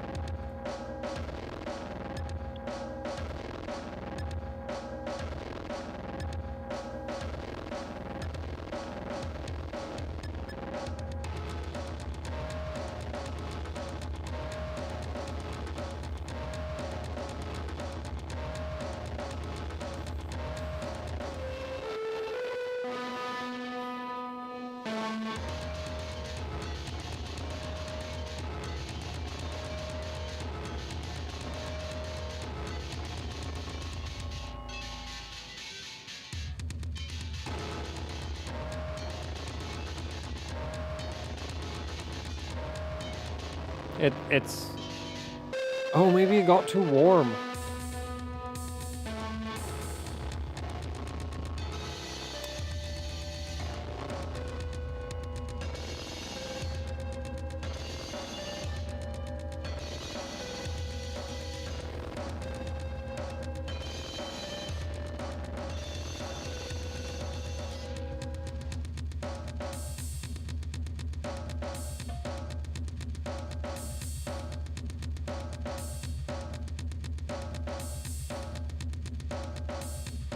Man, I am mashing this poor GTX 960. I guess we'll try start at minus 110. Ooh, boy, oh.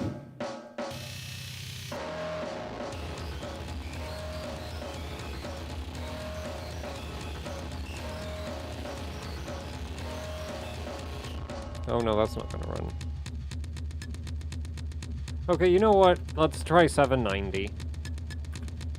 It's so on edge right now that, like, you know, if I lose 2 megahertz, that's fine. Okay, I think the clocks... Yep, the clocks are applying.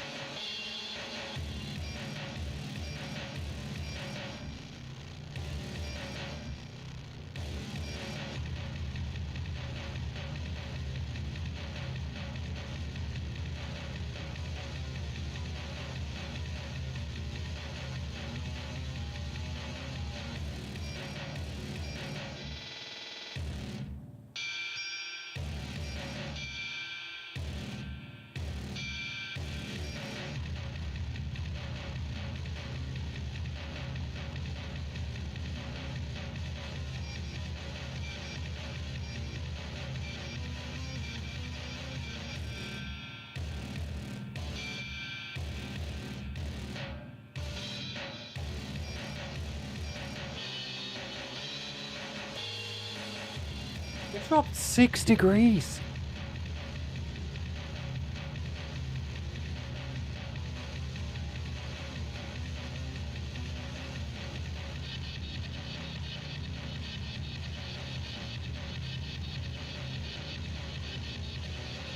It's gonna yeah, if I ran anything longer, it would grenade the VRM, I bet.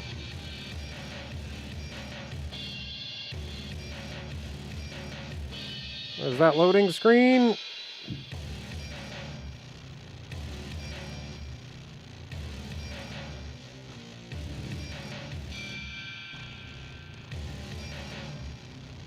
Oh my, that VRM temp.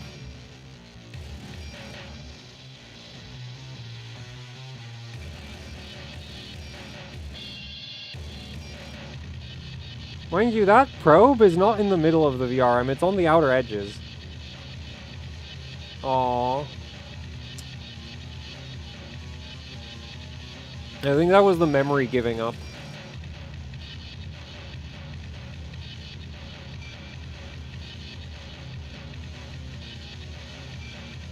Because it was GT2.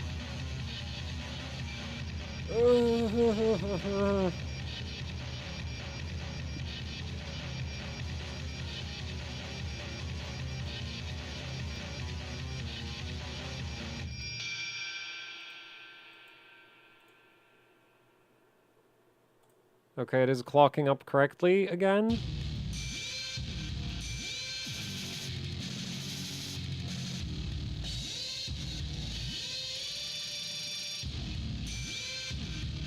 I feel like maybe the extra memory voltage isn't helping.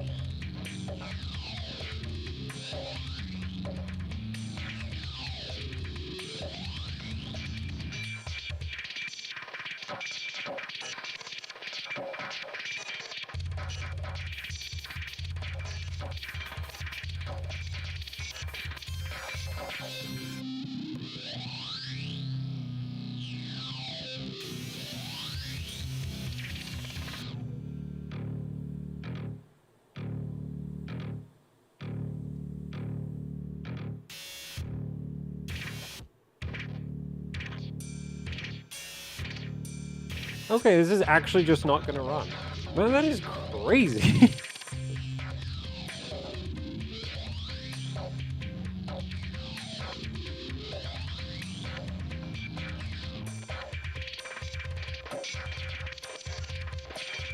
Do you think VRM package temp? I'm more concerned about the junction, and I don't know what that is. Like, the outer edge of the VRM heatsink is hitting 40 degrees, and there's like a bunch of MOSFETs right down the there's the middle MOSFETs are like a mile away from the temperature probe.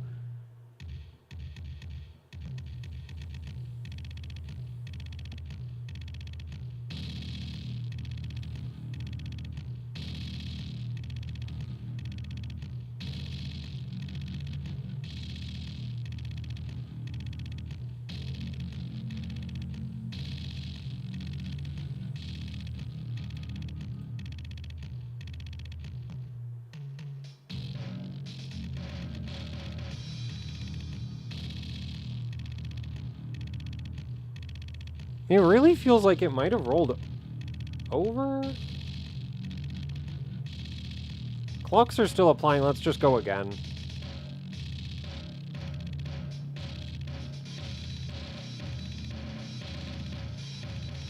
Yeah, I think the center ones are probably going over 60 if the outside edge is getting to 40.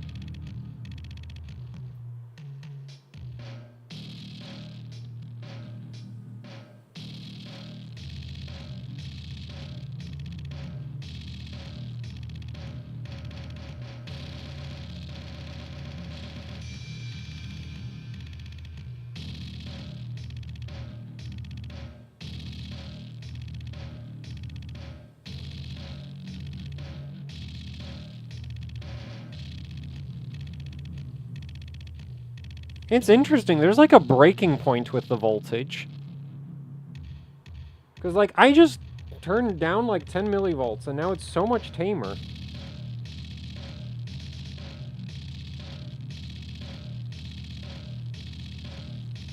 I mean, I did also turn down the memory a bit, but I don't think that did it. Yeah, I took off 10 millivolts and now it's so much easier. And more black screen. And it crashed. Okay, I think it's maxed. It's not going any faster. Man, that is disappointing though. It's like, because the previous record is basically the same settings that like I maxed out at, which annoys me because it's like I want it to go faster, not the same speed. It's lame.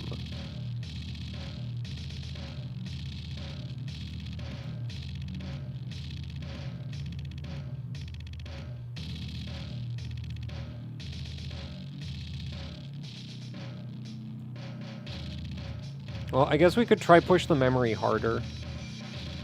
Because, like, in the past, I actually managed to run a plus 1,000 on this card. So, like this.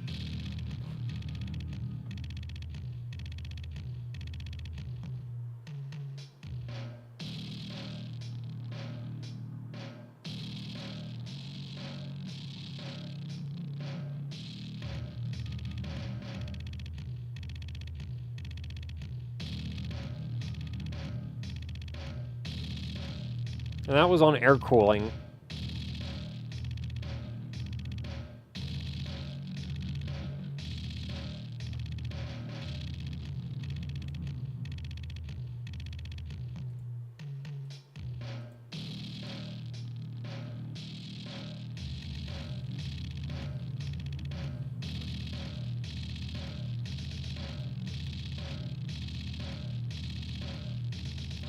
Yeah, so 2110 it ran previously. I don't think I need this much VCore, though.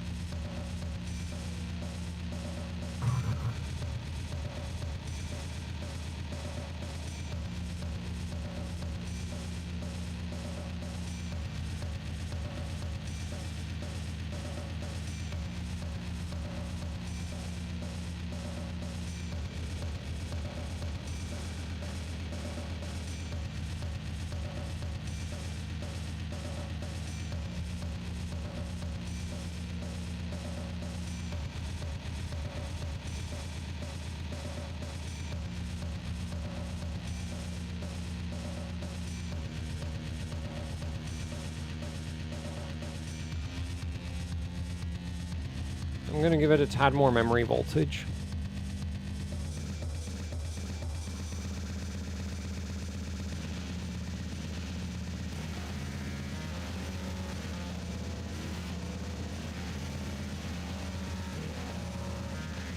I want a massive Fire Strike score.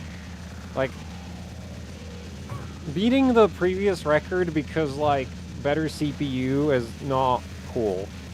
I mean, I'm also running way higher mem clock than the previous record, but, like, I'm still getting hard carried by the CPU, I think.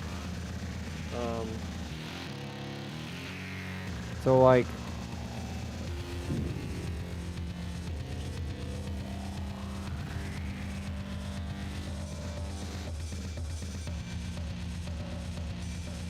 Dude, of all the times to lose the fucking temperature reading.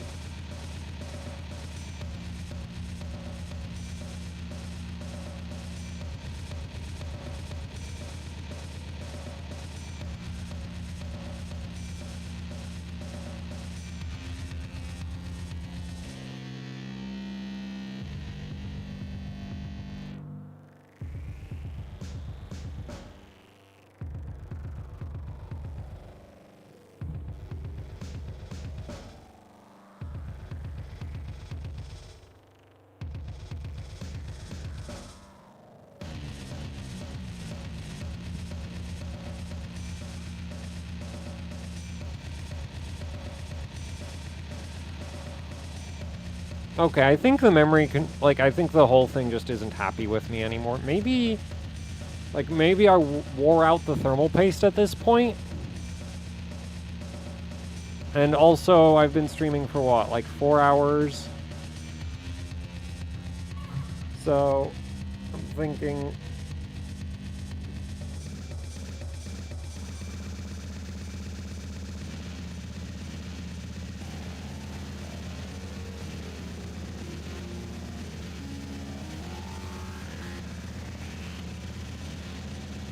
Because I already have like a pretty, yeah, I did a pretty good Fire Strike.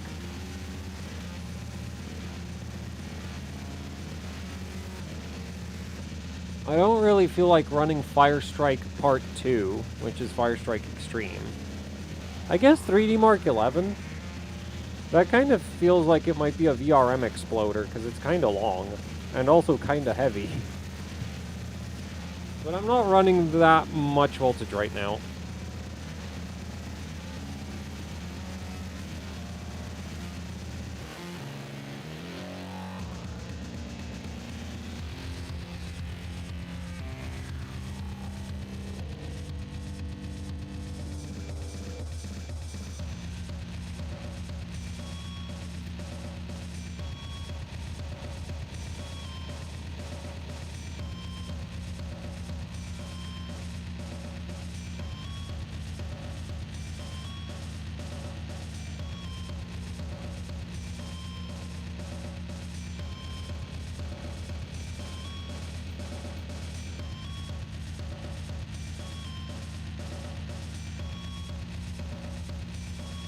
Caught me off guard with how quickly it starts.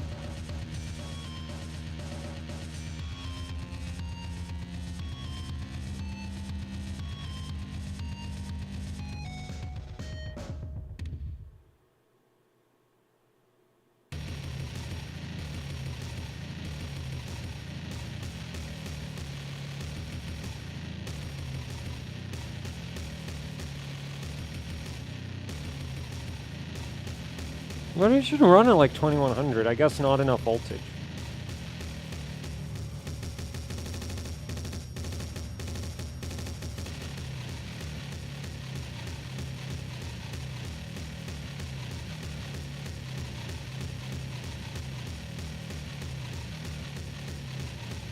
Really practicing like my micrometer turns of the potentiometer. It's way too big. Like the thing is, this pot goes all the way, like, was supposed to be like usable at ambient, and so it's 100K, which is way too much. When I need higher voltages. Man, I keep forgetting how fast 11 starts.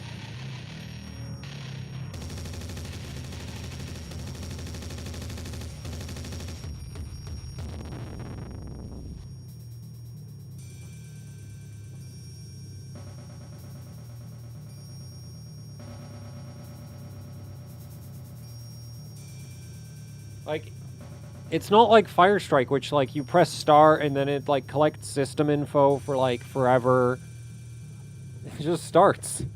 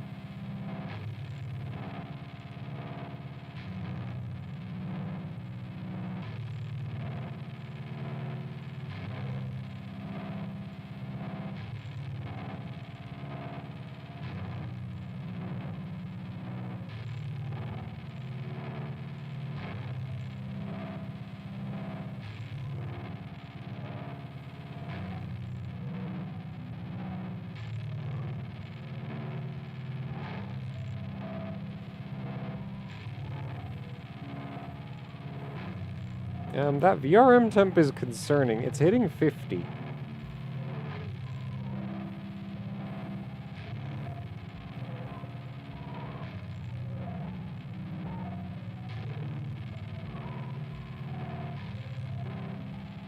Okay, I think this card is absolutely done. I do kind of wonder if the thermal paste hasn't died. But I don't really feel like going through a whole, like, warm-up and then cool down again. And, like, we've been here for, what, like 4 hours, 20 minutes. I got, like, I took the top score for, Fire Strike Extreme, Time Spy, 3D Mark 11, and Vantage. So that's 5 very solid scores. And the card still works. It also doesn't scale. So, like, might be thermal paste is gone. Might also just not scale. Yeah, might just be like that.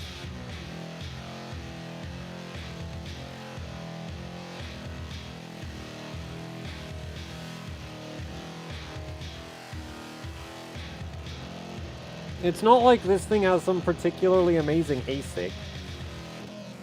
Like, I don't know how real the, like, or how, like, how important the ASIC quality is on, wait, I'm just gonna reset the clocks and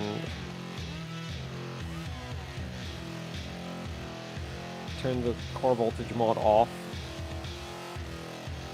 so that it doesn't, like, heat up too quickly and like, flood itself. But yeah, like, I don't know how precise this is for NVIDIA cards, but, like, EVGA was binning 980 Ti's by ASIC quality. Right? Like, they were selling KPE 980 Ti's based on ASIC quality. So, I think it's probably pretty accurate. And also, like, my experience is, like, I have an 81% ASIC 980 Ti, and it is actually really quite good. That's, like, a reference 980 Ti, and it goes over 1500, which, like, a lot of the other 980 Ti's I have, especially reference ones, yeah, they don't. So, yeah, I think the ASIC quality on NVIDIA is probably more useful than it is on AMD. On AMD, ASIC quality is, like, this number is meaningless.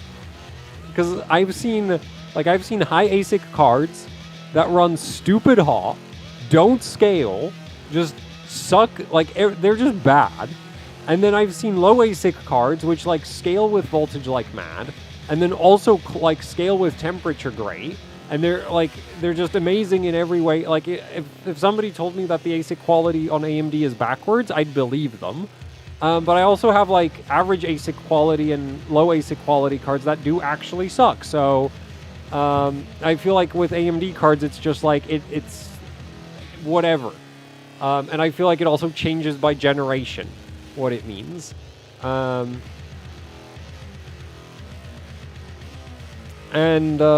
with NVIDIA, this seems to actually have a meaning. What's a good overclock for 900 series? Like 1500 on Air. Well, AMD Black Editions? No, the Black Editions were literally just unlocked multiplier.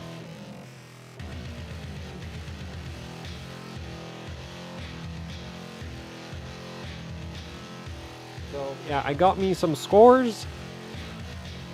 Card survived. There will be a video about all of the modifications on the card.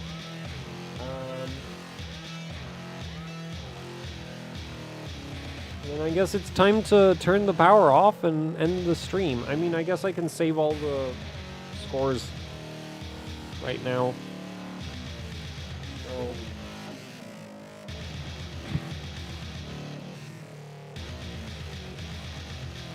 if you have any chats any questions you'd like answered, now is probably the time to put them in chat, because stream is ending. Give you a better view of the card. Actually, the whole setup there. Also, I'm gonna go dump the extra, like, LN2 back in the tank.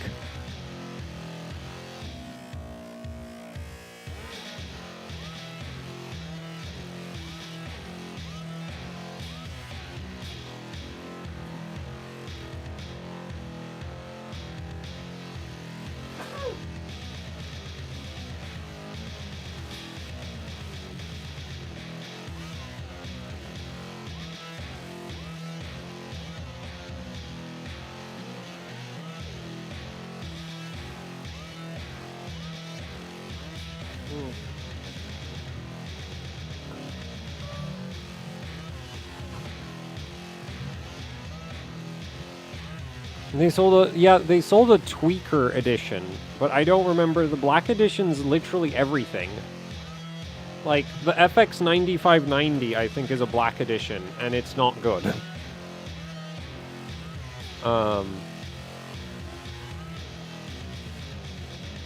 Or did they ditch the branding by... No, the FX chip still had black edition as part of their branding.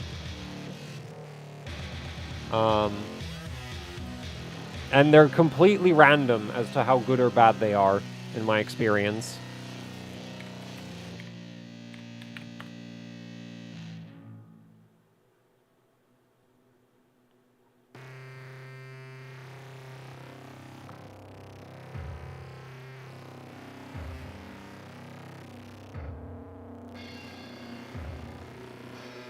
Yeah, see? It says black edition... Oh, what? It says black edition right there on the box. FX 8350s are completely random as to how good they are. In fact, I'm pretty sure even an FX 6300 has black edition. Right, somewhere on it. Because it literally, with AMD, it literally just means that the core ratio is unlocked. It's like K SKUs for Intel.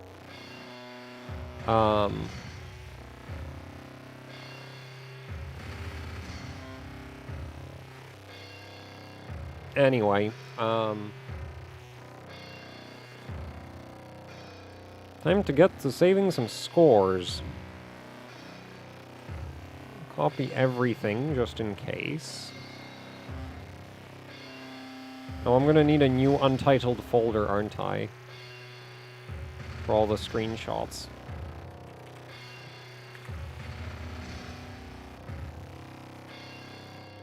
Actually, I'm just gonna put even the, like, 3D Mark files in there.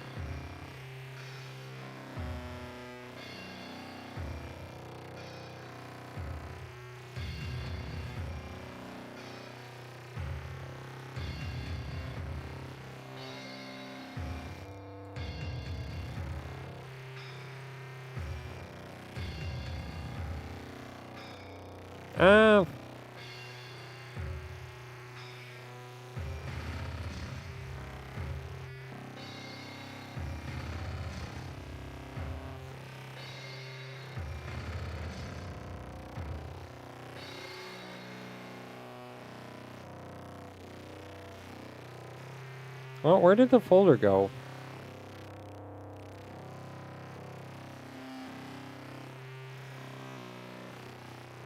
Okay, so that's Vantage, Firestrike Extreme, Time Spy, yeah, okay. And then we just need 11. And screenshots. Okay, which one of these is the first one? This is probably... God damn it, Windows. Yes, I know the freaking preview thing is broken. You keep telling me that. This is 3D11.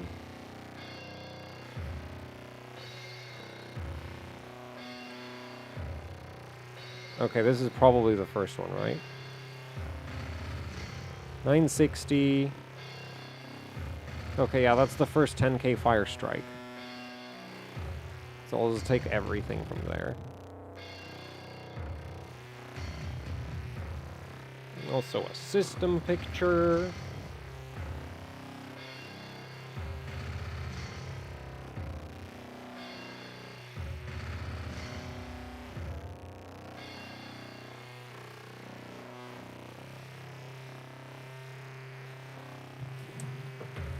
That's all done. What's the first thing you froze when you got your LN2? What, this batch? Or, like, the very first time I got to play with LN2? Because it was just, like, a bunch of random, plants and stuff. Like, that I think is the first thing anybody, like, you first get to experience LN2 and you put, like, a banana in it and then go, like, smash the banana because it turns into ice.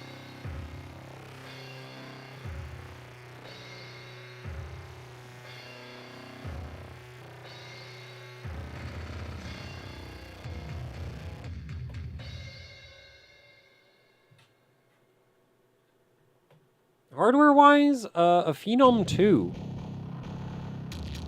Yeah.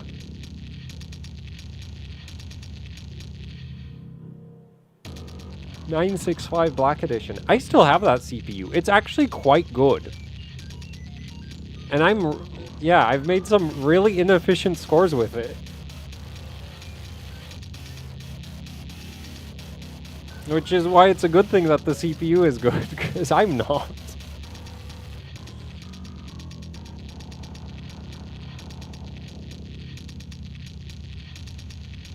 Honestly, Phenom 2 and FX, like, I think if you're getting in, if you want to get into LN2 overclocking, AM3 Plus, other than, like, the one issue with AM3 and AM3 Plus is the motherboards are bad. Okay? Like, Asus doesn't, like, the Asus BIOS is, like, not feature complete compared to some of the other vendors. And Gigabyte's VRM on most of their boards is trash. Actually, that's not, it's trash on all of their boards. Because the boards that, like, where the VRM actually uses, like, better components, there's, like, VRM firmware issues instead. Though it doesn't really, it's not a problem for Phenom 2s. It's only a problem if you're going for frequency values on FX chips, where you'll, like, run out of voltage on them.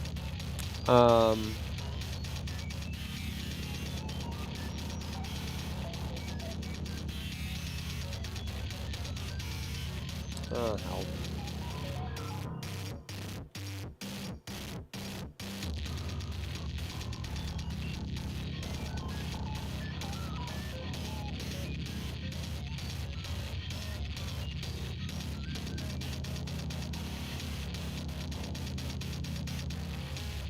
Yeah, I did get a run in at 2110. Wait, that might have been just 1.62 volts, so it might have, I might have rolled it over really hard. Which means this thing doesn't scale with voltage at all. I mean, at ambient, it already didn't scale with voltage at all.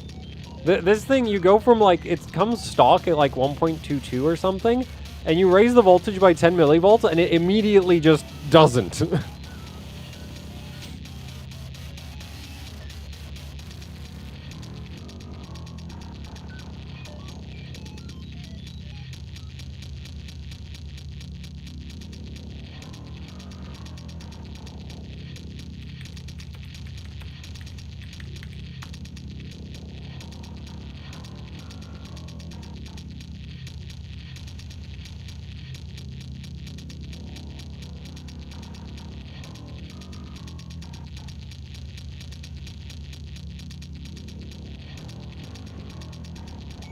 Oh, I should have probably turned the memory volt mod down a bit.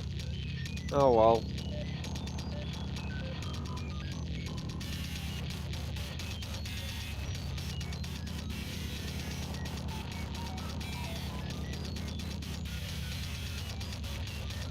Well, everything's turned off nice. See you running a 980 Ti for the legacy benches? Yeah, but I don't do legacy benches. So that is not happening.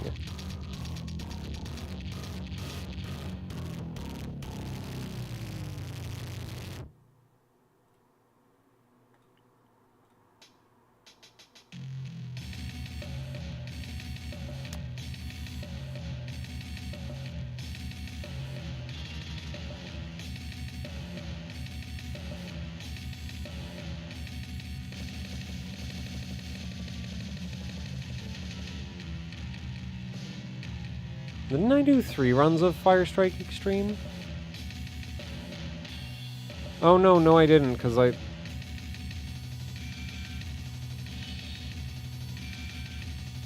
Yeah, I only saved the 5,000 pointer. Which was... it was still a 2 gigahertz run, so, like, you know. You can't say I was running it slow.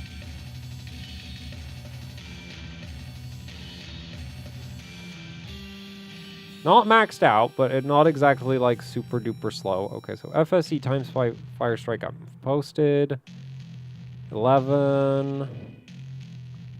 No, 11 I think I actually kind of pushed. Oh man, I sure hope. Yes, it worked. Yeah. Wait, what? 1867, what?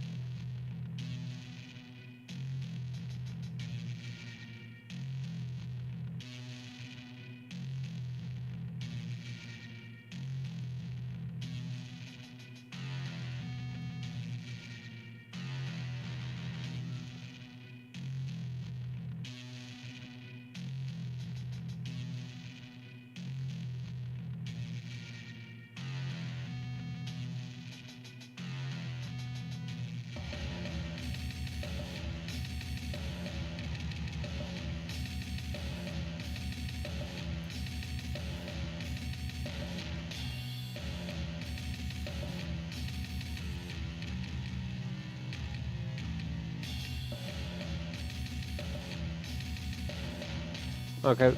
Oh, okay, so the Vantage was a 2 gigahertz run.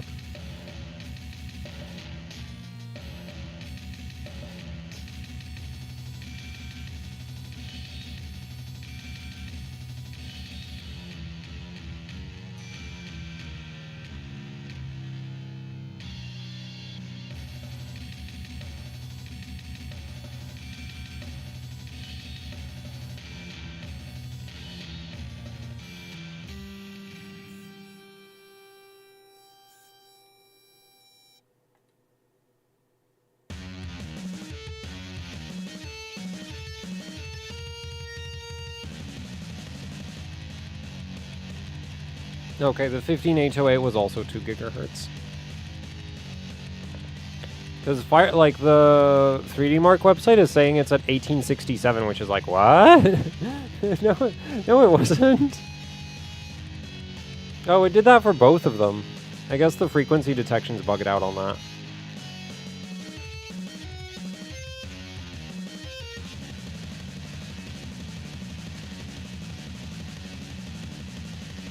Oh, you can see... Oh, you guys can't see, but you can see how the VRM is, like, cooling down from the cold spreading through the PCB.